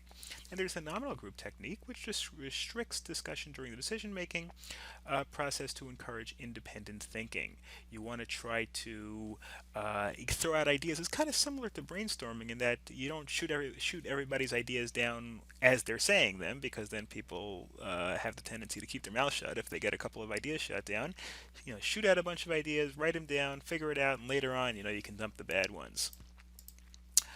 Okay, then over here, this is kind of just a solution in terms of the type of group. The interacting is the people that work together just in normal traditional verbal cues, brainstorming, and then nominal, and you can see just some of their effectiveness and lack of effectiveness based on these various criteria that groups try to increase. Okay, at the end of the chapter, I'm going to put on the Milgram experiment, which I think will drive home a lot of the authoritative and groupthink issues that we discussed in this chapter. So enjoy it, and I'll see you in the next chapter. In a unique period from the early 60s to the early 70s, a group of social scientists conducted a series of experiments examining the nature of human behavior and its relationship to social conventions and situations. In this setting, I allow things to be done to me that I wouldn't allow in any other context. The dentist is about to put an electric drill into my mouth. In this setting, I willingly expose my throat to a man with a razor blade. Stanley Milgram, one of the most influential social psychologists of the time, was particularly fascinated with the dangers of group behavior and blind obedience to authority. What is there in human nature that allows an individual to act without any restraints whatsoever, so that he can act inhumanely, harshly, severely, and in no way limited by feelings of compassion or conscience? These are questions. But he might be dead in there. The experiment requires that you continue, teacher. 330 volts. The experiments that Milgram and others conducted were controversial, and for ethical reasons may never be conducted again. Yet the results of those experiments remain groundbreaking, profoundly revealing about the tensions between the individual and society, and increasingly relevant to contemporary life.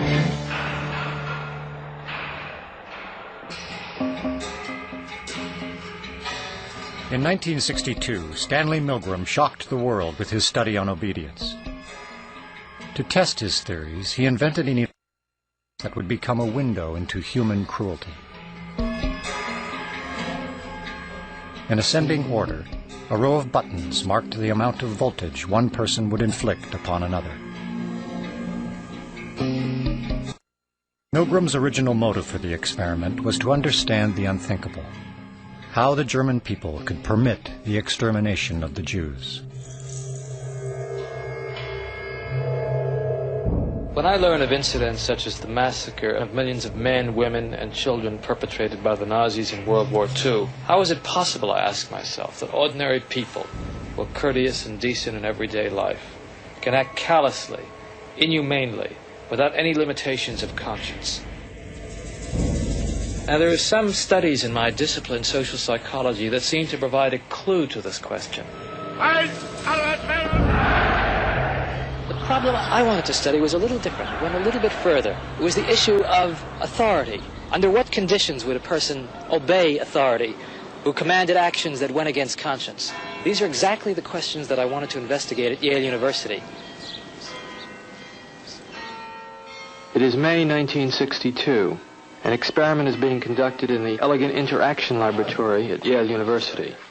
The subjects are 40 males between the ages of 20 and 50 residing in the greater New Haven area. Psychologists have developed several theories to explain how people learn. One theory is that people learn things correctly whenever they get punished for making a mistake. 40 years later, Milgram's infamous experiment, obedience, is still taught in classrooms around the world. Would you open those and tell me which of you is which, please? Teacher. Learn. All right, now the next thing we'll have to do is set the learner up so that he can get some sort of punishment.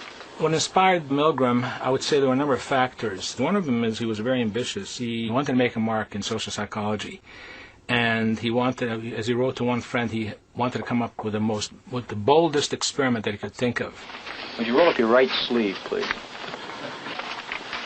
This electrode is connected to the shock generator in the next room. And this electrode paste is to provide a good contact to avoid any blister or burn. Do you have any questions now before we go into the next room? About 2 years ago, I was in the Veterans Hospital in West Haven. And while there, they detected a heart condition. There's nothing serious, but as long as I'm having these shocks, how strong are they? How dangerous are they? Well, no, although they may be painful, they're not dangerous. Anything else? No, that's all. All right, teacher, would you take the test and be seated in front of the shock generator, please, in the next room? But the experiment was rigged. The victim was an accomplice of the experiment. The victim, according to plan, provided many wrong answers. His verbal responses were standardized on tape, and each protest was coordinated to a particular voltage level on the shock generator. Now, as teacher, you were seated in front of this impressive-looking instrument, the shock generator. Its essential feature is a line of switches that goes from 15 volts to 450 volts. and a set of verbal designations that goes from slight shock to moderate shock, strong shock, very strong shock, intense shock, extreme intensity shock, and finally XXX, danger severe shock. Your job, the experimenter explains to you, is to do a word pair test. If he gets each answer correctly, fine, you move on to the next pair. But if he makes a mistake, you are instructed to give him an electric shock, starting with 15 volts, and you increase the shock 1 step on each error. Incorrect. You'll now get a shock of 105. Hard head. Just how far can you go on this thing? As far as is necessary. What do you mean, as far as is necessary? Milgram was very much aware that obedience is a necessary ingredient for society to function, but he focused on the darker side of obedience. Incorrect. 150 volts. Sad face. Wait a minute. That's all. Get me out of here. I told you I had heart trouble. My heart's starting to bother me now. It's absolutely essential that you continue. You got no other choice, teacher. Oh, I have a lot of choices. My number one choice is that I wouldn't go on if I thought he was being harmed.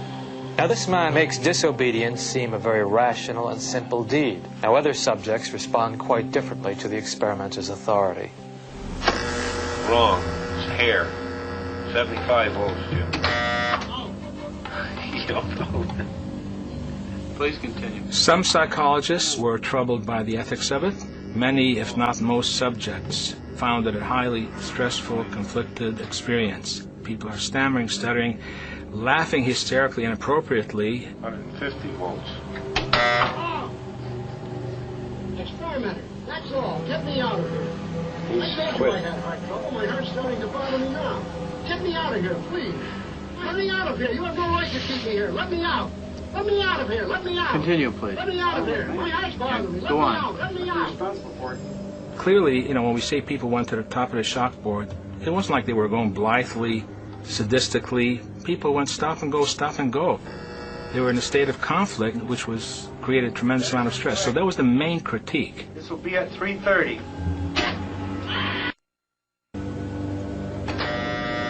As his voice began to show increasing frustration, so did I.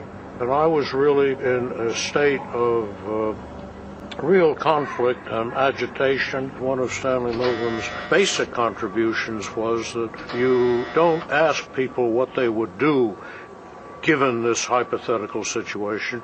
You put them in the situation. Wrong. I want the 180 volts. Please continue, teacher. 180 volts. I can't stand the pain. Let me out of here. Can't stand it. I'm not going to kill that man there. According to Milgram, one of the things that's a prerequisite for carrying out acts that are evil is to shed responsibility from your shoulders and hand it over to the person in charge. I mean, who's going to take the responsibility if anything happens to that gentleman? I'm responsible for anything that happens here. Continue, please. Next one, slow. He didn't hold any gun to anybody's head. Just the fact that he conveyed a sense of authority. Roughly 60-65% of the people went all the way to the top of the shock board. 450 volts. That's it. Now continue using the last switch on the board, please. The 450 switch for each wrong answer. Continue, please. I'm not getting no answer. Don't the man's health mean anything? Whether the learner likes it or not, we must... But he might be dead in there. Milgram made the point, I think very effectively, that the Nazis weren't all a bunch of psychopaths at Belsen and Dachau.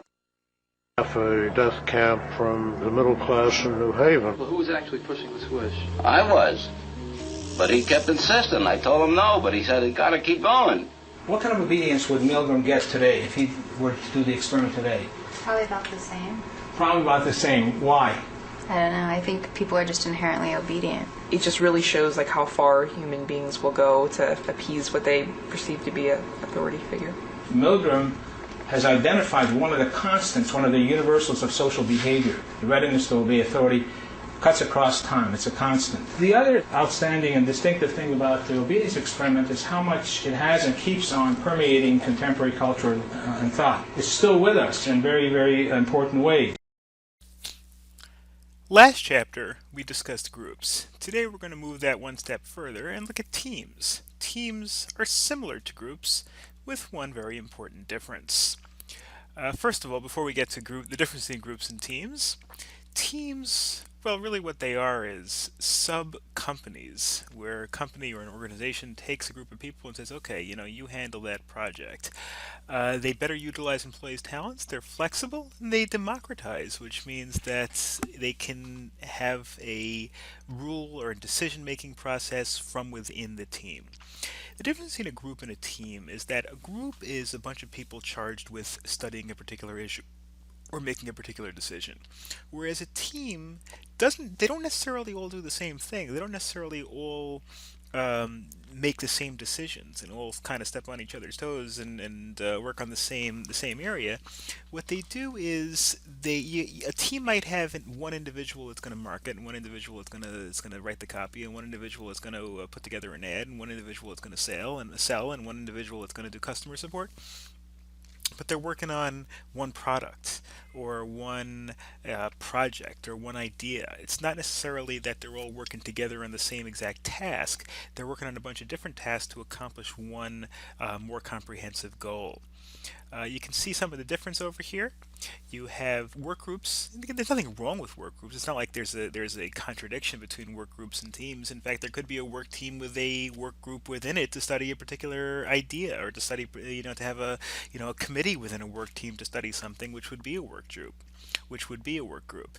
I mean, this slide kind of compares the in terms of what they're good for and what they're not good for, but I like to think of them as being more as complementary ideas, separate ideas that, there could be advantages of one over the other, but they don't necessarily contradict each other. So, I mean, just an example of types of teams, you could have a problem-solving team. Maybe people study different aspects of a particular problem and different possible solutions. Self-managed teams where each person runs his or her component of the task to be done. Cross-functional, where each individual can do many different functions on the team. Then they're virtual, which people don't even necessarily work together synchronously. They each have to come up with some aspect of a solution to some sort of a problem. So let's take a look at some of these ideas. The problem-solving team, very often they come from the same department, and the reason this is actually more analogous to a group than some of the other types of teams that we're going to look at, they're very often from the same department because they're looking at a particular problem, and the people from a particular department where there was that problem, where that problem was generated, or where that problem was noticed, are more likely to be able to come up with good solutions. They share ideas. They don't necessarily make the decisions or implement their suggested actions. They just come up with a potential solution that is then presented to the board or presented to management, who makes the ultimate decision about whether to effect that suggestion. Self-managed work teams apply to a certain number. Again, the slide says 10 to 15. It doesn't specifically have to be 10 to 15, but a number of employees on related tasks. And each member of the team, or the team in general, takes on supervisory responsibilities in terms of assigning tasks, working with customers, operating decisions. These are all just possibilities. You might have a team, for example, that's in charge of improving customer service in the organization, and then you might have, okay, this person's responsible to go over the tapes of 100 random customer service calls, and this person is in charge of interviewing some of the customers, and this person is in charge of interviewing the people who are the customer service representatives, and this person is in charge of researching other companies to see how they improve their customer service management. And different people can do different things, and they can select and evaluate members, and they look at what they think will do best in this particular task. In other words, they might all get together at the end of the day or at the end of the week or whenever they finish, and they might present the results to each other, and each one might come up with independent ideas. Their suggestions on how to improve it might contain many, a multifaceted approach, and really that's probably the best idea, is to present a multifaceted approach. Cross-functional teams means gathering people from different areas and who are in charge of different aspects of the product or company or organization, and see if they can bring the different levels of performance together.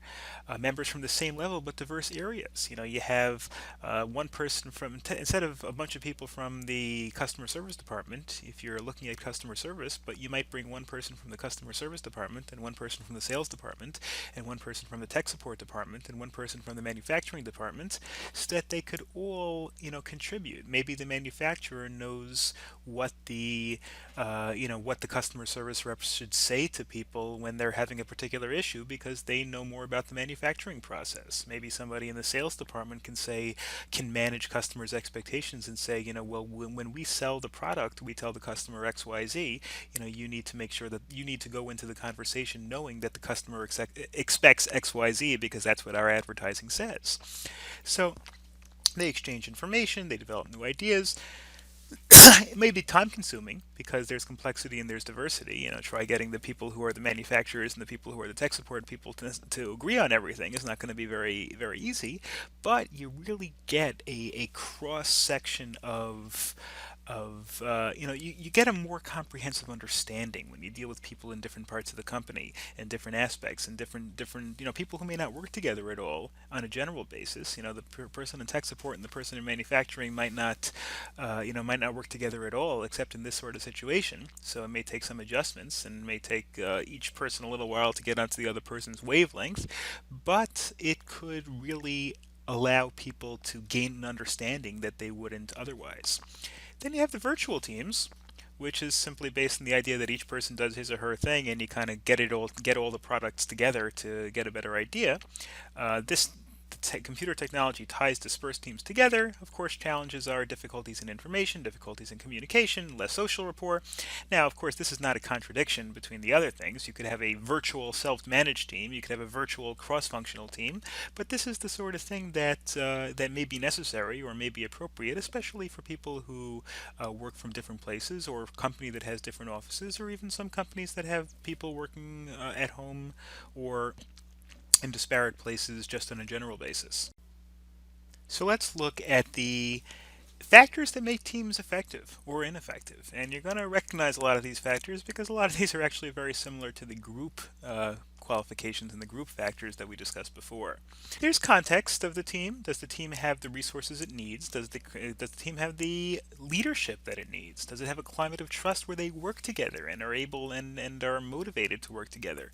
Performance evaluation and reward systems, again, the sort of thing that you may need in terms of a team to have people who have the same issue that groups do, in that they may not be motivated to do everything by themselves because they're relying on other team members, although it's a little less relevant than in the group world. You had multiple people doing precisely the same task. In the team world, you have individuals doing tasks leading towards a larger goal. So you don't have as much this idea where people are going to rely on other people to do their work for them, because in the team context there might not be more than one person assigned to a specific task that has to get done. Then you have the composition. When you're talking about building a team, you have to take into account the abilities of the members. Does the team as a unit have the ability to do everything competently? The personality of the people, the roles. The roles are very important. You have to assign proper roles to everybody in the team so that people aren't misplaced. Diversity in the team, again, to increase the problem solving and the different viewpoints. Size is important. You don't want to make the team too big because then it gets diluted and people don't think they have to work as hard. You don't want to make the team too small because then they might not have the resources to do what they have to do. And member flexibility and preferences. How willing are people to do things that are maybe a little bit outside their comfort zone, a little bit outside what they normally do to, for the best interest of the team. And of course, then you have the process, which is very similar to what we discussed in terms of groups. The people having the same goals, the same purpose, team efficacy and efficiency, low conflict levels, and preventing social loafing, which again sometimes you have in the context of teams, although maybe a little bit less than you do in the context of groups. And again, this is pretty much the same as we just discussed. Of course, establishing a team adding whatever benefits you have from a team process will be the actual group's effectiveness. So you're going to have some gains from the fact that there's a team. You're going to have some negatives from the fact that there's a team, and you have to weigh and see which one, which one outweighs the other. So for all of its benefits, we need to make sure that before we establish a team and rely on that team for various work goals, first of all, the people on the team have to be willing to work as a team. They have to be quote-unquote team players. You need employees who have interpersonal as well as technical skills. People who don't have interpersonal skills and are incapable of working with each other are not going to make good team members. And people who don't have the technical skills to interact with other people on their team, there could be communication issues. It could be writing in the same computer language as other people on the team. It could be in many different factors, are not going to be good team players. Training is also important in terms of working with a team. Workshops on problem solving, communication, negotiation, conflict management, coaching skills, these are all things that make people better team players. Again, companies may not want to invest those kinds of resources in training their people to be team players, but big companies who have long-term resources or long-term people might do that. Might bring in corporate trainers to work on their people to be better team players. And of course, encouraging cooperative efforts rather than individual ones, similar to the group, encourages teamwork and encourages everybody to work on behalf of the team. Teams don't always work. Sometimes teams are a bad idea. Based on the complexity of work, maybe it can be done better by one person or multiple people. I mean, it really depends on the work. Sometimes it takes more time and effort to bring a team up to speed and to catch up the other people what they need to know, then it would be just more efficient just to have one person do it. Does the work create a common purpose, or is it really the sort of thing that is better handled in individual units? That's another thing you have to worry about. And are the members of the group interdependent? Do they depend on each other? These are all things that make teams good, and if the answer to all these questions is no, then you might want to think about not having a team at all, leaving it up to the individuals, or completely separating the tasks so that people are working on the different tasks but completely individually without necessarily working with each other. The next chapter is a very broad and very important topic, and that is communication, how people within an organization communicate with each other. So, of course, whenever you have communication, you have a receiver and you have a sender. There could be an encoding of the message, could be as simple as an email, could be something that is a little bit more sophisticated. The message has to be received and the message has to be decoded. Now again, this doesn't mean just decoding literally. It could also mean reading between the lines. Sometimes when somebody wants to complain about somebody else to a supervisor, they don't complain outright, but they make a statement that should be interpreted as leveling some sort of a complaint.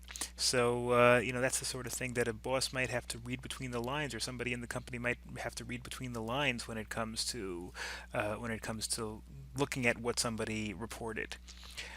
There are formal channels and there are informal channels of communication. Formal channels means going along the authority chain, going to your supervisor or going to that person's supervisor. And this should be, of course, used for things that are strictly related to professional activities. Then there are informal channels of communication, which is based on personal communication, social communication, informal conversations, that sort of thing. And of course, there's upward communication and there's downward communication. Downward communication is the people on the lower end of the totem pole, the lower part of the totem pole from you, and then there's communication to the supervisor. Again, these are all pretty self-explanatory concepts. Communication that's downward is to somebody who is your subordinate. You may explain what the decision is. And you can explain why the decision is that. Generally speaking, supervisors don't ask for permission. Sometimes, it says over here that they don't solicit advice. I don't know if that's necessarily always true. A supervisor can solicit advice from an employee. It's not necessarily always such a bad idea, but the supervisor is the person who is tasked with the ultimate decision making. There's upward communication, which means communication to a higher level, a supervisor, to keep managers aware how employees feel about their job and their organization, and also suggestions for how things can improve. And then you've got lateral communication, which means communication between members who are on equal level of the organization. Of course, this helps facilitate everybody being on the same page. It helps save time rather than going through the formal channels. If I want to say something about somebody else's performance or discuss somebody else's performance with that person, channels might be going to my supervisor, who then goes to that person's supervisor, who then goes to that person. Or, in many cases, and especially in an informal way, I might go to that person directly and skip the chain over here. So next we continue with methods of communication. You have the chain of communication, which sometimes is considered the ideal for big companies and companies that want to keep everything in the proper order, where you have people that communicate with their supervisors and that supervisor with that supervisor, and they just go up the line all the way to the CEO, I guess, theoretically. You've got the wheel, where you have multiple people that communicate with one central individual. That person's usually a supervisor or maybe an HR person, somebody whose responsibility is to coordinate communication between several different people and in several different contexts. Then you've got all-channel communication, which everybody communicates with everybody else. None of these are necessarily right or wrong. It's just a question of being more or less effective in certain contexts. Chain communication, of course, decreases creativity and discourages people from communicating that much because you don't have a lot to communicate with. But on the other hand, it saves time, and all-channel communications could just cause a lot of confusion when people are getting advice and discussion and feedback from so many different sources that are not coordinated. So, for example, chain communication, the speed is moderate, but inaccuracy is high. Problem is when network wheels, when people can communicate with the same central person, happens quickly. But the thing is, the satisfaction isn't that high because people don't get to communicate each other. They all just have to communicate with just one central individual. All channel is high member satisfaction, but on the other hand, you don't really have a leader that emerges because everybody's communicating with each other and without any particular central authority moderating that. And the accuracy can suffer a little bit when you're talking about all channel, again, because people don't get to put the communications in context, where if you're dealing with a network wheel, one person can kind of filter everything and that's being brought to their attention and combine it with whatever contexts. You have one person that really knows all this information, so this person can really determine what's relevant and what's not based on seeing the big picture. The chain. The idea of the chain is the person on top would see the big picture, and the idea of the network wheel is that one person will get all the information, so this person will really be an expert on seeing the big picture. Communication in an organization through the quote-unquote grapevine could cause problems. It could cause a lot of inaccuracies, rumors to fly back and forth, communication between people with little power to actually do anything about it, and this is very common both in the context of work, but also in the context of general life, the grapevine being an informal communication that's based on word of mouth. It exists when the situation is important, so people gossip about it. Ambiguity exists because people don't know exactly what's going on, so they kind of spread rumors and discuss rumors, analyze the situation, and it causes anxiety because people don't really fully understand what's going on if they're just hearing everything secondhand and through rumors and through the quote-unquote grapevine. So that's one thing that in normal social circles it's pretty much second nature. It's going to happen. But when you're talking about work environments, you want to try to avoid this method of communication. You want to try for people to understand and be clear. So that's the idea of what types of communication there are. Now we're going to discuss modes of communication. In other words, how can you actually communicate? It can be oral, which means word of mouth. It can be written.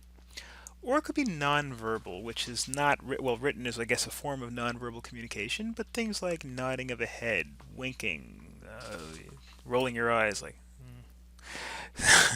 I think I communicated that the idea that I just heard was that I can convey that I'm contemptuous of the idea I just heard simply by rolling my eyes. Okay, oral communication, which means communication by speaking. The advantage is, of course, it happens right away. You don't have to wait and communicate your ideas in writing, which could take longer. You get instant feedback. You can see how people take it. They can respond to you immediately. and it's simple to correct. You make a mistake when you speak, you can just unsay it very quickly, especially if it's not taped. You can quickly correct yourself. Disadvantage is the grapevine issue, the gossip issue, the potential for distorted message when passed through a number of people. This is the famous Norman Rockwell painting on gossip, on the idea how ideas spread from person to person, where one person tells the first person, and each time it gets repeated to the point where something very, very distorted at the end comes up, and of course this is the person who originally started the rumor, and by the time it finished, the idea of what originally happened is no longer really represented in what the story is being told. The story that's being told kind of takes on a life of its own, which is a major disadvantage of oral communication. Written communication, on the other hand, of course, is the longest lasting form of communication, but it also has its problems in that it's harder to correct because you'd have to, let's say, send another email or another memo to correct the first one. People might not see the second one; they might just see the first one. And also, of course, it takes longer to write. You don't get the feedback isn't instant, but of course, you can think about your words much more carefully. I mean, personally, I like written communication in an organizational structure more than oral communication because there's less of a chance that it's going to be misconstrued. You think about your words more when you say them. Sometimes I'll even write an email, especially if it's on a complex or sensitive subject.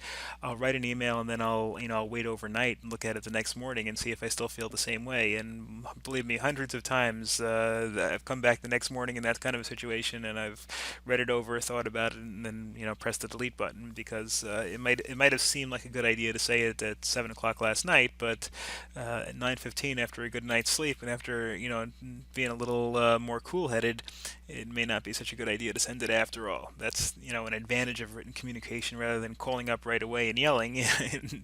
You can try written communication and send it when you're really sure that you want to send it. And the third type of communication is nonverbal communication. Now, written communication, as I said before, is really a type of nonverbal communication, but so this is really more accurate to say would be nonverbal and non-written communication. Body language. Body language could be you know what body language is. It could be the facial expression, it could be the intonation, how you put the emphasis on which syllable. Do you say it in a sarcastic way? Do you say it in a facetious way? Do you say it in a fun way? Do you say it in a serious way? Are your eyes downcast? Your physical distance, how far away do you stay from the person? Do you walk up to the person directly? It's like a more intimate tone. Do you stay 12 feet away from the person? It almost seems like you have that you can address all sorts of nonverbal cues by these ways in which you establish your communication.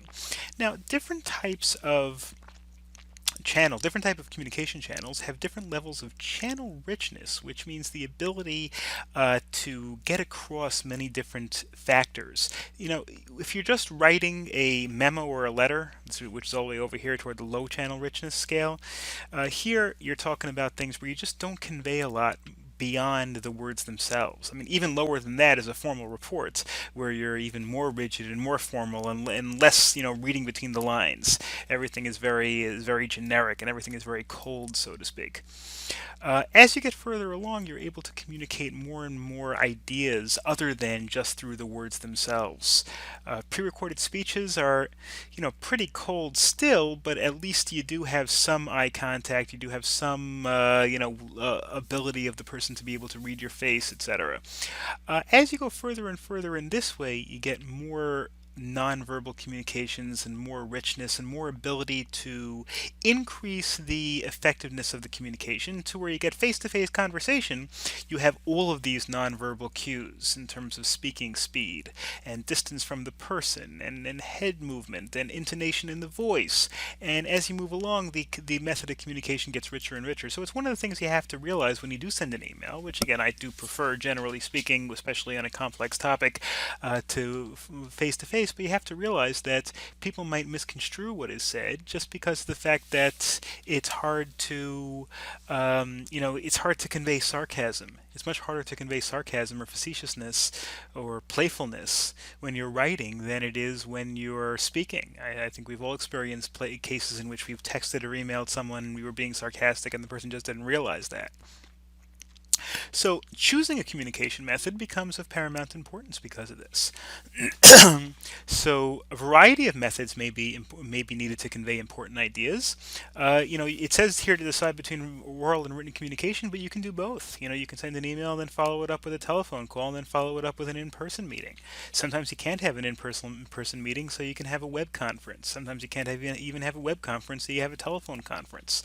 Depending, sometimes you don't want the communication to be that rich. If you have a very formal statement you need to make to somebody, maybe you'd prefer to be cold and distant and not convey your true feelings. Sometimes if you need to bluff someone, it's better to email because it's harder to bluff when you're looking at the person, or when you're looking at or even when you're speaking on the phone than when you're writing something. When you're writing something, you could consider each word carefully and figure out how it's going to look to the other person, whereas you can't really do that when you're looking at somebody and you're talking to them face to face. And let's look at some of the features and drawbacks of both of these types of communication, oral and written. Now, of course, we're not really going to look at the context of nonverbal communication, because nonverbal communication, like intonation, and that's something that you choose with oral or with written communication. An emoticon would be an example of nonverbal communication in writing. When you at the end of your sentence, you put something like this. You put a smiley face, which means you're joking around, or you put a sad face, means you're disappointed or sad or angry or whatever it is. So I mean, these are things that you have to look out for, and you can do it when you're oral. You can establish your voice or your eye contact and figure out a way to work it into your communication. Or writing, you can do it as well. Oral communication, of course, is best when gauging the receiver's receptivity is important. You want to see the other person's eyes as you give your idea. Is the other person skeptical? Is the other person excited? Is the other person enthusiastic? Does the other person dread the idea? But consider the receiver's preference, and many other things as well. Does the person want to be in a situation where they kind of give away their interest, or will they intentionally try to use a poker face in order to prevent anybody else from gauging their interest in something? The pace of your work environment, is it the sort of thing that there are timing aspects that go into this. Writing can take longer, but on the other hand, written communication very often you only have to do once, whereas in oral communication you might have to go through several conversations before you adequately convey the idea. Your speaking ability, don't overestimate your own ability to convey something. If something is difficult to explain or difficult to understand, you may want to consider writing it just to ensure more clarity on your part. Written communication has a lot of other advantages. It provides a tangible and verifiable record. Now you can prove to the person that you communicated to and to other people that you actually sent this communication. If you're a lawyer, for example, you want to very often say things to your clients by email rather than by phone, because if your client doesn't take your advice and then later on blames you, well, you have a record that you gave the client the advice, and if the client didn't want to listen, well, then that's the client's problem. Message is physically available for later reference. You can look over what you said, and the other person can look over what you wrote as well. Whereas oral communication, as soon as it's spoken, it dies, and it only exists in people's memory, and people's memory can be faulty. Messages are likely to be well thought out, logical, and clear if they're written, because again, you don't have to make the decision to send until you've read through your email 5 or 6 times and maybe made some edits. Grammar mistakes and, in general, sloppy writing, of course, can be problematic. It can make people have less respect for your communication in general. So it's the sort of thing where if you're going to write an email, that's fine, but just make sure it's well written. If it's not well written, the person's not going to have as much respect. Then if it's not going to be well written, you might as well do it orally. Now, there are whole courses in persuasive communication, things like public speaking courses, but we'll just briefly cover a little bit of a survey of some of the concepts regarding persuasive communication. People process information and make decisions in terms of whether they believe something or whether they're convinced by something on a few different levels. And they include automatic processing, which is superficial consideration. Very often you make an argument to somebody and they'll decide almost immediately whether they believe you or not. Now, that can be subject to change later on, but you want to be effective in the short term as well as in the long term. It takes little time and minimal effort to watch somebody communicating or read somebody's communication and make a decision about whether you believe it. It's not as reliable in the long term because the long-term decision making in this area is called controlled processing, which is detailed consideration of evidence, facts, figures, logic. The advantage of that as a reader is that it requires a lot of effort and energy. That's a disadvantage, but you're much likely to make an informed decision. When you are communicating with somebody, try to make sure you hit both levels. Try to make sure that your argument has superficial appeal and that you're able to make it in a convincing manner to begin with, but also make sure that your argument is backed up by facts and figures and logic, so that if the person does think about it more and go to this controlled processing level, they'll still be convinced. So, I mean, the choice about which one you focus more on depends on the interest level of the listener, the prior knowledge of the listener. If a person already is very has detailed knowledge of the area, they're more likely to think about things more deeply and to require evidence to change their mind. The personality. Sometimes people are just very quick to make decisions, and in that case you might want to appeal to the person's short-term decision-making faculties rather than the person's long-term.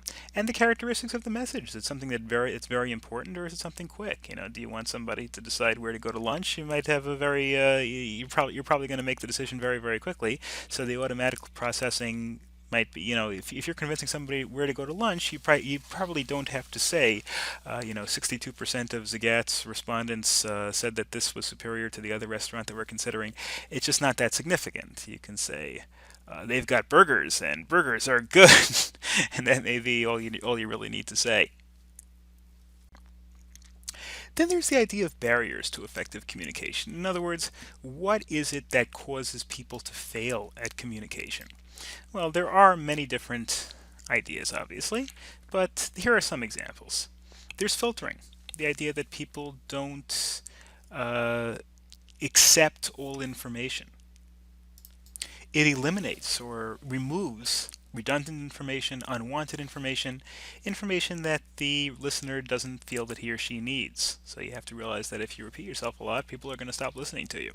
Selective perception. How do people interpret the information that you're saying? Is it based on their own perception? If they perceive something to be a good idea and you give information that it's a good idea, that's going to be listened to more carefully, whereas if you give information that it's a bad idea, people might listen to it less carefully. Information overload. You give people too much information, they might just stop listening. They might shut down and make the decision already based on what little information they do because they don't want to have to process all that additional information. Emotions. Are people upset? Are people happy? How they filter your information is going to be through that prism as well. Your language. Again, it could be a language in terms of like English or Spanish, or it could be the words that you use and the way in which you use them. Silence. Not saying anything. People just keeping their thoughts inside and not putting things out there for feedback is obviously a barrier to communication. Communication apprehension. Some people are a little afraid of communicating. They're afraid they're going to be embarrassed by saying the wrong thing. They're afraid they're going to mess things up, so they keep quiet in the first place. And then, of course, lying is obviously also a barrier to effective communication because there might be communication, but the communication is misleading and causes people to make mistakes because the information is wrong. Global implications is based on the idea that people from different countries, different languages, different ethnicities, different cultures are likely to maybe interpret subtle things a little bit differently. Handshaking might mean one thing in one culture and one thing in another culture. Bowing in Japanese culture means something a lot different than bowing in American culture. Things like semantics, how you emphasize things, the connotations of different words, which even in two people that speak the same language might mean very different things based on the cultural background. Even within the United States, for example, people in the South and people in the North may look at the same word very differently. Tone differences, perception differences, these are all things that are barriers to communication between people of different cultures. If they're between very different cultures, a Chinese person and an American person, the global implications are very strong. Whereas one person's from New York and one person's from Pennsylvania, there might be a slight difference, but not as great. So there are certain ways to kind of avoid these problems, to know yourself, understand which culture you're from, foster a climate of respect, fairness, and democracy, and try to explain. And in that way, if you say something that has a different context in a different culture, people might give you the benefit of the doubt and ascribe it to a cultural difference rather than thinking something bad about you. Try to learn the cultural context of each person. If you're dealing with somebody from India, well, try to learn about the communication culture in India, so that you can be a little bit more effective in communication. If you're not sure, listen rather than talk. It's always a way to get a better perception of the other person. State the facts, not your interpretation of the facts, because interpretations can vary greatly from culture to culture. Facts don't vary that greatly. Consider the other person's point of view and maintain the identity of the group rather than focusing specifically on the individual. These are all very general, but these are some guides, some general ideas that might help with communication. Okay, so let's take a look at some implications for managers, from the entire chapter. Communication mode will determine your effectiveness: oral, written, subtle cues, sarcasm, emoticons, whatever you put in. Think about all the different methods that you're communicating something. They're all going to have an impact.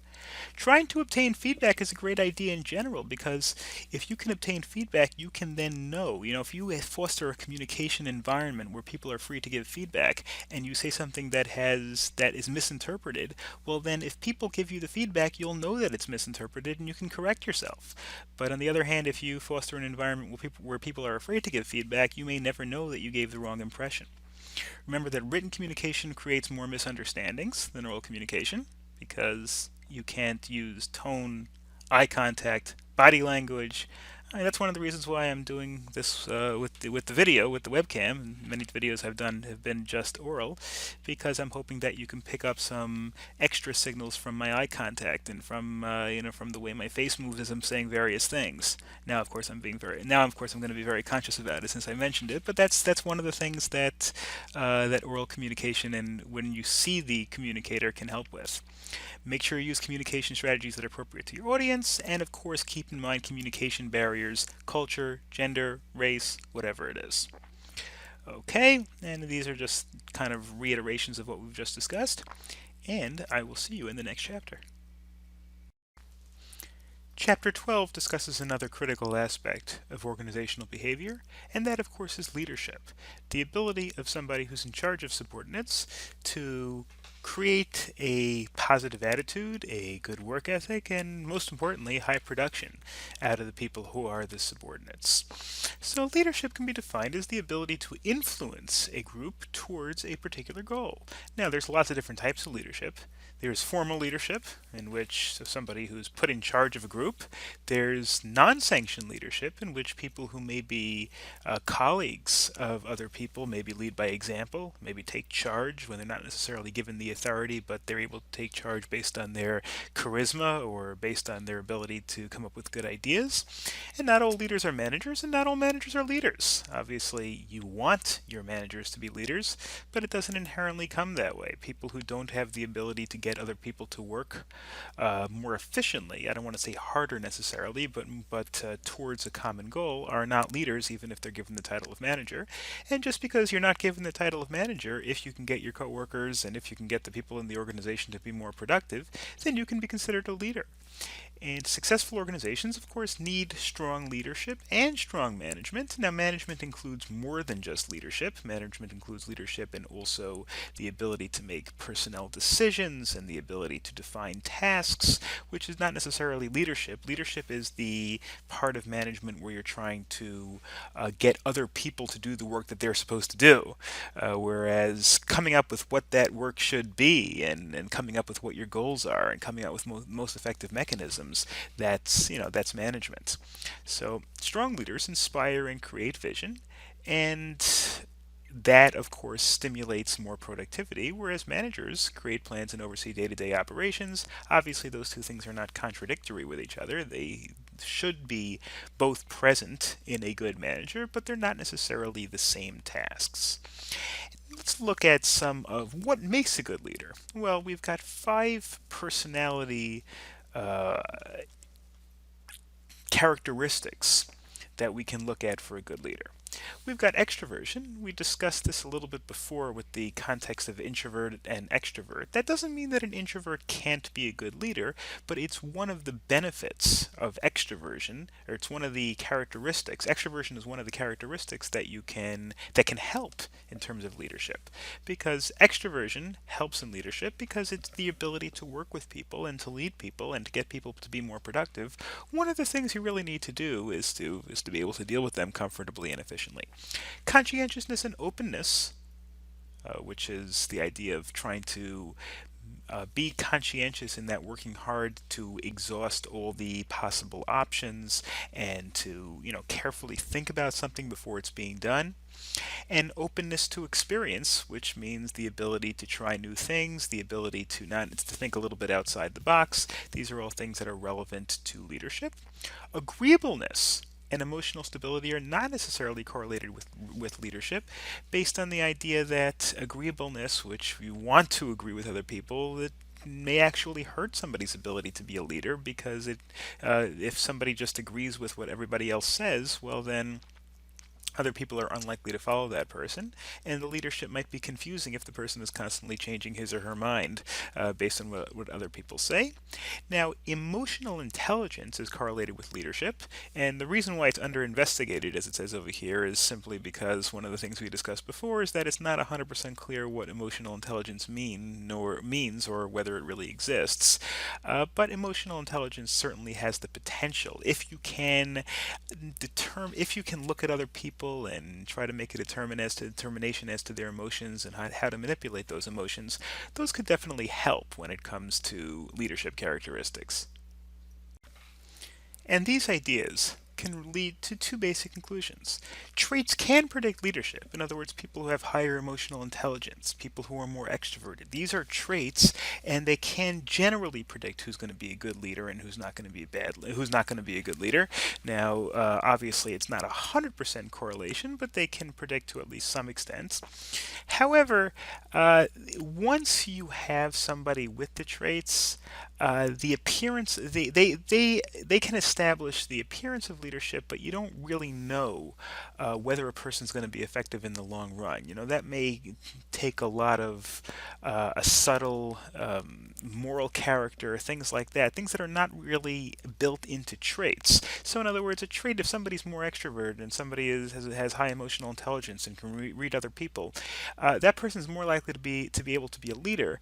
But then when it comes to becoming a very good leader or becoming an effective leader, that's something that takes so many more characteristics and so many more underlying skills that it's not going to be a great mechanism at the outset. Basically, these leadership traits can make you determine who to try as a leader, but then you have to kind of evaluate their performance after a while to see whether they actually are effective as a leader. So then we move into these behavioral theories. Now, behavioral theories really came from, originally, there have been a lot more studies since then, but 2 studies that were taken in the 1950s by Ohio State and University of Michigan, 2 prominent Midwestern colleges. And these were based on the question of what makes an effective leader. How can you determine what kind of behavior is going to create an effective leader, not only in determining who to hire, but also in behaving in a certain way. If you're a leader, if you're a manager, well, what sort of things should you focus on? What sort of things should you concentrate on when determining how to be a leader? Now, the Ohio State study really kind of bifurcated the effective characteristics of a leader into 2 things. One was consideration. Now, consideration means looking at the well-being and the attitude and the satisfaction of the people themselves, the people who are themselves in your team. This is really the degree to which a leader acts in a friendly and supportive manner towards the subordinates who are on the team. Then the initiating structure is the degree to which a leader defines and structures his or her role and the role of the other people on the team in achieving the parts of the group. So in other words, one is really dealing with the individuals, and the other, the initiating structure, is really dealing on the structure of how the group is going to work together. So basically, if you're following the Ohio State studies, what you should really do is you should look to make sure, number one, that the people on your team are satisfied, that the people on your team are happy, that the people on your team are effective, and that you put everybody in a position to win. I like to use sports analogies. The consideration, if you're a football coach, the consideration would be making sure that everybody's happy and that everybody's comfortable and that people aren't being bullied in the locker room and that people are want to stay with the team. They get along with their teammates. And the initiating structure is putting everybody in a position where he or she could succeed. Somebody who's very fast but small probably shouldn't play offensive lineman. Maybe that person should play cornerback instead. And if you put somebody who's just destined to fail based on the position that you put that person in, that's bad. The person might be happy. The person might be in a position where they're getting paid well and they get along with their teammates or their coworkers, but you need to also put them in a position where they're going to succeed. The University of Michigan studies were a little bit more involved, although came to conclusions that are certainly consistent, at least, with the Ohio State studies. And the University of Michigan studies produced also two different characteristics, really a third that's not on this slide, which I'll also mention. Number one is the production-oriented, or sometimes referred to as the task-oriented behavior, which establishes that each person should be given a unique task. It establishes that the tasks that are given to the subordinates, that are given to the people on the team, should be different. They should be, the activities should coordinate, and the manager should also spend time guiding subordinates in establishing task goals, in making sure that everybody understands what the desired end result of their work is. That left side, the production-oriented section, is kind of analogous to the Ohio State initiating structure thing that we discussed before. And the one on the right, the employee-oriented, is kind of related to the consideration aspect. Employee-related, also sometimes referred to as relationship-oriented behavior, is that effective managers should not only concentrate on the task itself, but also on the relationship with the subordinates. The more helpful and considerate and attention to personal problems that the leader showed for the problems of the subordinates, even outside of work, the more effective the leader is going to be, because the more appreciative and willing to go to bat the subordinate is going to be. And there's one other aspect that's not on this slide, but also was, I think, a key factor in the University of Michigan studies, and that's this idea of participative leadership. Now, participative leadership kind of bleeds between the two sides. It's a little bit employer-oriented, a little bit production-oriented, but this means managing at the group level as well as individually. Coming to team meetings to share idea in terms of how the teams might increase their effectiveness. Also, leading by example. Going to these meetings, thinking about it, working hard, staying long hours, and showing the people in the group that you're willing to work hard as well, not just tell them what to do. The Globe Leadership Project was a study by the Globe, it's called the Globe Study. It was carried out by the Center for Creative Leadership, and it was based on the idea of what, different countries throughout the world, the managers that operate in these countries, how well do they focus on various aspects that make leadership effective. I mean, you can see some of the things over here in terms of what different countries, what some of the characteristics of different countries' leadership. I mean, I'll show you here where's the Globe study? Here it is. Well, this is the link. This is the entire PDF of the study, but I just wanted to show you over here some of the dimensions that we measured. And we've discussed this, I believe, earlier in the course, but here are some of the things they studied from various countries. Power distance is the degree to which members collectively expect to be distributed equally. uncertainty, avoidance. Yeah, I think, again, I know that we've discussed this in previous chapters, but these were the dimensions that they looked at in terms of each country. How do they operate? Collectivism, do they believe in general? Do the workers believe in general that everybody should work for the benefit of everybody else? How about or just within the team? Assertiveness, are people confrontational? Are people assertive with their ideas? Gender egalitarianism, which is the idea that is there real equality of the genders in that society?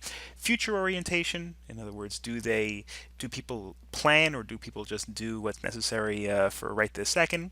And performance orientation, the idea of whether the group, or the collective, in this case the group, rewards and encourages good work and good behaviors. And then they did a lot of research into all these different clusters in terms of which countries display which characteristics, and they wrote this entire report over here. You can see, for example, how they measure on the charisma axis, on the team-oriented aspect, participative aspect, humane-oriented aspect, and how they measured in terms of these dimensions.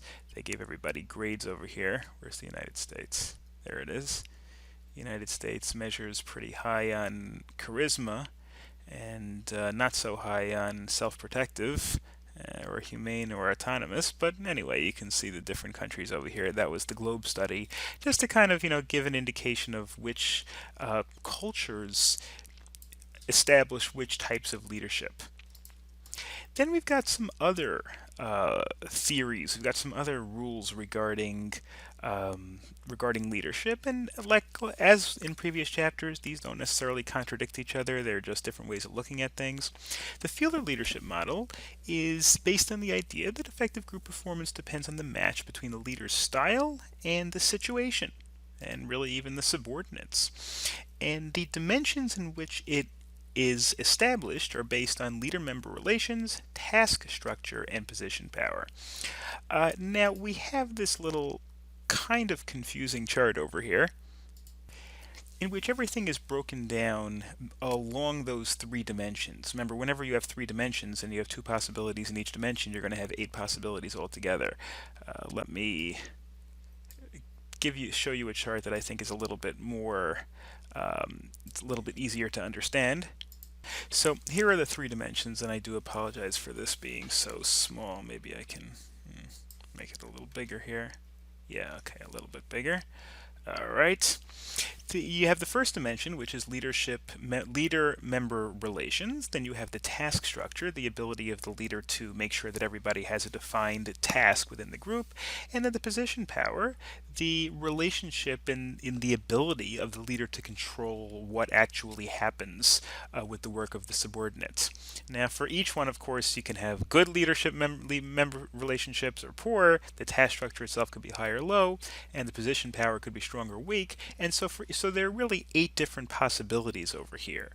Now, if you're looking at a task-motivated leader, which is a leader that focuses more really on getting the job done, not necessarily the relationship, well then, good relationship, high task structure will yield the best results.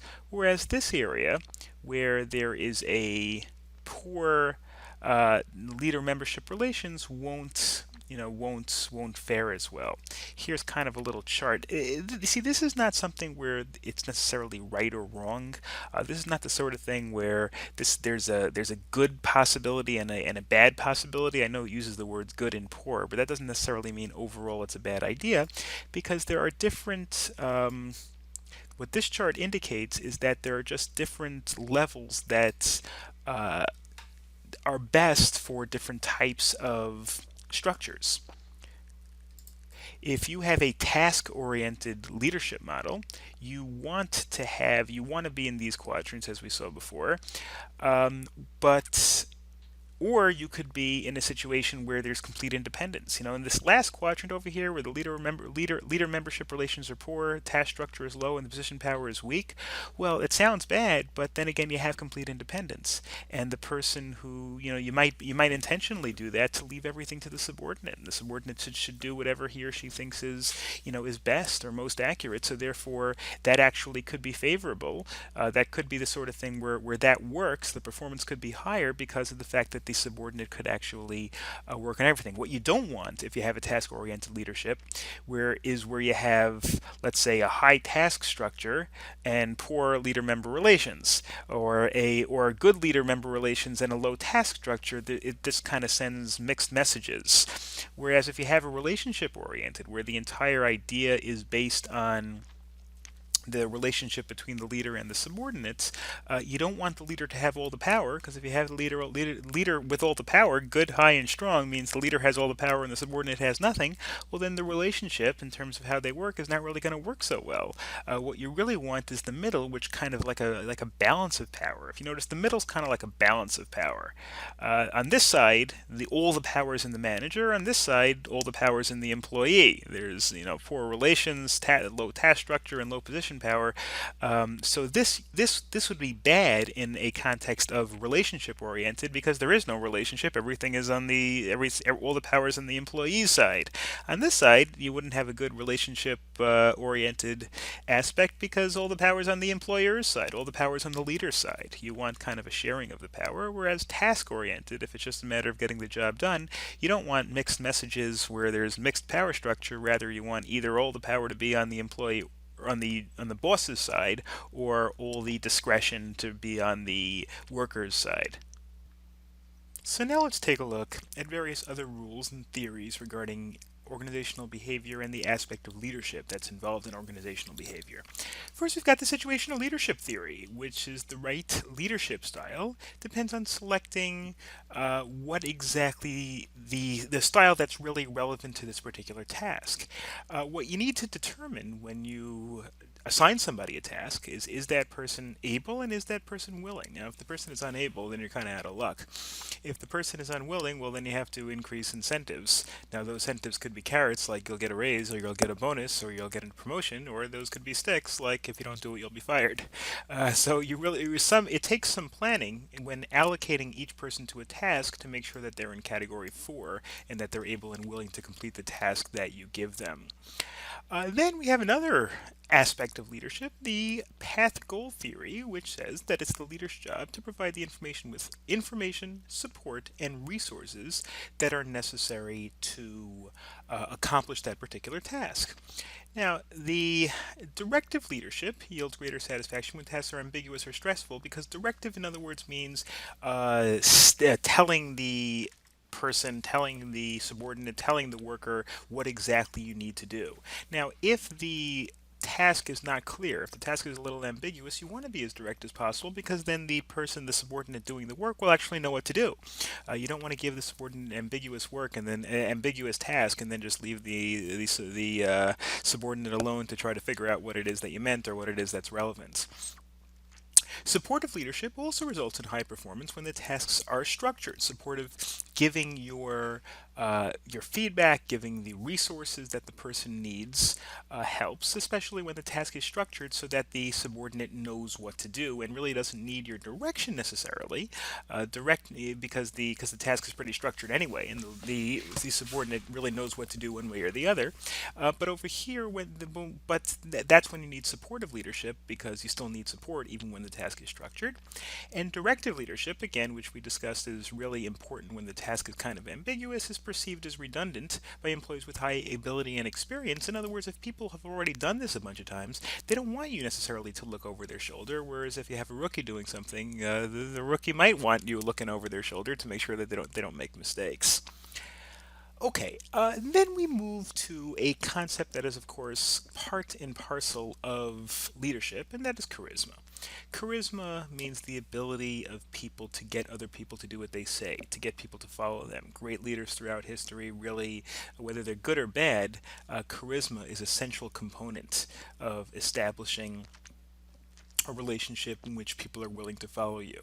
Some of the things that define charismatic individuals: vision and articulating. Vision means the ability to think of a long-term goal and the ability to express that goal so that other people will understand what the goal is.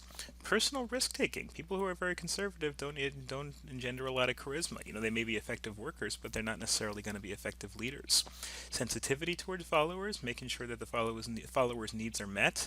Obviously, it really depends on what the aspect is. When you're talking about an organizational situation, then the needs means the resources to carry out the task. Whereas when you're talking about leading individuals in other facets of life, and maybe a politician who's charismatic might be the ability to understanding what the constituents want. Do the constituents want jobs? Do the constituents want government benefits? And unconventional behaviors. That's the idea of not always being unpredictable. Being a little unpredictable certainly is a facet of charisma that's very important with respect to leaders in all walks of life. That leads us to the very interesting question: are people born charismatic, or can you make yourself more charismatic as you go along? If you're a supervisor of a company, can you make yourself charismatic even though in the past nobody ever followed you? Well, the answer is a little bit of both. You can have characteristics, which we discussed before, which very often are innate. That leads people to be characteristics, the propensity to doing these things. But also, you can project an aura of charisma by trying to take on these characteristics. Being optimistic, you don't have to be born optimistic to exert an aura of optimism, even if you might be thinking a little bit differently underneath. Be enthusiastic. Commute with your body, not just words. When you talk, use your facial expressions and use your body movements.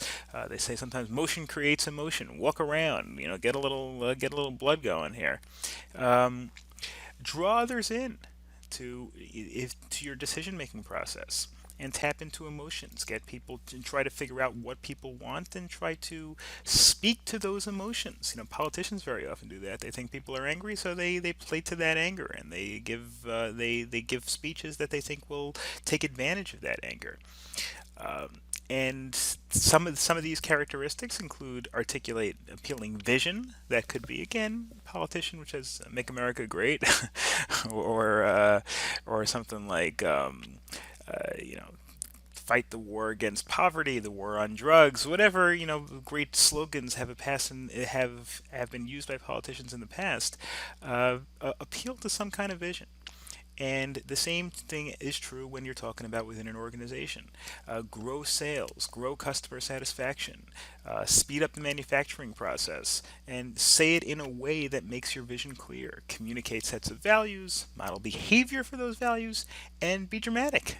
Dramatic doesn't have to be, necessarily in a way that hurts anybody, or, firing people is dramatic, but it doesn't necessarily, that's one way of expressing dramatic behavior, by having firings or layoffs if there's poor performance. But there could be other more positive dramatic behavior. I don't know, throwing parties for people in your office, calling groups where people are given special awards. Things like this can be dramatic, and they can make dramatic statements. And charisma, of course, also depends on the situation.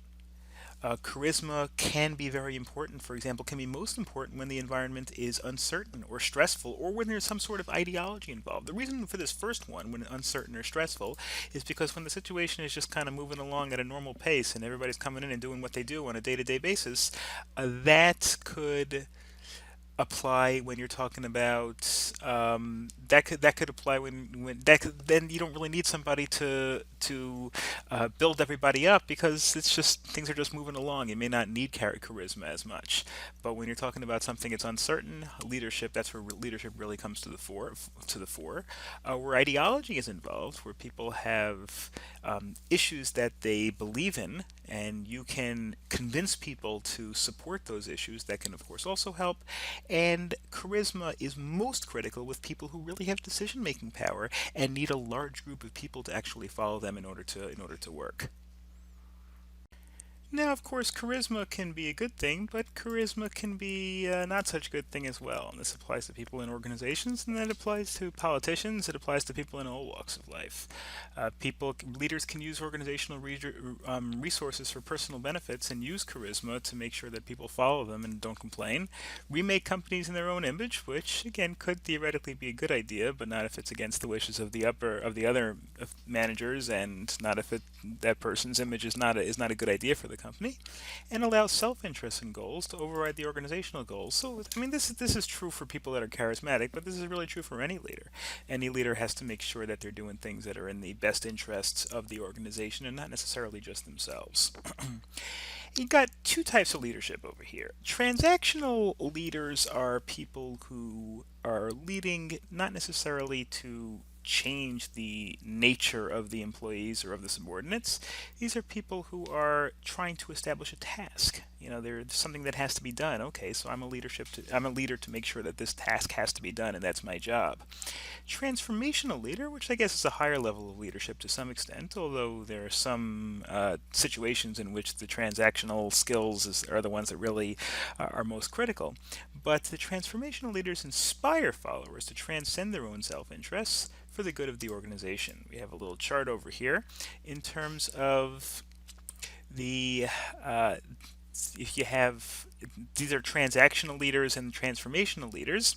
Now, leaders can be passive, or leaders could be active. Generally speaking, active leaders are more effective than passive leaders, but on some types of leadership are especially good or especially bad. Laissez-faire essentially is borrowed from economics, which is the idea that you pretty much let people do whatever they want, let the open market do whatever they want.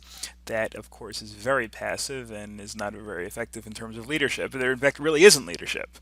Management by exception, which is essentially pointing out things that do not work in the normal way. It's really a very minimalist way of leadership. It is a little leadership, but saying that didn't work and that didn't work, and just don't say anything else regarding what does work. Contingent reward. It's again rewarding people or your employees, your people on your staff, if things do go well.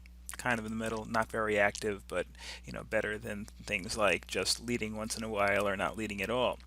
All the way up to idealized influence, where you're able to influence people to work towards an idea and work based on an idea. You have to be very active in inspiring the people that work under you, and of course it can be very effective. So let's continue with our discussion of transformational versus transactional leadership. Transformational leadership, again, it's effective because of the fact that you're increasing the ability of the employees, of the people you work with, to work on their own, and you're inspiring them to do a better job. It tends to be more effective in smaller companies, people who don't feel like they're part of this massive bureaucracy, who may almost laugh at people who are trying to be inspirational in a company with 1,000 people in it. It works better with leaders who directly interact with their followers, and it's the sort of charisma which means that the more day-to-day contact you have with the people you're trying to influence, the more you can influence a person in this respect. It can be learned because you can learn to do these things in terms of being positive, in terms of being motivational, in terms of establishing incentives. Transformational leaders, creativity is one aspect, and create positivity. Create the can-do spirit, which is really the idea of optimism, positivity in the environment. The Globe study, which we discussed before, again, that looked through a variety of cultures and how leadership goes in those cultures, found that vision is important in any culture, but how it's formed and communicated, how that vision is moved from place to place, can vary from culture to culture. In other words, some are more authoritarian, where the supervisor will just say, well, this is the way it needs to be, and that's that. And some cultures, the supervisor will really try to convince the subordinate that the leadership principle is good. And how do you create this transformational leadership, which is the ideal, the highest level of leadership? lower turnover, because the longer you deal with a group of people, the more likely they are to follow along. Higher productivity, people gain confidence in the system by being more productive. Lower employee stress and burnout causes people to have a positive attitude, feel more positive toward the leader that's giving them that friendly environment. And of course, similarly, higher employee satisfaction. All these can combine to not necessarily inherently mean that the leadership is transformational, but create and foster an environment in which transformational leadership is more possible and more likely. Now we're going to kind of segue into another area of leadership, and that's the effect that a leader can have on the subordinates from a moral perspective and even from an ethical perspective. Authentic leaders are people that lead not because it's almost like do as I say and as I do.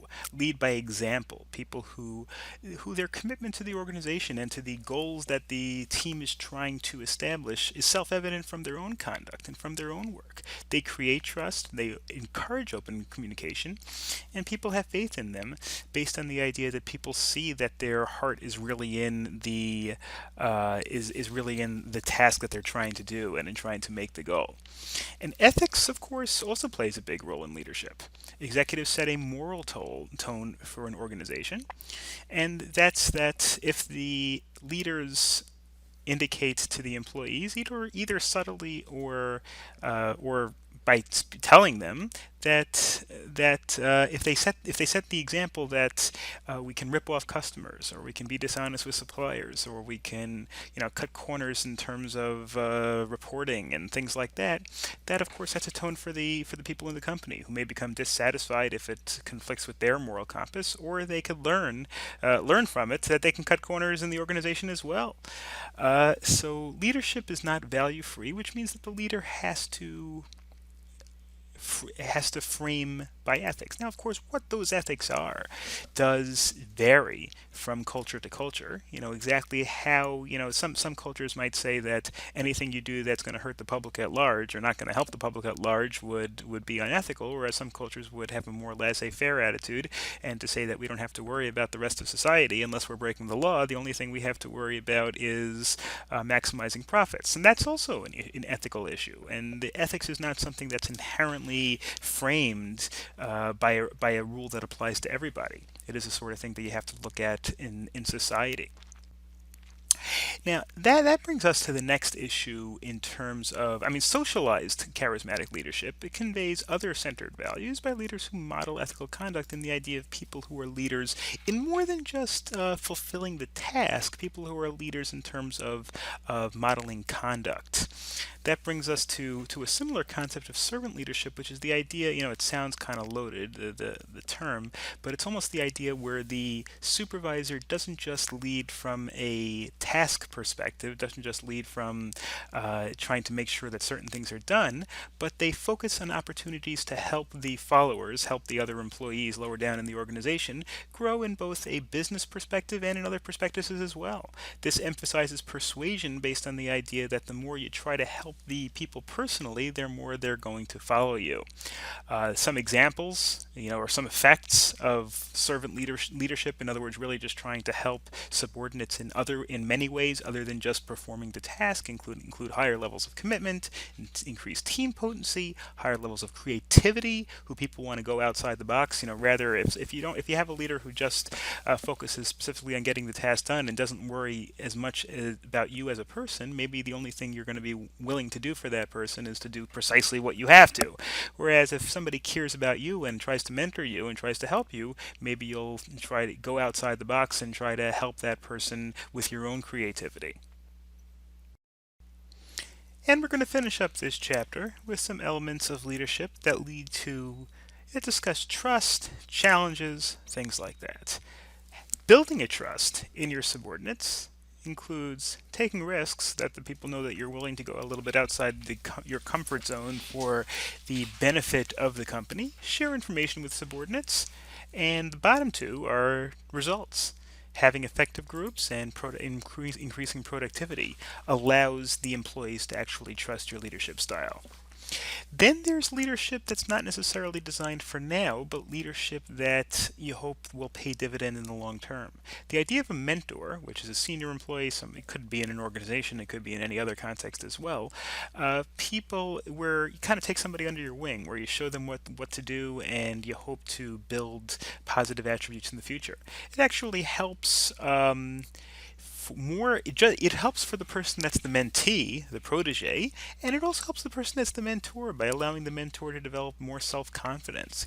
They talk about stories where children who were struggling were given to tutor younger children, and that gave them more self-confidence, and being a leader made them feel good about themselves. But certainly it can help the protege by allowing them to see what the person with more experience does, so that they can learn from the older person rather than necessarily making their own mistakes.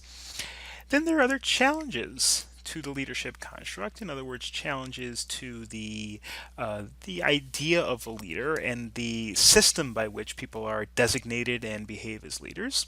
First of all, performance outcomes are attributed to the leader's actions, and that means that if there is a bad result, people may blame the leader, even when it really wasn't the leader's fault. Just like when there's a good result, people may give praise to the leader when also the leader didn't have that much to do. Again, with the sports analogy, the manager, when the team does well, everybody thinks the manager's a genius. When the team does badly, everybody thinks the manager's a bum.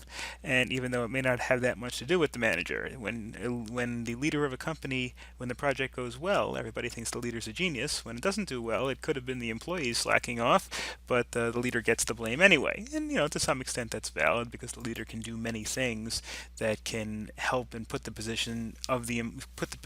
employees in a position to succeed or fail. And also, if the employees do fail, well, then maybe the leader shouldn't have put those employees there to begin with. Maybe it was the wrong personnel idea. And then there are other things where that can make leadership not as important or even irrelevant. In other words, you can actually have characteristics or have things or resources in the organization that makes leadership less critical. Even if you don't have good leadership, you can make up for not such good leadership or make up for lack of leadership altogether by building in certain characteristics to your organization. I mean, this is an example. In terms of experience, if you give your employees good experience and training, well, that kind of substitutes for task-oriented leadership. Remember, task-oriented leadership was a leader that tells everybody specifically what to do. Well, if they have good experience and training, they may not need that as much, although of course it does not substitute for relationship-oriented leadership, which is where the boss has a good relationship with the employees and inspires the employees.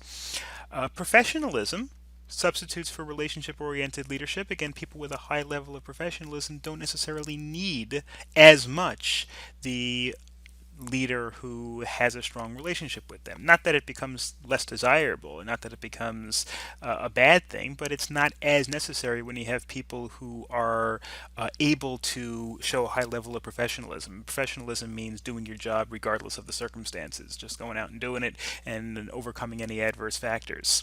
It also even substitutes for task-oriented leadership for the same reason. Indifference to rewards neutralizes relationship orientation in an oriented leadership, because if people don't want the rewards or don't care about the rewards, then establishing a good relationship with the employee, which is really a way of increasing positive feedback, doesn't really now all of a sudden having that kind of relationship doesn't really help, because the employee doesn't need whatever it is you have to give. And again, you can see similar effects in other things. Highly structured tasks, giving everybody precisely what they need. Well, you need less task-oriented leadership, because now the employee knows what to do inherently. If the task provides its own feedback, if you make something and then you test it out right away and you see whether it's good or bad, well, again, you don't really need so much task-oriented leadership, because the employees see right away whether what they're doing is working or not working. If the job is intrinsically satisfying, if the job is something that people take satisfaction in, well, then that substitutes for relationship-oriented leadership, because you don't need to build up the confidence and build up the sense of purpose as much in the employee if there's something inherent in the job that gives it that sense of purpose. And then when it comes to goals and rules, procedures, these things, of course, all substitute for task-oriented leadership, because if you have a good series of goals and a good series and highly rigid rules, good systems for rules, good systems for goals, these are things that can have an impact. It can kind of decrease the need for task-oriented leadership because of the fact that people know what to do by themselves. They have rules, they have procedures, they have goals. Cohesive work groups. Groups in which people that are part of the group enjoy working with each other and want to work for each other can be a substitute for both kinds of leadership because of the fact that people are more self-motivated and don't need as much external motivation. Finding and using creative, effective leaders, hopefully we've demonstrated how important it is in general, and there are various ways you can do it. You can try to look for existing leaders by reviewing the knowledge, skills, and abilities that you need, using those personality tests for introversion or extroversion, and for high moral standards, all the things that we discussed, and consider situation-specific experience. Does this person, has this person worked for other companies and had the ability to draw the most out of a sales force in the past? And training leaders. Leaders that are already good can be made even better. Leaders that are so-so can be made good by process training and increasing all of their abilities as we discussed in this chapter. And of course, so this is kind of a summary in terms of how all of these things can be applied to leaders. You can ensure that preferences on the initiating structure are a match for the dynamics in your culture. In other words, looking to make sure that the dimensions that where the supervisor is initiates a structure that provides for the employee fits in with your culture, and the consideration factors where the employer looks out for the well-being and the welfare of the employer, of the employee, both inside and outside of the employment relationship. Hire candidates that exhibit these transformational leadership qualities. Hire candidates that you believe are ethical and trustworthy, as we discussed before. Those are also important components in leadership. Develop trusting relationships, and of course leadership training. These are all just some of the things that can help increase the leadership potential of your staff. Chapter 13 is another double-edged sword subject, and whereas the other characteristics and traits we've been discussing so far in this course were mostly positive and could be used for negative, power in politics is much more of a very careful area that needs to be weighted upon, because power in office politics could just as often turn into a negative as it can turn into a positive. And we're going to discuss some of the characteristics of power and some of the negative influences that could apply, that power could be used for. Power simply means the capacity that A has to influence B's power, and that is the idea also. It's kind of the synonymous with dependence. If I'm dependent on you for whatever purpose, then I have power over you. If you depend on me for your job, then I have power to tell you what to do, otherwise you'll lose your job. If in order for you to be effective you need my help, well then also I have some power over you in that respect as well. Leadership is obviously a similar concept of power, because leaders very often have power, but they're not precisely the same thing. When it comes to goal compatibility, in other words, when it comes to who has the same goals, well, are you working towards the same goals? Well, leadership requires that you both work to the same goals. If you're working towards different goals, you're not really going to have leadership and the ability to inspire somebody else, whereas power only needs dependence. Even if we have totally different goals, if I have the power over you, then I can force you to do something, regardless of whether it's synonymous with your goals. Direction of the influence. Power concerns with influence of trying to get as much power as possible from everybody around you, whereas again, leadership is really just focusing on the people that work for you. And research emphasis is, in other words, where are the sources of skills that you're going to need to get these things? And leadership is really more about enacting style, trying to do things that draw people to you, increasing your perceived charisma. Whereas power can be used on pretty much everyone, and there are many different types of behaviors and sources, both positive and negative, that can be used to consolidate power. So then that begs the question, okay, where does power come from? Now, power can be formal or power can be informal. Formal power is when I officially have some control over your job, or I officially have some control over your behavior, or whatever it is. And that comes from coercive power, which is the power to punish you by firing you, for example, if you don't do what I say, or decreasing your pay, or not giving you a promotion. And then there's the reward power, which is kind of the carrot that is to the stick of the coercive power. The reward power is they say, if you do what I do, I can give you bonuses. They kind of go hand in hand. You know, people who are leaders, people who are supervisors, people who are organizational directors very often have both powers inherently, but each element of it certainly is a component of power. And then there's the idea of legitimate power, which is formal authority within the organization. If I am your supervisor in the organization, well, based on the organizational chart, and based on the job description, and based on the assumptions of what goes on within the organization, I have official power to tell you what to do. And then that's formal power. There's structure, and I have the ability to have power over you based on X, Y, Z. And then there's power that comes from something that's a little bit less formal, and that is personal power. Personal power stems from an individual's unique characteristics and may be independent of the organizational flowchart. There's expert power. I have power because I am known to the people as being an expert in this particular field, and so therefore people listen to me because they assume I know what I'm doing if I say something. Then there's referent power, which depends on a particular point of reference. That's why it's called reference, and that's identification with the person who wields that power because I have a personality. You refer to me, you defer to me, you refer to me because you think that you trust me. And that's really kind of where charisma comes in, where people's ability to inspire other people and to draw obedience in other people, that's also a source of power. And here are some conclusions about the effectiveness of various sources of power that we've discussed. Expert and referent power, in other words, the idea of people relying on you because you have a reputation for knowing what you're doing in this particular area, and referent power, referent power, which is based on charisma, based on people wanting to listen to you because they think you know what you're talking about. They're positively related to performance and commitment. If people trust you because you're an expert, or people trust you because you have charisma, and you're able to use your leadership in that respect to inspire people, that can have a positive impact. Reward and legitimate power, again, these are summary statements which aren't always 100% perfect. These are just kind of based on studies. Reward and legitimate power, which is really the power based on the organizational structure. I have the power to give you a raise if you listen to me, are unrelated to organizational outcomes, which means they're not as effective.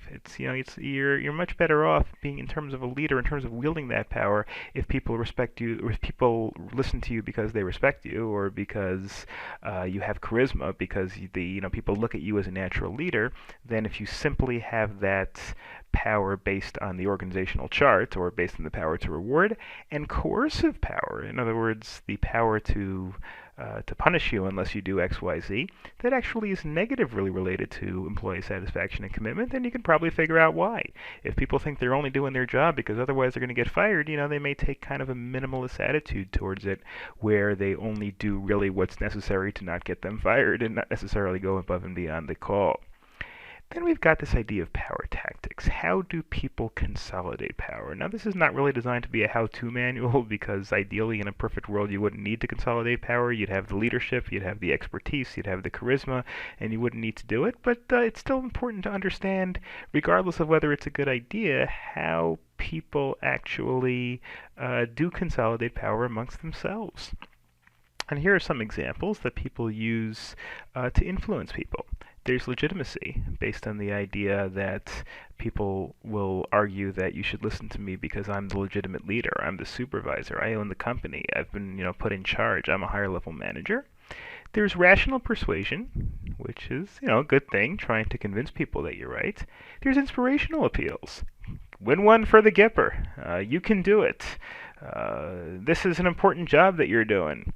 Consultation, discussing things with people, hearing their input. The more people feel that their input is being taken into account, the more friendly they're likely to be to a particular person's ideas. Exchange, similar concept. Personal appeals, where you're can you please help me out with this because the company needs you, because I need you, etc.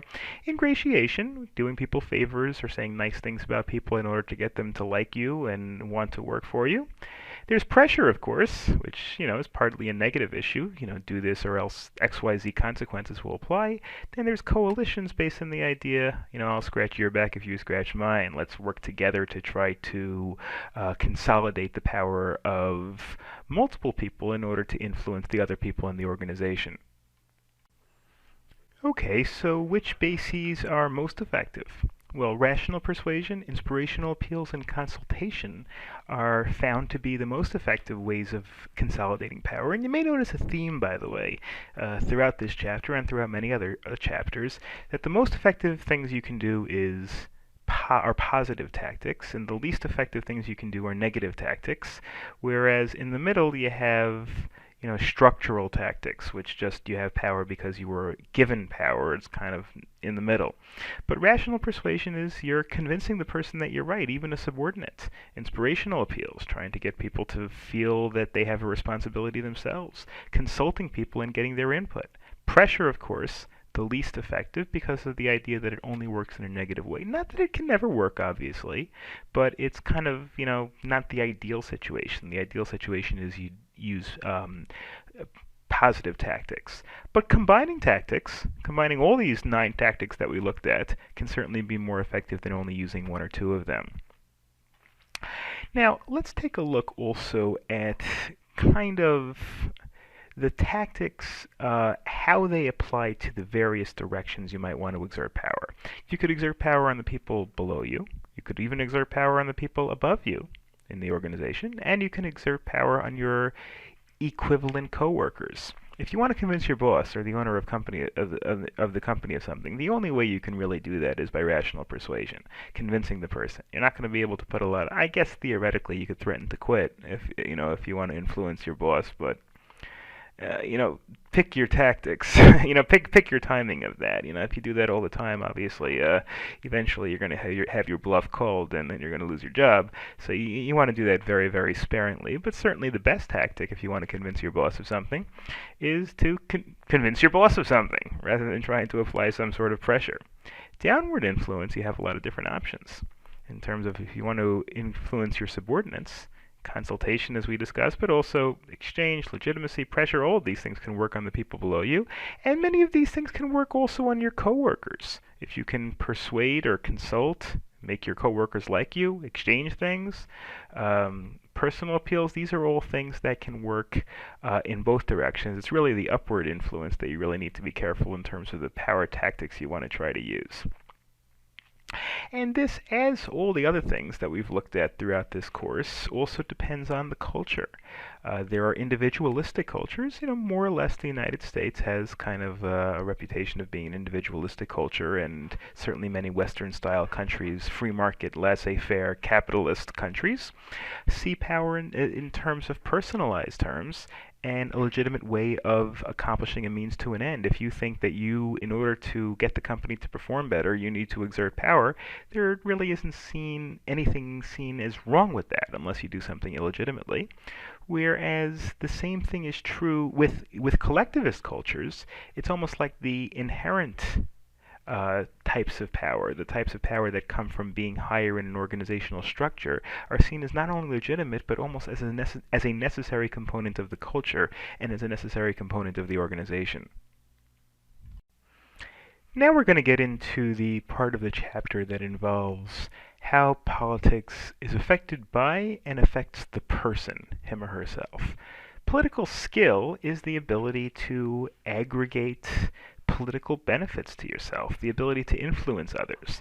It's a little like charisma, but charisma is a little more positive, and political skill is a little bit more either negative or morally neutral, whereas charisma, people are following you because they think that you are smart or knowledgeable or skilled. Political skills, they're following you for basically whatever mechanism you can consolidate, basically because you have power over them or because they have to listen to you for whatever reason. Politically skilled people are more effective users of all these influence tactics, all these 9 tactics that we looked at before. That kind of goes under one category. Now, you might be only skilled in a couple of them, and that might be enough, or you might be skilled in all 9 of them, but not quite as skilled. It's kind of the ability to aggregate some of these factors to give yourself a power base. And those with political skill, of course, can exert their influence over others.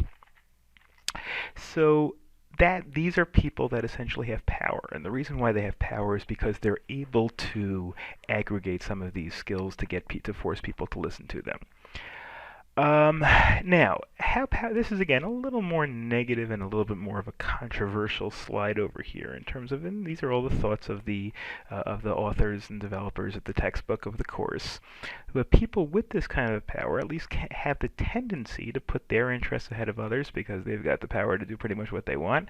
Objectify others, not necessarily look at them as people, but look at them as mechanisms by which their will and their goals can be accomplished. Reacts to threats against their competence, because people with power tend to look at themselves as being the be-all, end-all, and tend to be overconfident. But of course, then we got the slide that reacts, well, it could also be positive. People could use their political influence and their political power to do things for the benefit of other people or the benefit of society. This is a course about organizational behavior, but everything we've discussed can be also applied to the context of politicians and government. And certainly people that are powerful and in governments have a tendency to have these negative traits, but can also have these positive traits. Lord Acton once said that power tends to corrupt, and absolute power tends to corrupt absolutely, based on the idea that people who do have power tend to let that power go to their head and think that they're entitled to, behave pretty much how they want, and they're entitled to certain things that maybe ordinary people would not get.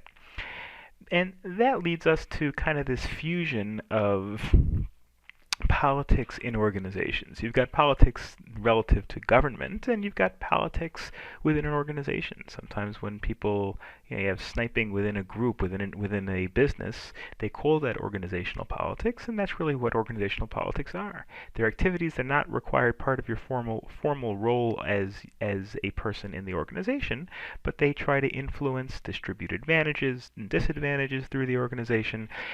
Organizational politics or business politics has a very negative connotation, and for good reason.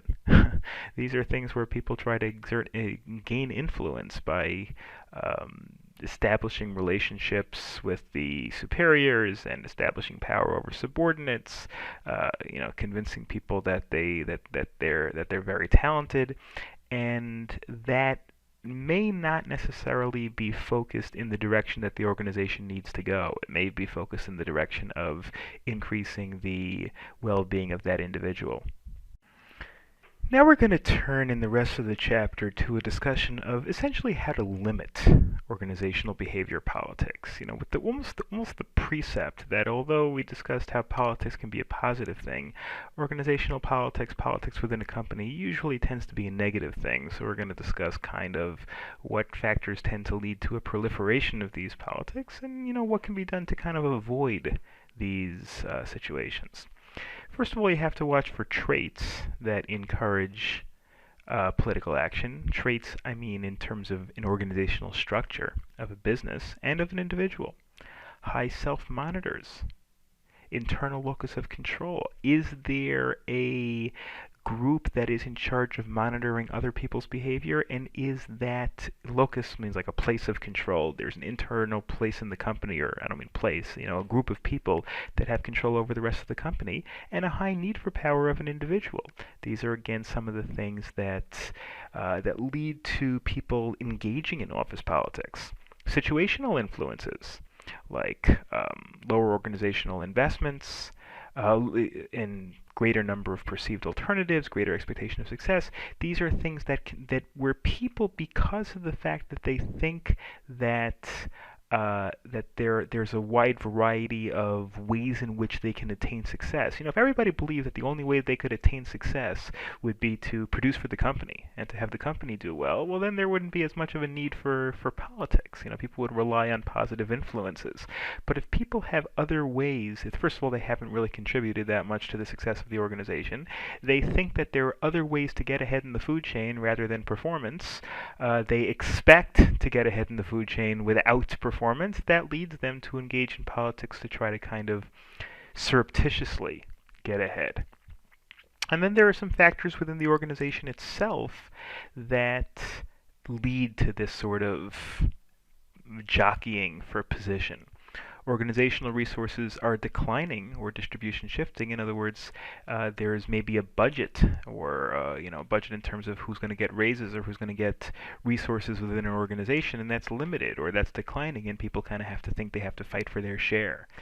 Low trust among the people, role ambiguity. People are not sure what their role is, so they want to try to use political behavior in order to increase that or heighten their role. Zero-sum reward allocation. This is an interesting one. Zero-sum game means essentially where somebody has to win and somebody has to lose. Well, the same thing is true when you're talking about, if there's a budget, the organization, and it's got, $30,000 to spend on raises this year, and that's pretty much it. Well, if there are 10 people vying, they know that if that person gets $5,000 of a raise, that's $5,000 less than I can get. And it could be in terms of raises, it could be in terms of benefits, or it could be in terms of spending within the department itself. Maybe if sales doesn't get a higher budget, won't get a higher budget because marketing got that budget instead. So people engage in politics in order to try to convince the decision makers and the higher ups that they ought to get more. That really, of course, is an element of politics. Democratic decision making, if there's more than one person that is in charge of decision making in the company, that causes people to kind of form alliances and jockey for position. High performance pressures, leading by poor example. That's an interesting one too, where if the supervisors who are supposed to be in charge aren't contributing to the company the way they should, well, then that kind of makes the people who are a little further down feel that they don't have to contribute. They could just get ahead in terms of politics. Maybe if somebody performs poorly and is a supervisor, the subordinates will think that that person must have gotten ahead by political means, and I should as well. And of course, unclear performance evaluation systems. If it's not clear how somebody will be evaluated, if it's too much up to the discretion of an individual, so trying to influence that individual to give an untrue report becomes at more of a premium. So let's now continue with kind of the negative effects of organizational politics. Things like increased turnover, reduced performance, increased anxiety and stress, decreased job satisfaction. Really, for a couple of reasons. First of all, the people that lose the political game will get upset and they'll want to leave and they'll want to, complain essentially, and maybe find an organization where they don't have to do so much politicking. And the other thing is that people have to devote their resources to politicking rather than just devoting their resources to performance and devoting their resources for helping the organization. They have to devote their resources to trying to use surreptitious methods to curry favor with the supervisor and the other people. So there are a lot of negatives when it comes to organizational politics. Now, qualifiers is also based on the idea that politics affects other aspects of the job as well. The politics-performance relationship is moderated by the individual's understanding of who makes the decisions and why they were selected. If you can convince the people in your organization that the decision-making process is sound and that the people who make the decisions deserve to be making the decisions, well, then people will do less politicking because they'll realize that there's a rationale to it and that if they do a good job for the company and the company does well, they will succeed. If people think that it's just random in terms of who gets hired and who gets promoted and who gets raises, well, then they'll feel the need to kind of do things that have nothing to do with job performance, but have to do with positioning themselves in the best position to curry favor with the people who can give them raises. But if it's a rational decision-making process, then it should have to do with performance. And if it has to do with performance, you don't have to do with much politicking. And then there are ethical issues with regard to political behavior. When politics are perceived as a threat, people respond with defensive behaviors, which, maybe politicking would be criticizing somebody else who may be in line for the same raise or promotion as you are, and that causes the other person to respond, and before you know it, you've got, an all-out war. That leads us to the concept of impression management, which is exactly as it sounds. It's an attempt to manage the impression that others have of them. People may misrepresent themselves if they think that they have to convince their supervisor, rather than just through performance, but through talking and through politics, they have to convince their supervisor that they're valuable. They have to manage their impression, and if they do so in a dishonest way, that causes distrust among everybody. Misrepresentations, assuming they're caught, can discredit the individuals, and they could be seen as insincere, they could be seen as manipulative, they could be seen as very dangerous to the office environment. So the idea in terms of impression management, like everything else, it doesn't inherently have to be a negative.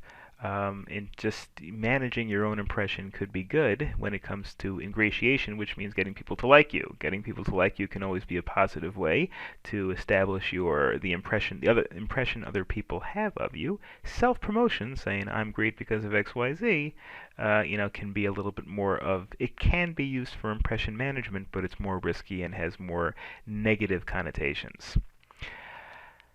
The ethics of behaving politically, well, that's kind of a difficult question. Certainly you can't say that it's never ethical to try to gain more influence in the office. If what you're really trying to do is make the company more positively productive, or if you're trying to just really get your fair share, then maybe politics doesn't have any negative ethical connotations. But these are some of the things that people who are looking at political situations have to ask themselves. Why do you engage in politicking? How does it balance any harm? Does it hurt other people whom you're trying to get ahead of? And does it create an environment that is fair and just? Obviously, these are all things that individuals have to ask themselves, but these are sort of the ethical conundrums that come up when you're talking about politics. I mean, this is an example of kind of a little political chart where you have your relationships, and in terms of figuring out your relationships with the other people in the company, it's not just an issue in terms of politicking in a negative way, but figuring out your true role in the company and how you can best act in that role is something that can be useful. Sometimes people should sit down and really figure out who do they work for, who do they work with, what's their relationship to the other departments, etc. And of course, there are some implications, as we finish off any chapter with, for managers in general. Increasing others' dependence on you, which we discussed at the beginning of the chapter, can help in terms of people's willingness to follow what you have to say. You won't be alone in attempting to build your power bases, because people do behave politically, in many, many contexts. Try to avoid putting others in a position where they feel they have no power, because then they really don't have any, they almost feel like they have to engage in political behavior to try to curry influence and curry power. That's what we discussed before in the idea of collaborating. Collaborating with people who may not have any official power gives them the impression that they have power, and certainly increases job satisfaction. By assessing behavior in a political framework, you can predict the action of others. You can see, well, will this person try to curry favor with somebody who's a little higher on the totem pole? So these are all things that are, that have to be looked at when you're talking about the very dangerous and very interesting area of workplace organizational power. The subject of this chapter is conflict, which obviously could be a negative, but as we'll see, under modern theories of organizational behavior, it could actually be considered a positive in some sense. So we're going to discuss a little bit about conflict, and notice the chapter is not just named conflict, it's conflict and negotiation, which is how you resolve conflicts and actually can turn conflicts into a positive. All a conflict means is a process that begins when one party perceives that another party is has negatively affected or or will or can or is in the process of negatively affecting something that the first party cares about. It could be something as harmful as that person wants me fired. It could be something as benign as that person wants to do things a little bit differently and that I think would not be best for the company. So conflict could be very, very bad, or it could be kind of benign. It's really not the sort of thing that you can have a definitive, all-encompassing view about.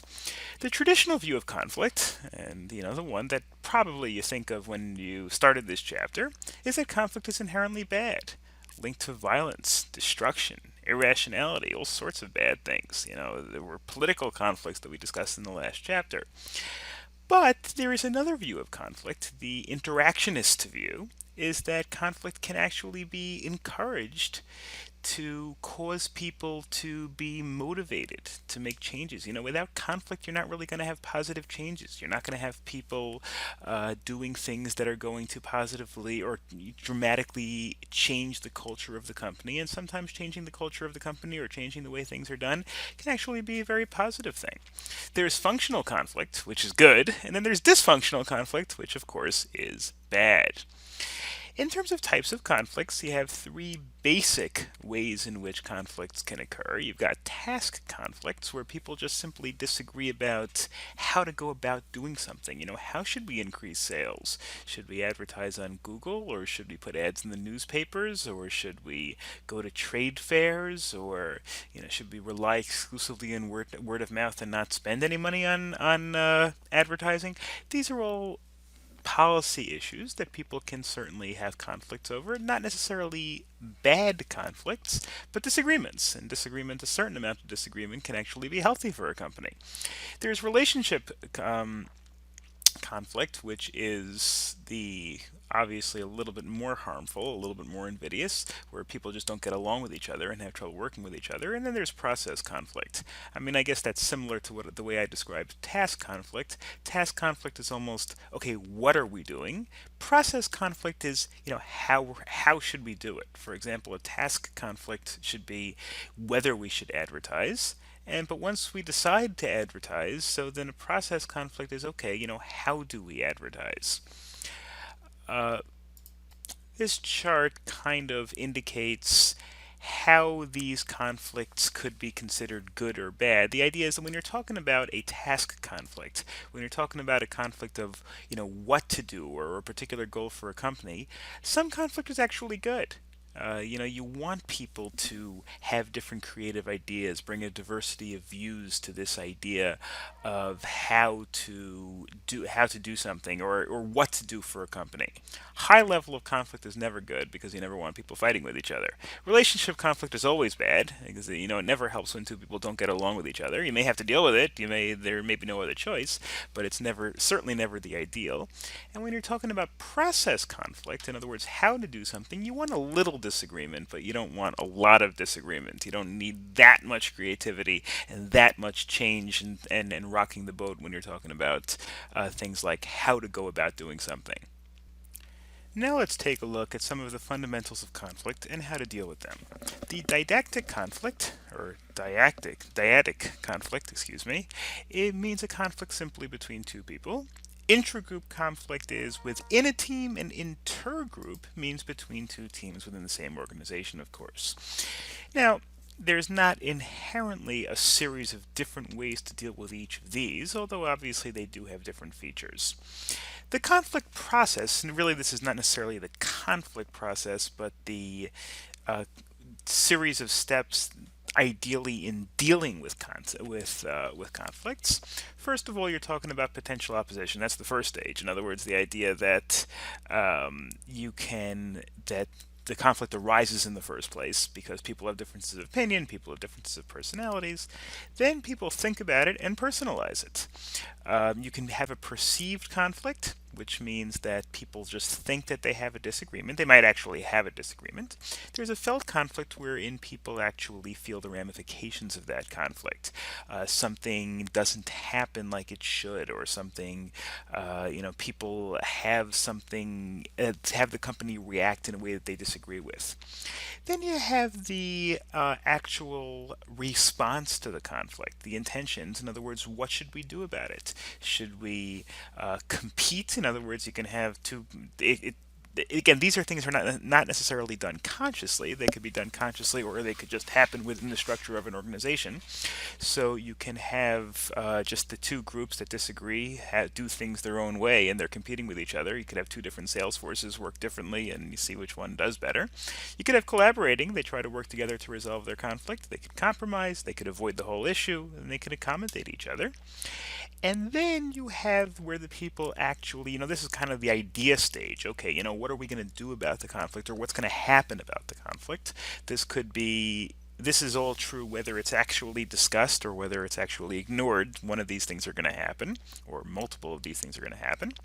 Then you have the behavior in which they actually go ahead and enact one of these things. They just ignore the conflict, or they settle the conflict.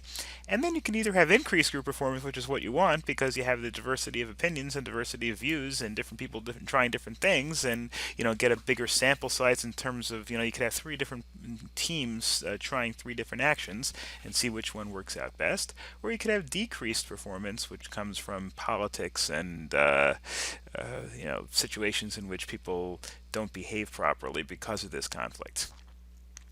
So let's take a look at these stages in a little bit more detail. First of all, you've got the potential opposition. This is the very beginning of the conflict. There are communication problems. That's what very often leads to conflicts. People don't communicate properly. Structural issues also cause potential opposition and potential conflict. The group is diverse. The bigger the group, the more likely you are to have conflict among it. If you have 2 or 3 people, they can work out things a lot more easily. And there are also organizational rewards, goals, group dependency. For example, if the number 1 sales group gets a vacation, well, then there are 3 or 4 sales groups. They tend to conflict with each other. That could be a good thing. Again, that conflict is not inherently always a bad thing, but that certainly is by its nature causes conflict. And there can be personal variables, that causes that middle kind of conflict, that conflict that we discussed before, the relationship conflict, where you have personality variations. People just don't get along because of personalities, or people think differently because of their personalities, or because of emotional responses to each other. The second stage is cognition and personalization. Remember, cognition, which we discussed a little bit earlier in the course and in other contexts, means thinking about something, and personalization, bringing it down to the personal level of the individual.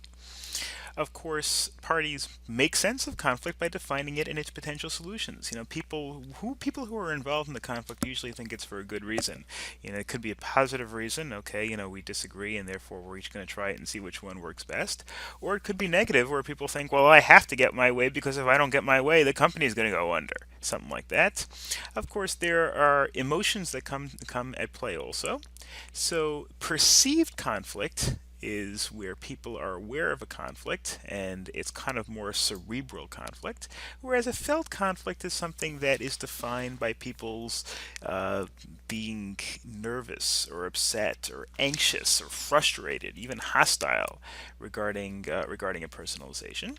Then you have the conflict stage. Remember, the intention stage. This is where the reaction is happening. Now, the reaction, as we discussed before, could be conscious, it could be decided, it could be negotiated, it could be discussed, or it could just be nothing could happen, and the reaction just happens individually. If I think differently than somebody, if I think that we should advertise on Google and the other person thinks that we shouldn't advertise on Google, the other person thinks we should advertise on Yahoo, so one of us could force our view and the other one could be upset about it, or we could advertise separately if we're different components of the company, and that would be obviously not an ideal solution, but it's the sort of thing that might happen when you're talking about an intention. In other words, somebody has to make a decision, or or there has to be no decision about what to do with the conflict.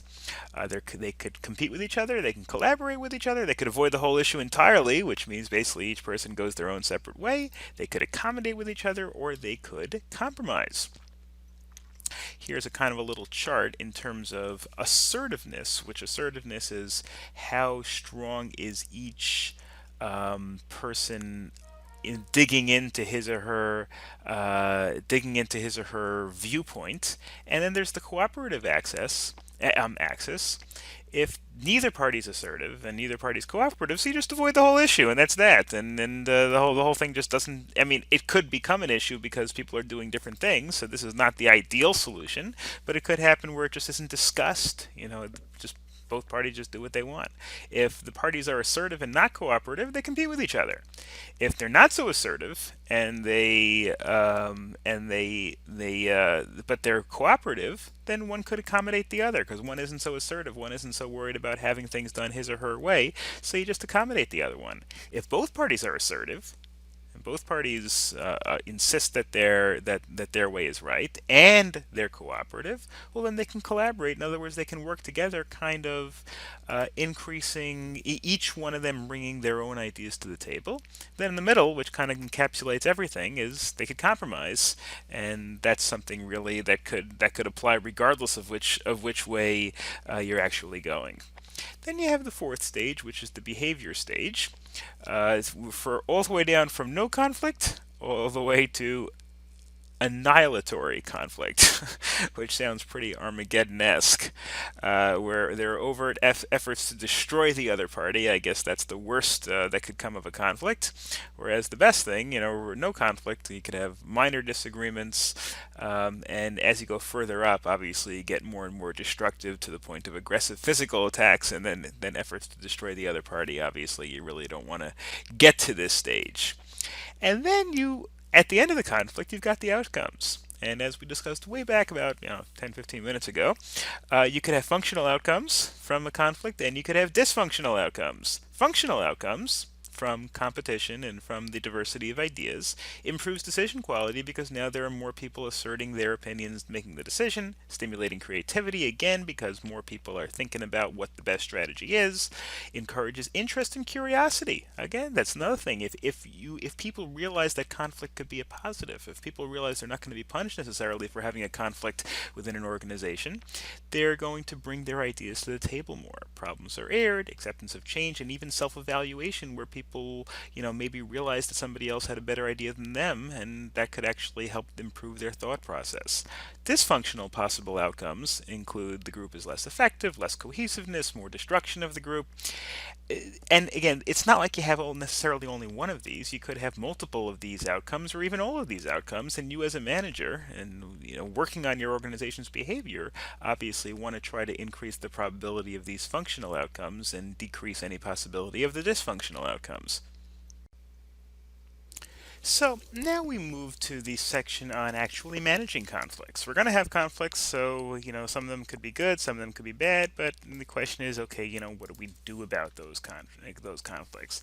First of all, we've got just a general warning that we've discussed basically in every chapter, and that is the idea that conflicts have different ramifications in different cultures. When some cultures assume that the supervisor should always be respected and the supervisor should always be followed, and there shouldn't be any conflicts.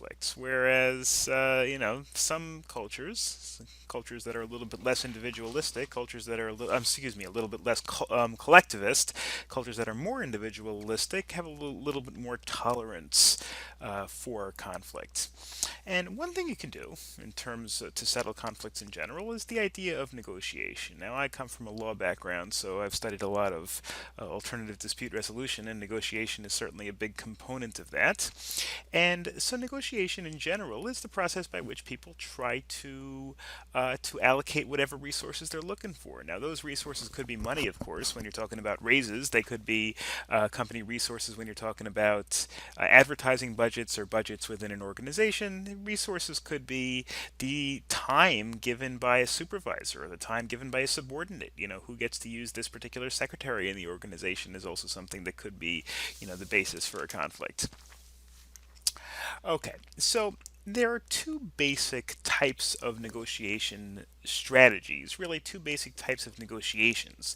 There's distributive and integrative. Now, integrative is better, but sometimes is impossible. Sometimes by nature it's distributive. Distributive means there is X amount of resource and it has to be divided. There's $10,000 to be divided and somebody's got to get, three groups are vying for it, and whatever one group gets, the other is not going to get any. If one group gets all 10,000, nothing left for anybody else. That's the idea of the distributive bargaining. Basically, the goal is to get as much of the pie as possible. It is win-lose. One has to win, one has to lose. Now you can compromise and each get $3,333.33, leaving a penny left over for the other, for whatever. Anyway, but the point is that each person but that's still a win-lose scenario. We won a third of it and we lost the other two-thirds.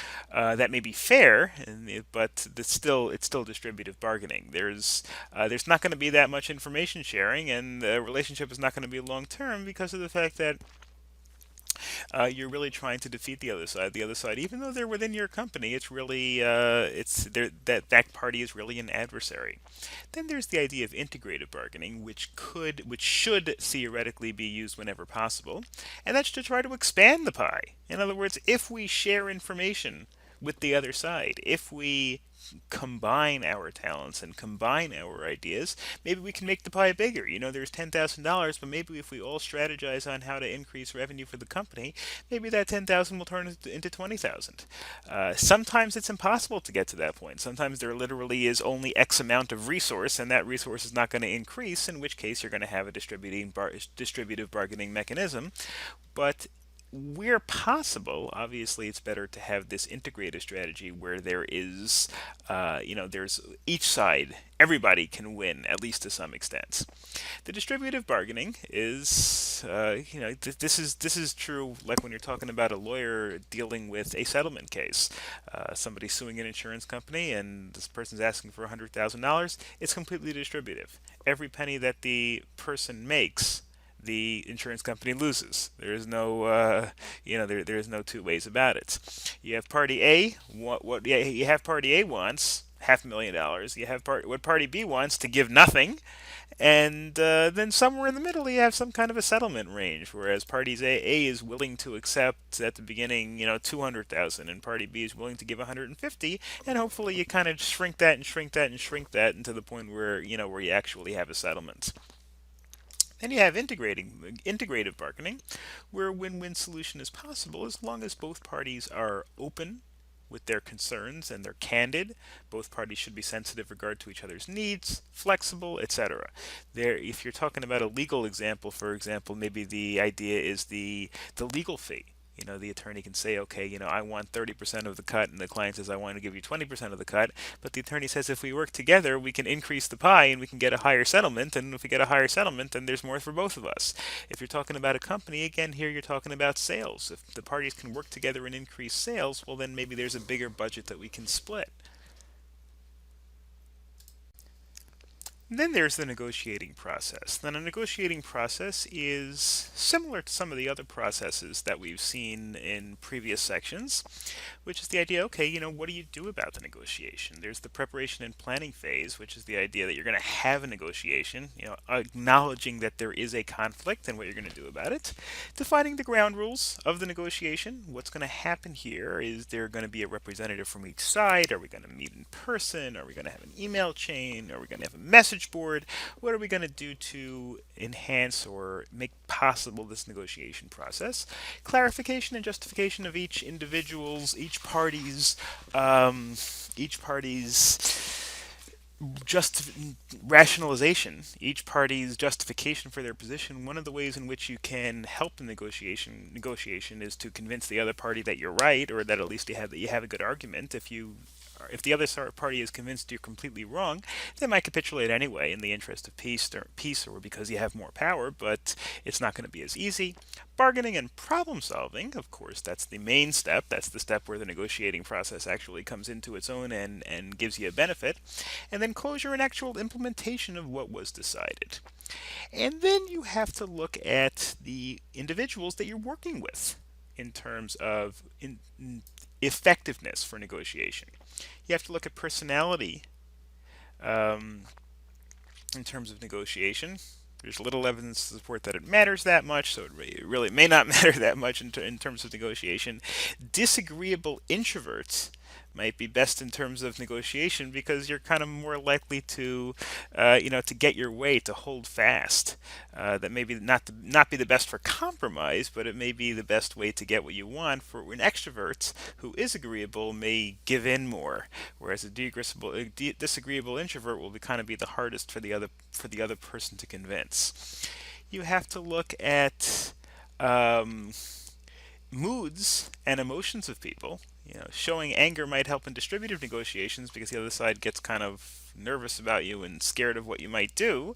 But when you're talking about win-win situations, you want to try to be as positive. Now, again, when this says anger, this doesn't mean literal anger, like yelling at people. That I think is pretty silly regardless.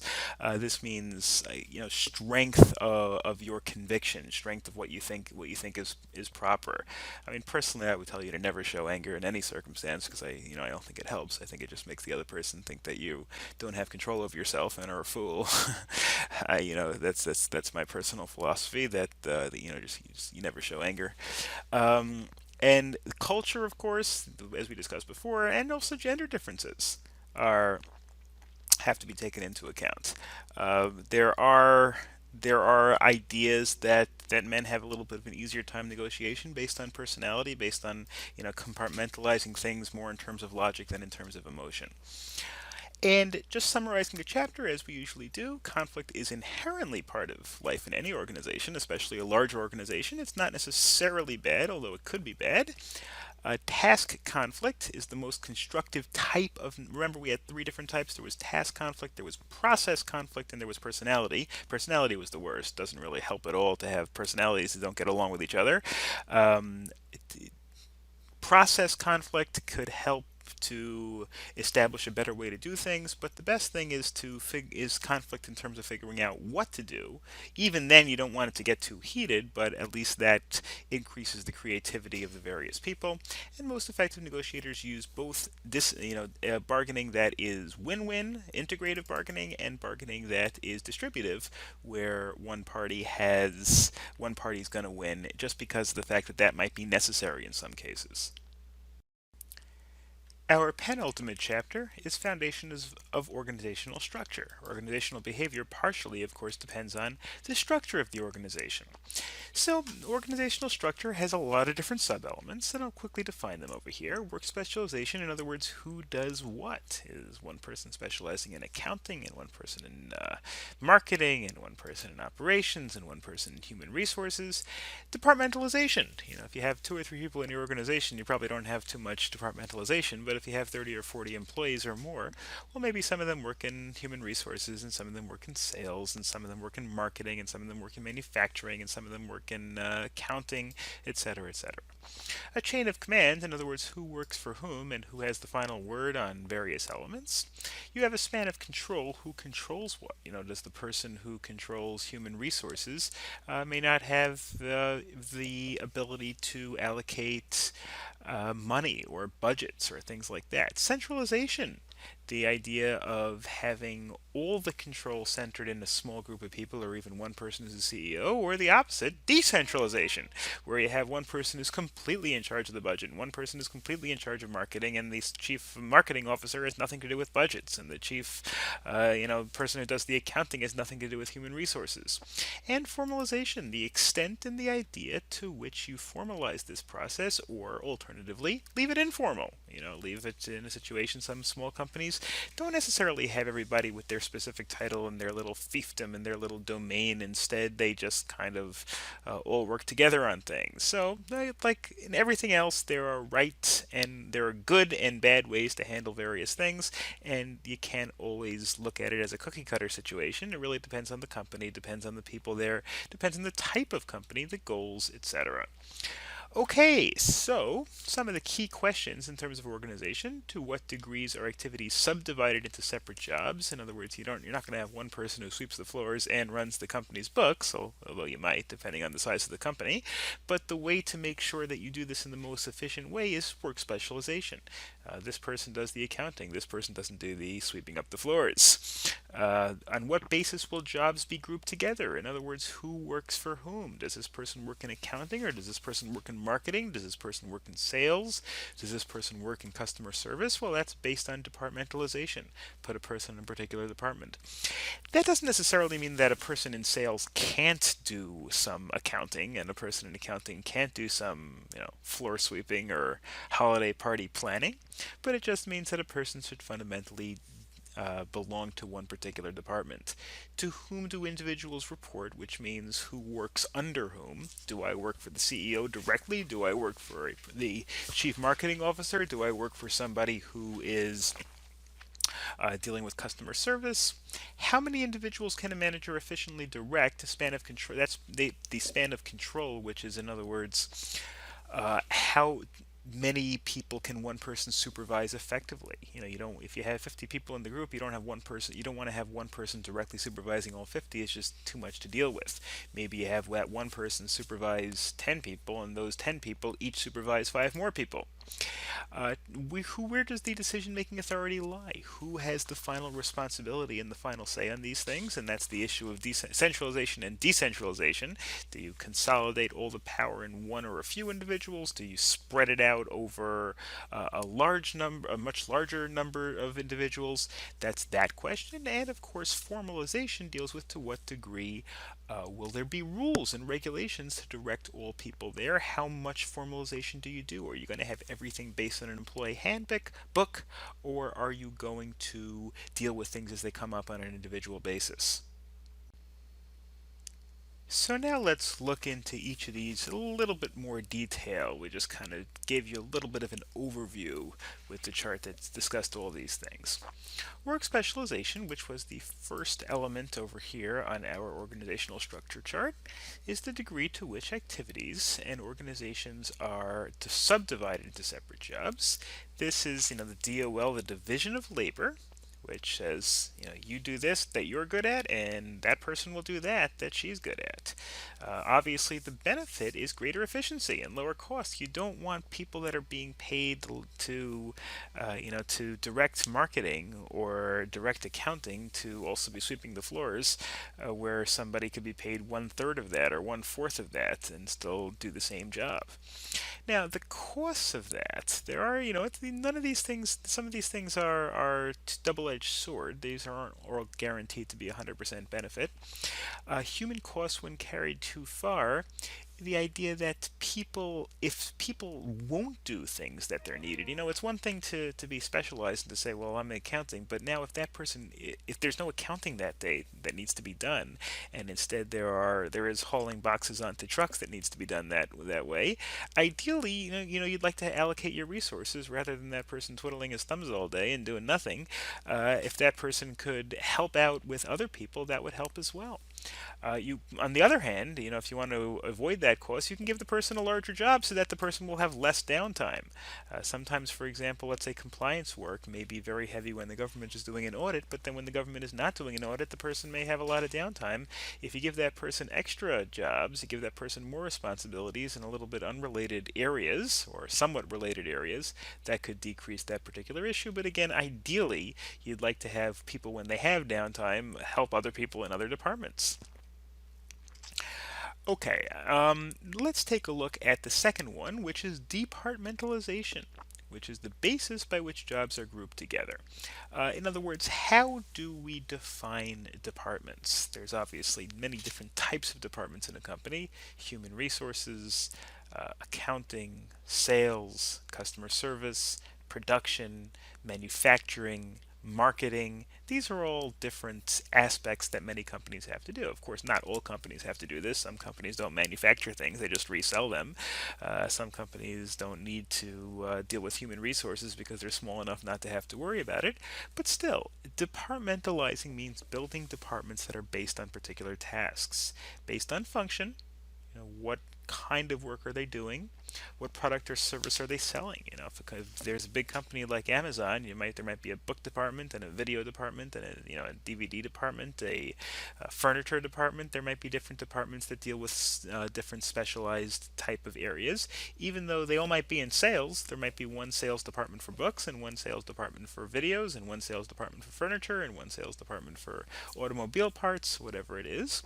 You could base it on geography. You know, we've got a Northeast sales department, we've got a Southwest sales department, etc.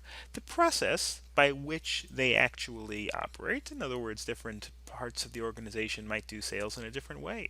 Some might go door to door, and some might do internet advertising, and some might go to trade shows. You can departmentalize based on that, and you can departmentalize based on customer type. You know, you could have sales representatives that focus on individuals. You could have sales representatives that focuses on other businesses, sales representatives that focus on school districts, government contracts, etc. And you can do departmentalization based on some of these or all of these. Huge companies, you know, like Amazon, might do all of these. You know, you might have a department that sells books to school districts in Washington State. That does all of them. It's based on function, sales, product or service, books, geography, Washington State, process, let's say that sells by calling, and customer type, because it only sells to school districts. Whereas other companies, you might departmentalize based on some of these, but not others. Now let's take a look at some of the others on that list. We've got chain of command, which is an unbroken line of authority that extends from the top all the way to the bottom, theoretically. The top of the person on the chain of command will be the chairman of the board of directors, or the CEO, or the president. And as you go further down in the chain of command, you're decreasing the authority of each individual. Authority meaning positional rights, which means the right to tell other people what to do based on your position in the organization. And unity of command, which really means to have one individual that has the ultimate authority over decision making. Few organizations find this relevant based on the idea that organizations are much more decentralized today. You know, you've got people working all over the country. You've got people working in companies that do so many different things. Smaller companies. So chain of command are not as relevant. Then a similar concept is span of control, which is the number of employees that one person can manage. One person may not be able to manage 100 different people. One person may be able to manage 5 people, and each of those people can go manage 5 more, something like that. The trend is towards wider spans of control, and you know really the reason is because of the increased ability of communications in today's day and age. You know, in the old days, if you were controlling people, you had to have an office that was within walking distance or easy, you know, a short, maybe even talking distance of where your office was. Or in today's day and age, you can work with a lot of people by email. You can work with people in different geographic areas. You can do all sorts of things. That just makes it a lot easier to control people who work under you. And this is just an example of, obviously in a very big company, of how bigger spans of control can mean that you need less managers. If you have 4,000 employees, well, if you have a span of 8, which means each manager controls 8 underlings, so you've got the CEO, which controls 8 people on the second level, and then you've got each of those 8 controls another 8, and you get down to the 4,000 people in only 1, 2, 3, 4 levels. Whereas if you have a span of 4, which means each manager only controls 4 people, well, then you're going to have to have 7 levels, because the CEO can only control 4 people, and then 4 to 16, 16 to 64. And again, as the communication technology gets more and more efficient, you can have these greater spans of control, and therefore you need fewer managers. Like I think I mentioned earlier in this course, AT&T, when my father used to work for them, they had 8 levels of management. Now, obviously, AT&T was a huge company, but that's a lot of levels, and that's just managers. That doesn't even include people who work, going and taking out the coins from telephone booths in those days. If you're not sure what a telephone booth is, you're probably under 20 years old or or whatever it is. But the point is that the thing is, there were a lot of managers. Today, the companies are generally smaller. They're less management oriented, and fewer managers can control more people as you get further down in the chain of command. Then you've got centralization and decentralization, which is the degree to which the decision-making process is concentrated at a single point. That includes the positional rights of the person who is given the authority to make these decisions. Decentralization, on the other hand, is where the frontline employees, the people in the field, so to speak, make their own decisions. You have a salesperson who's out there making a sales call.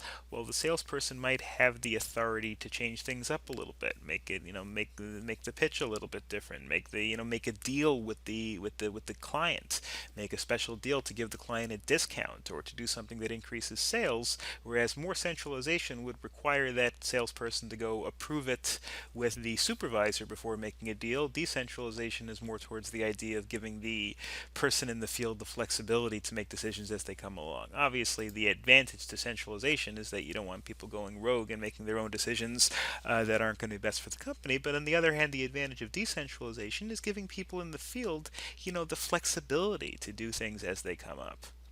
And finally, we've got formalization, which is this degree to which jobs are standardized. Formal means everybody's got to do precisely what their job entails. They don't have a lot of discretion. They have to do specifically a particular task. It may be written in an employee handbook. It may be written in procedures. Informal, again, gives people more freedom to act, and as you can probably imagine from what we discussed in terms of centralization, the trend is to give people a little bit more flexibility and to decrease formalization. So now let's look at the actual structures themselves and some common organizational designs. And this, as with many other things we've learned about in this course, is not ironclad. It's the sort of thing that does vary from organization to organization, and there can be combinations of these. The structure of an organization could be simple, bureaucratic, or something called the matrix structure, which we'll learn a little bit about later on. The simple is the easiest to understand. The simple is the most basic and the first structure.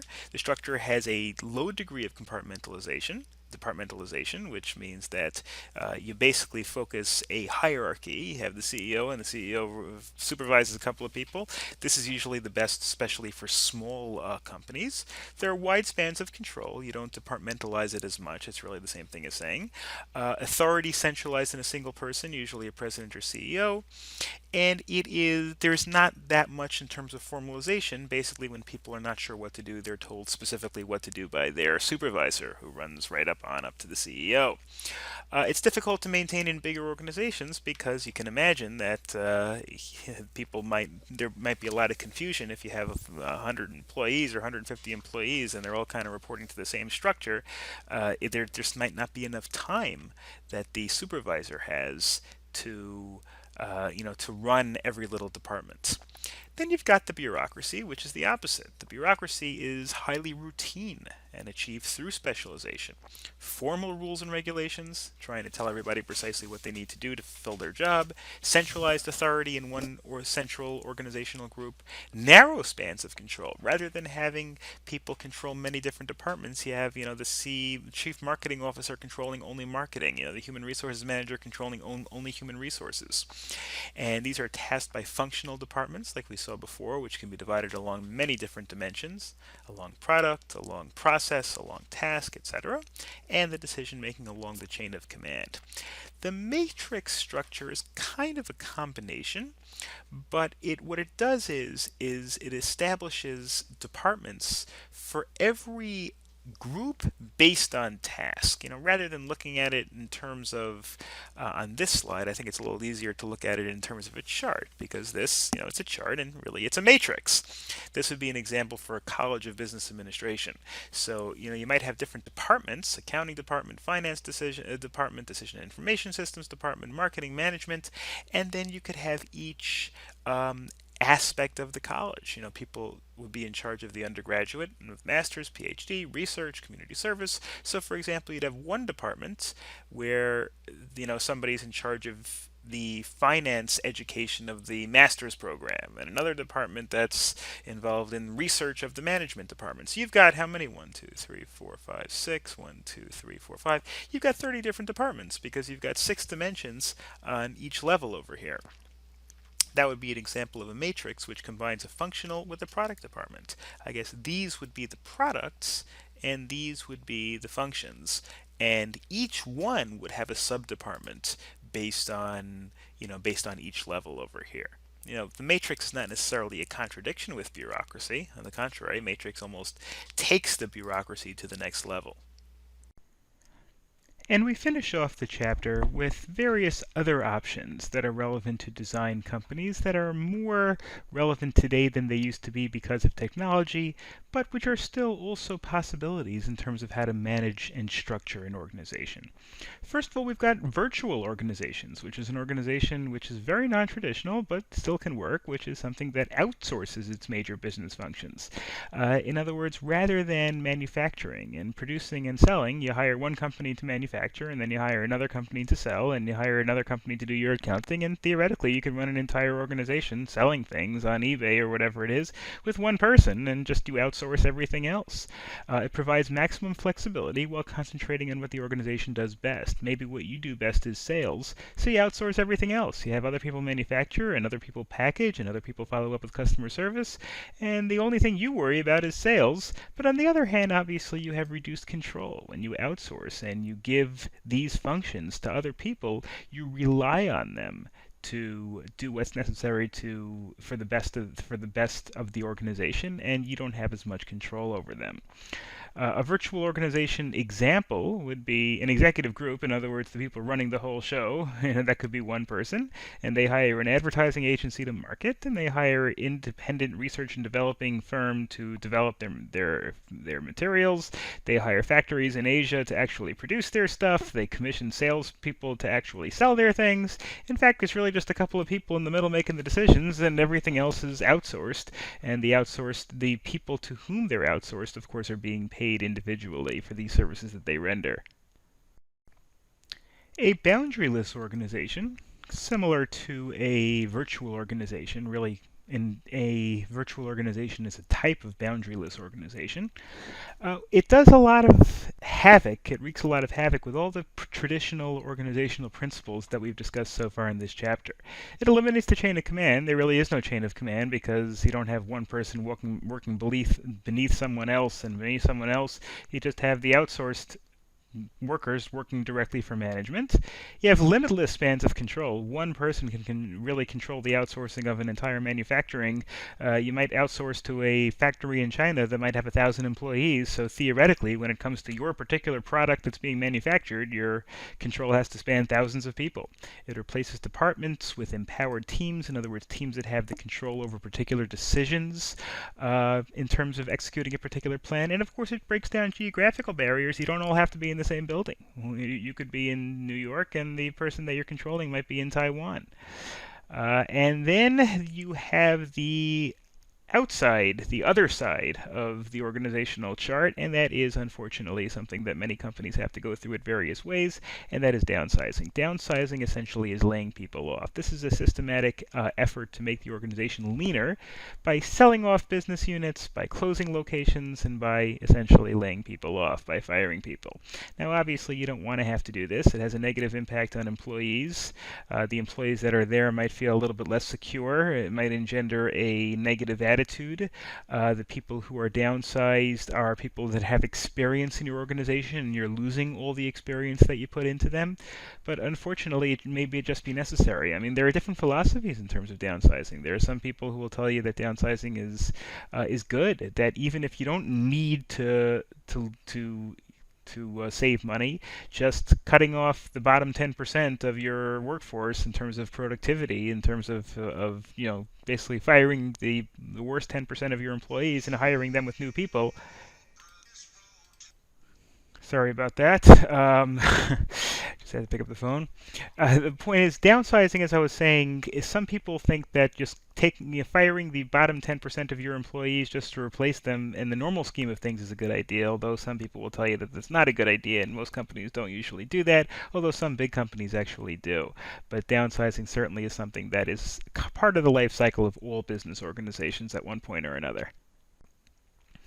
And we finish off the chapter by looking at two different models of organizational design. There's the more bureaucratic model on the left, the mechanistic model, the one that puts everybody into a structure, high specialization. You have different departments, and each department has different managers, and each manager has different sub-managers, etc. High formalization, really the left one is the more traditional model of the organization. The right one is kind of the organic model where you kind of let things grow as they grow. Brand new company may start growing and people might work together out of necessity or out of habit or because they get along with each other or for whatever reason. How do you determine what structure to use? We've seen a lot of different structures. We've seen a bureaucratic structure. We've seen a more general, looser structure. We've seen, we've seen a virtual structure. Well, you got to look at many different factors. You got to look at the strategy of the organization, the strategy of innovation. How much innovation do you want? Do you just want to produce as much as possible, or do you want to produce new goods? Google, for example, is famous for having a tremendously innovative strategy where they're willing to sacrifice a little productivity in order to generate new ideas. They tell their employees, go spend a certain amount of your time trying to think of new ideas, even if you're not actually working and actually producing, because it's from those people thinking that they're going to get their new big ideas. Cost minimization strategy. Cost control prefers mechanistic structures because you have much more control over the workers and what they're doing in terms of what they're productive at. Imitation strategy is based on the idea of looking what other people in the industry are doing and following what they're doing. Orientation size. As size increases, you have to move a little, per force, you have to move a little bit more to a mechanistic model, simply based on the idea that if your organization is big enough, you need structure. You can't have one person running 100 different employees. Technology. Technology is the more technology you use in the office and that you're able to use, the less structured and the less mechanistic you have to be, because people can be managed and run from remotely. And finally, in dynamic environment of an organization leads to structures that, in dynamic meaning moving around. Dynamic in general means movement. So a dynamic structure where people move around in terms of, not physically necessarily, but in terms of what they're doing, leads to structures that are less mechanistic. Okay, now we just summarize the chapter over here. You can't generalize any particular link between structure and performance, which means essentially you have to figure out what's best for your company. So you need to consider all of these different things. You need to consider specialization, how much control your employees can have, centralization, your national culture, of course. Cultures that are more collectivistic, like things that are more mechanistic, that are less loose, whereas cultures that are more individualistic, you're likely to have more organic structures. And that is pretty much all for this chapter. I will see you next in the last chapter. Our last chapter is entitled Organizational Culture, wherein we will discuss how an organizational culture is built, how it's maintained, and of course its importance. An organizational culture simply means a shared value system, something that distinguishes this organization from other organizations. The organizational culture is more obedient or less obedient, or more creative or less creative, more profit-driven, more socially responsible, more caring, more paternalistic. There are many different ways in which an organizational culture can be expressed, and many different mechanisms by which, or many different effects of which it can have on its individuals. Here are some characteristics of an organizational culture. Obviously, this is not an exhaustive list. This is a pretty comprehensive list, though.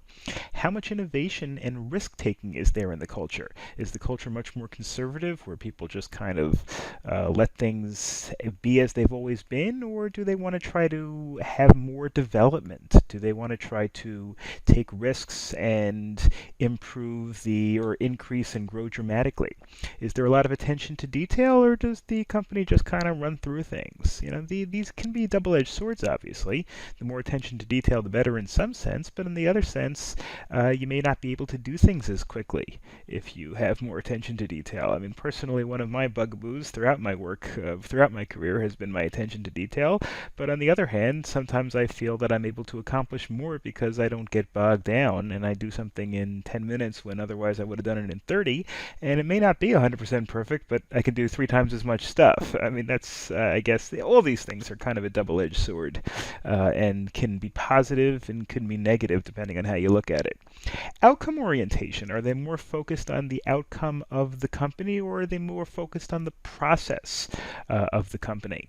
People orientation, how worried is the organization about the people that work for it, and maybe even necessarily also possibly the people outside the organization? Is the focus more on the team, or is the focus more on the individual? Is there more aggressiveness in the company? Is the company trying to always improve and trying to always grow and trying to always expand, or is the company more kind of complacent? And is the company stable, or is the company constantly changing? Culture is a little different than job satisfaction, although the two things do have some similarities. When we're talking about culture, we're talking about how employees perceive the organization's culture. What do people think? Whether a company is more aggressive or whether a company is more complacent really depends on the attitudes of the individuals who work for it. Really, the culture is the sum total of the perceptions, the sum total of the attitudes of the people that work for it. Whereas when you're talking about job satisfaction, you're talking about the responses of the work environment. How do they feel about the organization? The two things are obviously related. Cultures can lead to higher job satisfactions, but they're not necessarily one and the same. Companies could have a good culture and not as good a job satisfaction. And of course, job satisfaction is almost one dimension of culture, whereas culture can encompass many different ideas and many different dimensions. The other thing you have to realize about cultures is that they're not necessarily uniform throughout the company. Just because the company itself is aggressive, for example, you take a company like Apple, which is humongous, and generally has a reputation for being aggressive and trying out new things all the time, it doesn't necessarily mean that every department and every group has that same level of aggression and that same kind of attitude. It really depends. There is a dominant culture that expresses the core values of the whole company, the general idea of how the company focuses, and then you have subcultures which are based on the attitudes of the individuals. Subcultures can add or modify to the core values. They could also be, for example, antithetical to the core values of the company. You could have a company like Apple with a dominant culture of aggressiveness, but maybe the accounting department is very conservative. There's not necessarily a rule. Now, of course, it has to be influenced by the general culture of the organization. It would be a very bad idea for there to be completely clashing cultures within an organization, although it does happen, and that of course could create dysfunction among the organization. But you also have the idea that especially in a big company, you might have subcultures that are not necessarily the same as the dominant culture. A culture of a company could be weak or strong, and again, I know these are value words that seem to indicate good and bad, but that's not necessarily true. If it's a bad culture, if it's a culture of antipathy or a culture of where people just don't care that much, well, then obviously a weak culture is better than a strong culture. If it's a culture of working very hard, then of course a strong culture is better than a weak culture. But strong cultures, of course, have great influence on the behavior of the members, increase cohesiveness, which is the willingness and the effectiveness of employees working with each other, and results in lower employee turnover because everybody kind of buys in or subscribes to the idea of the organization. Whereas weak culture, where it's not a matter of enforcement necessarily, it's a matter of buy-in, another sports term that I keep using, where they say players don't buy into the coach's system, which means they don't necessarily believe it's the best system and they don't necessarily work hard to affect it. Well, the same thing is true when you're talking about an organization. When you're talking about an organization with a weak culture, that means there are other aspects of the organization that are counter to the culture. The culture isn't really bought into by all the people, and the people therefore are less likely to be cohesive and more likely to move on to other positions. And let's take a look at the difference between culture and formalization. Formalization is a concept that we've discussed many times. Formalization is the idea of having a set of rules that everybody in the company has to follow, and that things are very formalized, and there are manuals, and there are procedures. And a strong culture is leads towards formalization. Formalization, big companies may have employee handbooks that are 100 pages long that have, a million different rules about how employees have to behave. Now, of course, if those are not enforced, then they're irrelevant, but assuming they are enforced, that leads to very high formalization. And culture can do the same kind of thing. If you have a culture where people work hard and people don't take off unless they have to, and people respect authority, well, then maybe you don't need as many specific rules, whereas formalization might be more necessary or more desirable in places where you have a weak culture. So a strong culture achieves the same end without necessarily having to go through all these highly bureaucratic regulations and documentation. Okay, so that begs the question, what do cultures do? What impacts? We all know what cultures are now that we've discussed it, but what effects can cultures have? Well, they can define boundaries. Boundaries meaning the limits of what is socially acceptable within the company, or fiscally acceptable within the company, conveys a sense of identity in the company. Do people feel that the company has a particular mission that the people subscribe to and that the people buy into? Generates a commitment to the culture and to the goals of the organization. These are all things, of course, strong cultures can do, much better than weak cultures. Enhances stability within the company, and it also is a sense-making and control mechanism. There's a term that we haven't looked at before in this course. Making sense of things, making sense of procedures in the company if they all lead towards these ideals that the culture is able to instill in the employees. Cultures can also create what is sometimes known as a climate. Climate, of course, when we talk about the weather, it's warm, it's humid, it's dry. An environment. Well, here we're talking about an organizational environment. These, in organizational environment or climate, is the shared perceptions that the members have about their work environment. Do people generally have a positive attitude, or do people generally have a poisonous negative attitude about the people they work with, the people they work for, the organization in general? These are all things that a strong positive culture can obviously help the attitude of the people and therefore the climate. But then we have to look at the other side of culture.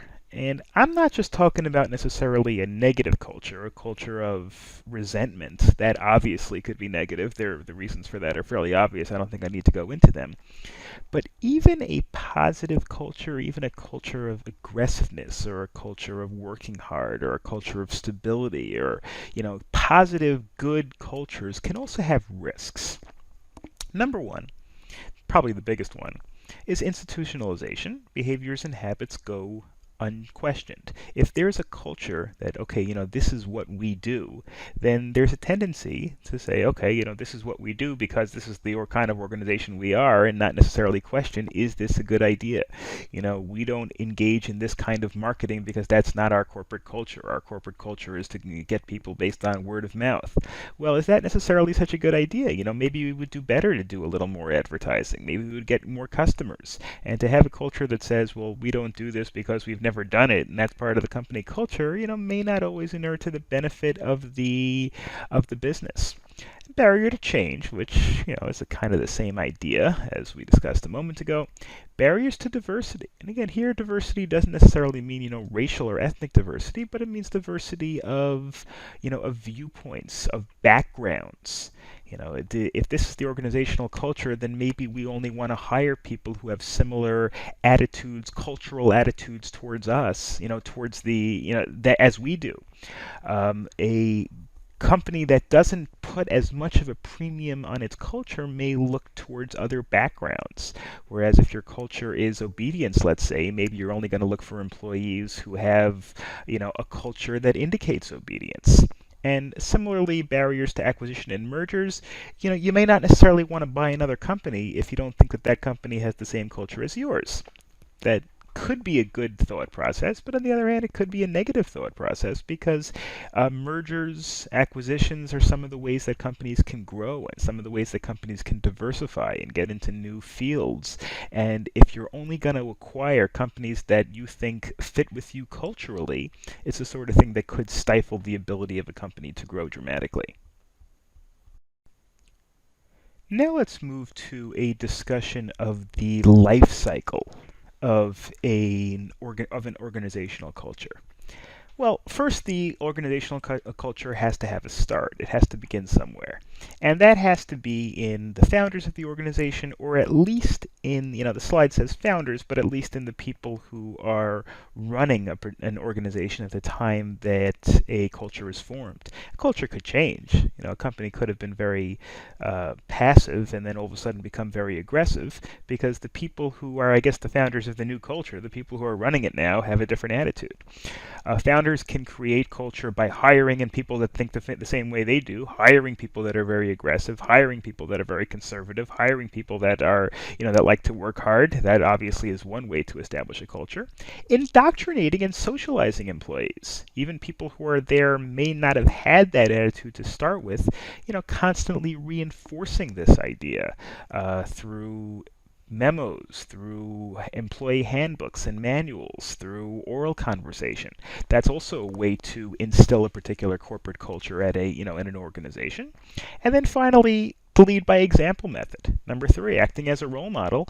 If people see that bosses, supervisors that they respect and admire are behaving in a certain way, that causes them to want to behave in that way. So you can create a culture by hiring people who already have that culture, by telling people to have that culture, although that's, not as effective, or by leading by example. And then you've got the idea, okay, now that you've got a culture that you like, how do we keep that culture? You can select those, when you hire new people, select people who fit into that culture, or fire people who don't, or both.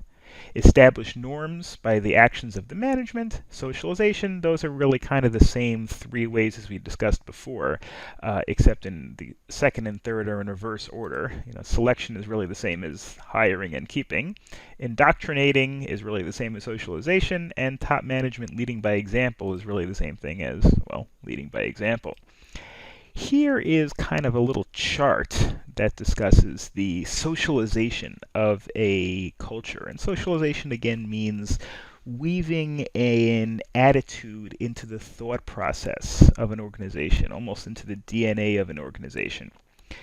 Pre-arrival means knowledge about the organization to, at the very beginning, in regarding before the idea, before the culture is socialized within the organization. Then you have to expose it to the organization and change to fit within the organization. So this could be a socialization of an individual, it could be socialization of a group, it could be socialization of a process. In other words, you have to encounter the idea and you have to change your own attitudes to fit within a particular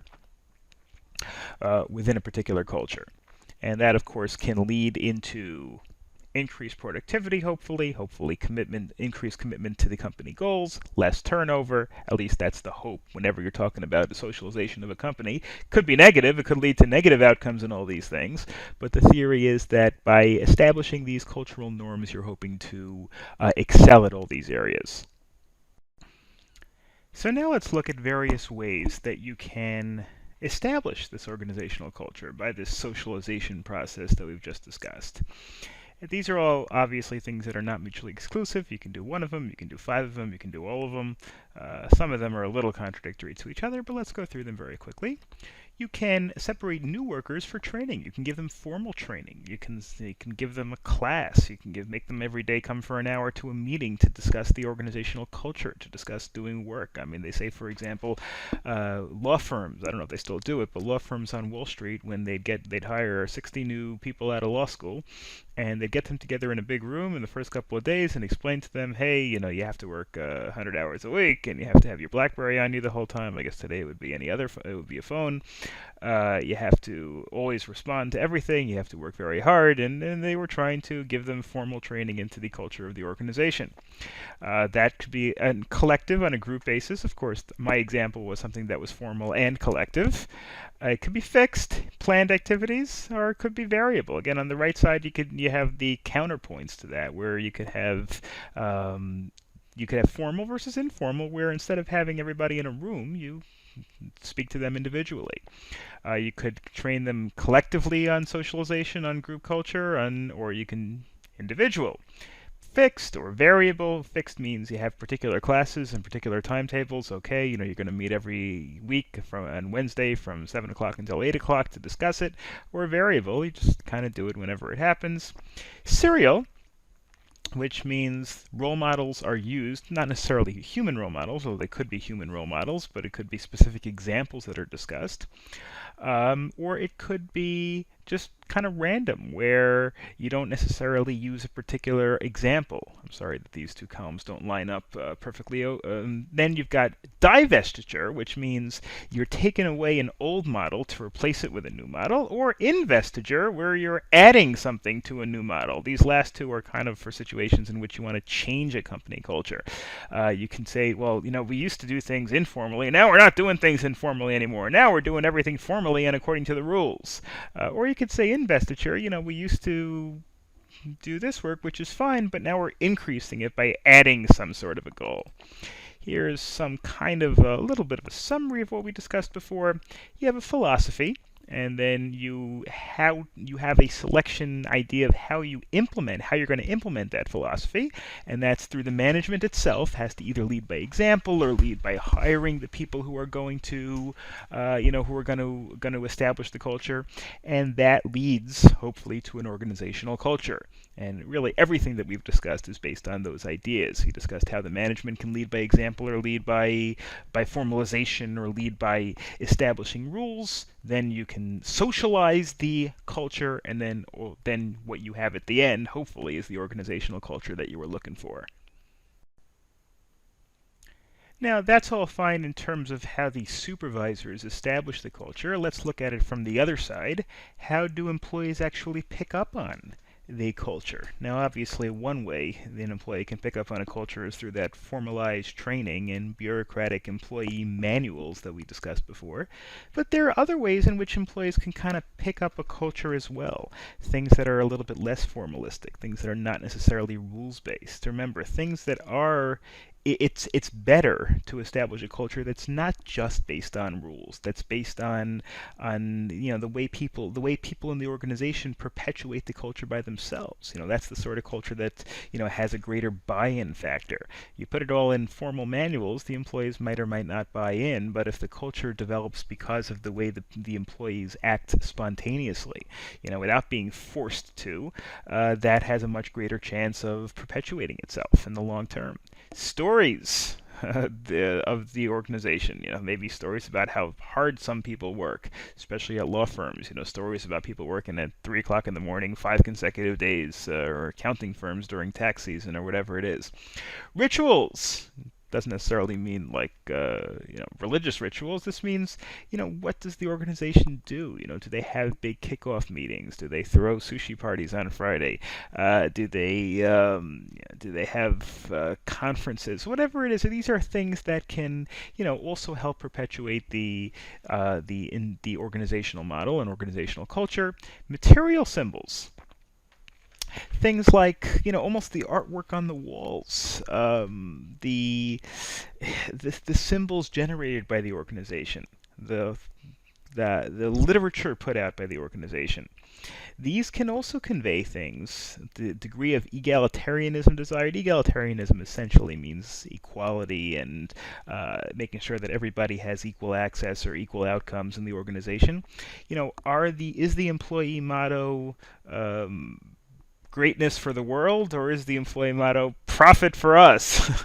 No, neither sounds like a very good motto for a company, but companies' mission statements, companies' documents, companies' mottos can all play into this idea of how employees learn culture. Identifying just the language in which the company acts and behaves are things that contribute to its culture. So that leads to the idea of, if you're going to establish a culture, and every company is going to have a culture. It could be a weak culture, it could be a strong culture, it could be positive, it could be negative, but every company pretty much is going to have a culture one way or the other. So how do you create one that's good, and how do you create one that is ethical? Well, a strong culture with high risk tolerance, low to moderate aggressiveness, and a focus on means as well as outcomes is most likely to shape an ethical culture. Ethical culture meaning, obviously, people that obviously want to make a profit and want to do well, but also want to do what is right. high risk tolerance means the idea of you're willing to do things even though you're not 100% sure how well it's going to do on the bottom line. Are you, if you're, let's say, an oil shipping company, are you willing to spend a little more to decrease the chance of environmental mishaps?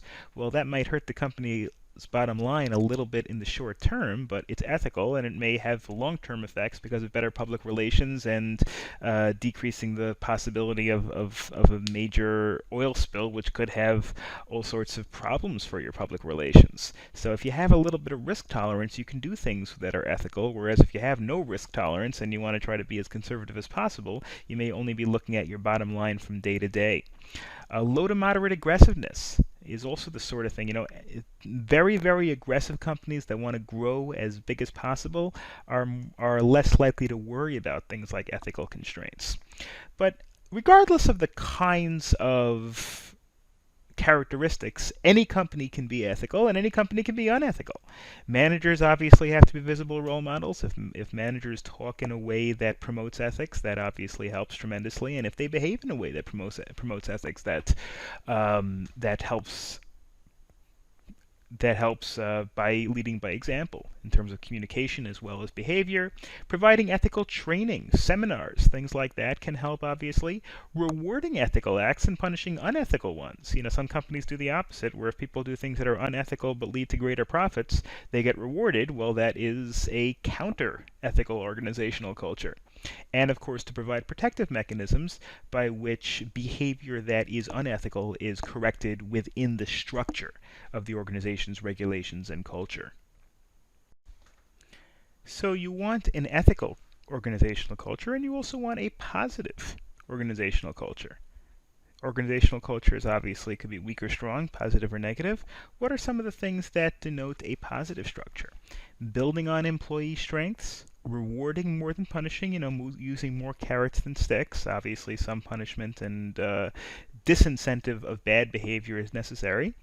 Emphasizing vitality and growth rather than being put down. There's one way to keep somebody in line saying you're worthless and I'm not going to be able to do anything for you unless unless you shape up. Or you can try to say, well, you can grow and get promotions and get raises within the company culture, if within the company's organization, if you behave in a way that's consistent with the company's values. Of course, then there are limits to positive culture.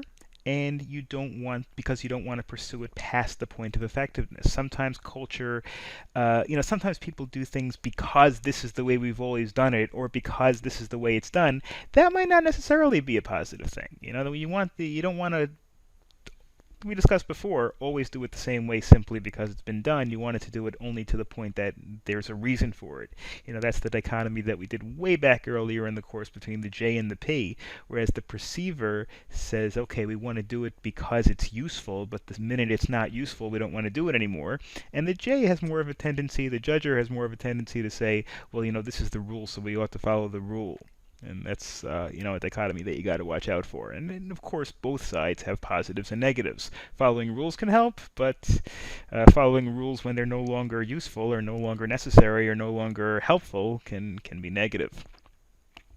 Global implications, again, every chapter is focused a little bit on dealing with people from different cultures. We have to look at managers being more culturally sensitive when dealing with people from other countries and other cultures, talking in a low tone, making sure not to get excited. Some cultures are okay with excited behavior, especially in a supervisor, like the United States, for example. Other countries, may not look as favorably to that. In Israel, for example, they don't mind. People generally don't mind being aggressive and loud and abrasive. Other countries would take a little bit more of a dim view to that. Speaking slowly and listening more. Avoid discussing religion and politics when you're dealing with people from other countries who may obviously have a very different view. And even aside from viewpoint, there's also the idea of what's considered offensive. Some countries might consider it offensive to discuss certain things, whereas other countries think it's just part of the normal behavior. And ethical decision can be culture bound as well. Different countries, different cultures have different ethical rules and implications. So being careful of all these things is necessary when dealing with a culture of people that includes other cultures.